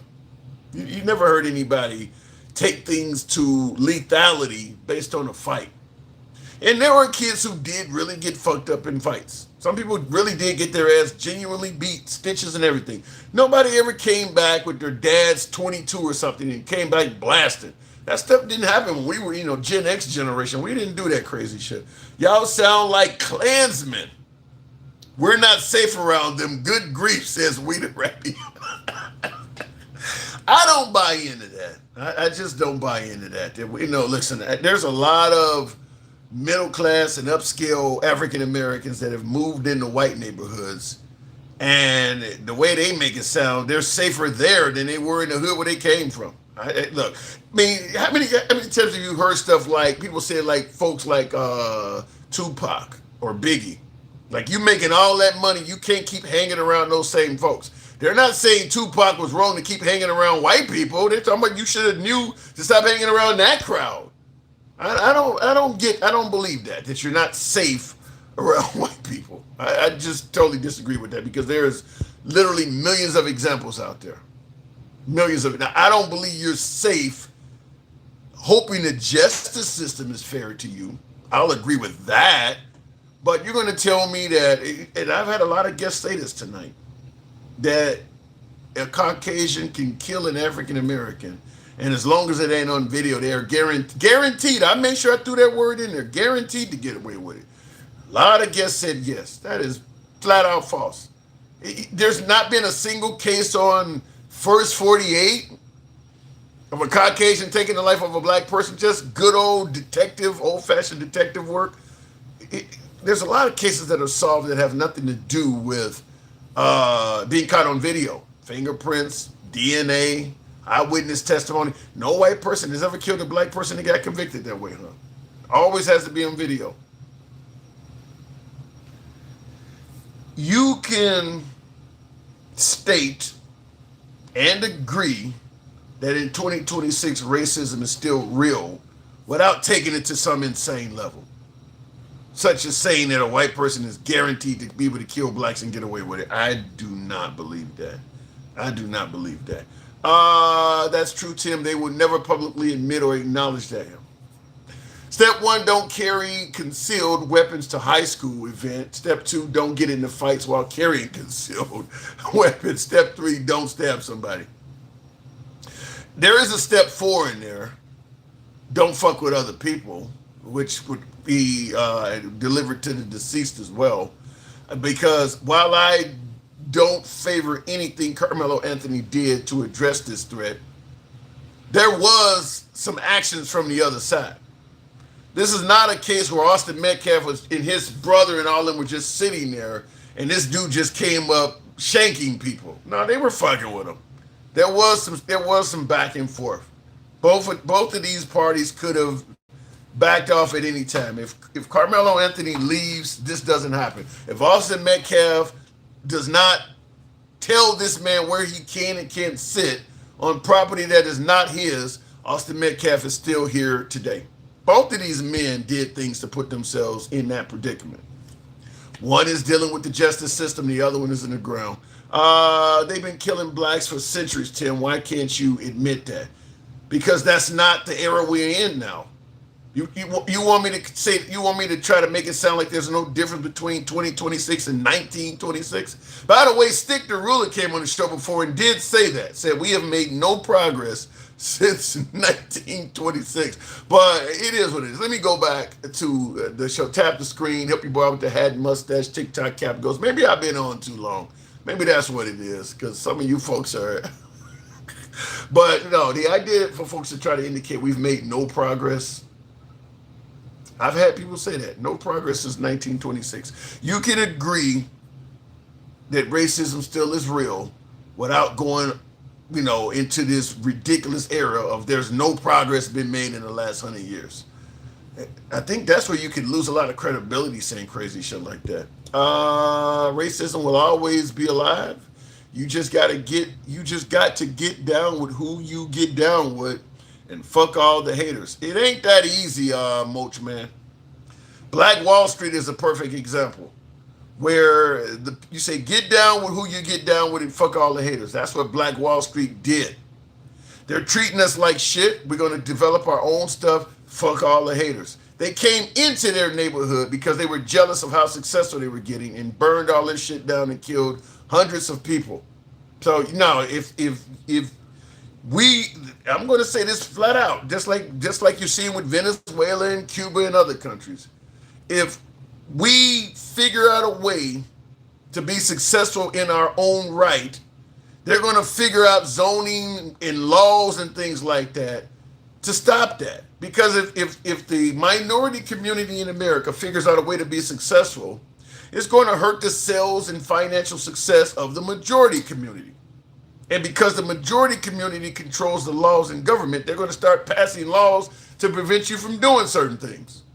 Yeah, absolutely. I mean, like I said, we can admit racism still exists without going off the deep end.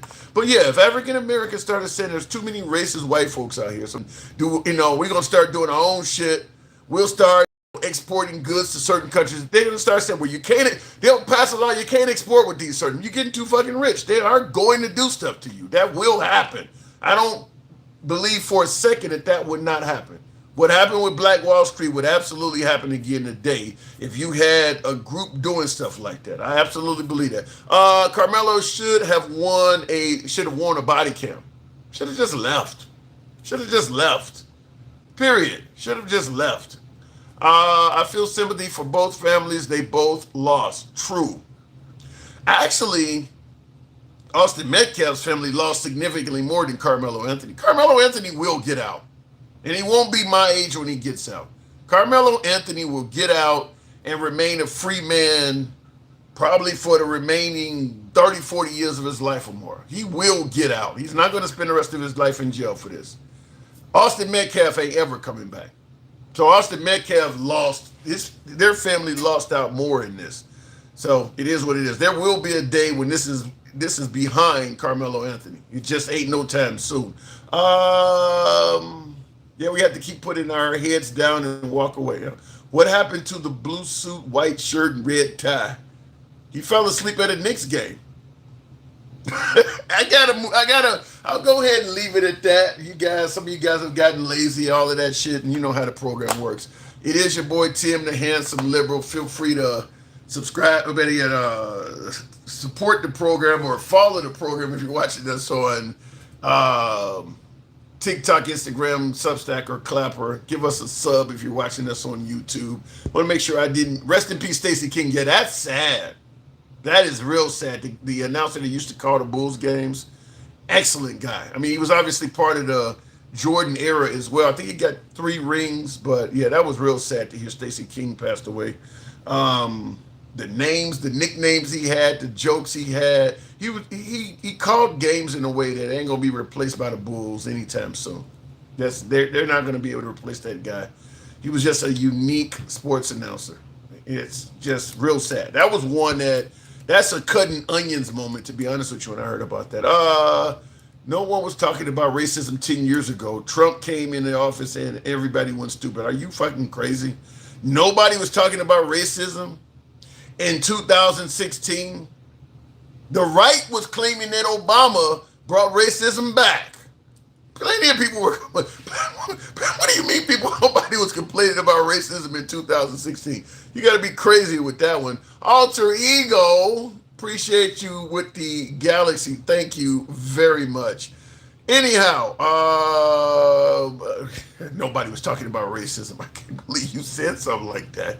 In 2016, really, when Trump was on the scene, by the way, that's when Trump had just came on the scene with the whole rapists and murderers and Muslim bans and all of that. That's when Trump was at his apex, when he was just coming down the golden escalator. All that shit was going on. It was plenty of that going on. Big Dog, appreciate the hat mustache. A Mexican boy got poked in Texas a few years ago and nobody cared.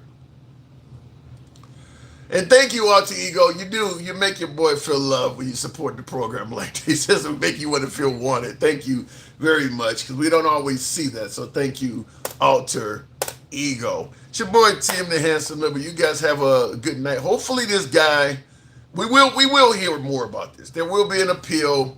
I'm hoping that there is no rioting. I don't think it's gonna be.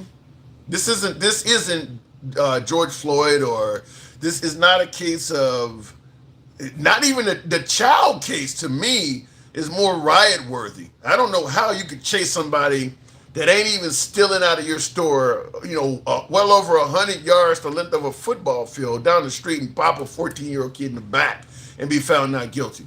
To me, that is riot worthy. At the very least, his store, I wouldn't have any issue if he happened to become a victim of arson behind that. There's no way in hell a kid should lose their life under that situation. Even if he was actually stealing from the store, you shouldn't be able to do that. But this case, there was nothing there. Somebody say he stole water. Whatever. You chased a kid down the street with a gun over some store merchandise. Yeah, that dude was wrong every day of the week. And the Karmelo Anthony Austin Metcalf case is not that case. People keep bringing up the child case. That is considerably more egregious, in my opinion, than what happened with Karmelo Anthony. Those are not the same cases. I don't even see a lot of similarity in between them. I just don't. I don't know. I'd have to literally go back and read the transcripts and listen to that case. I don't see how the hell he got off with that. That is terrible. So that one is different. Anyhow, it's your boy Tim the Handsome Number. We'll be talking about this again in the future. You guys take care. Have a good night. And thank you folks on YouTube as well. I'm out.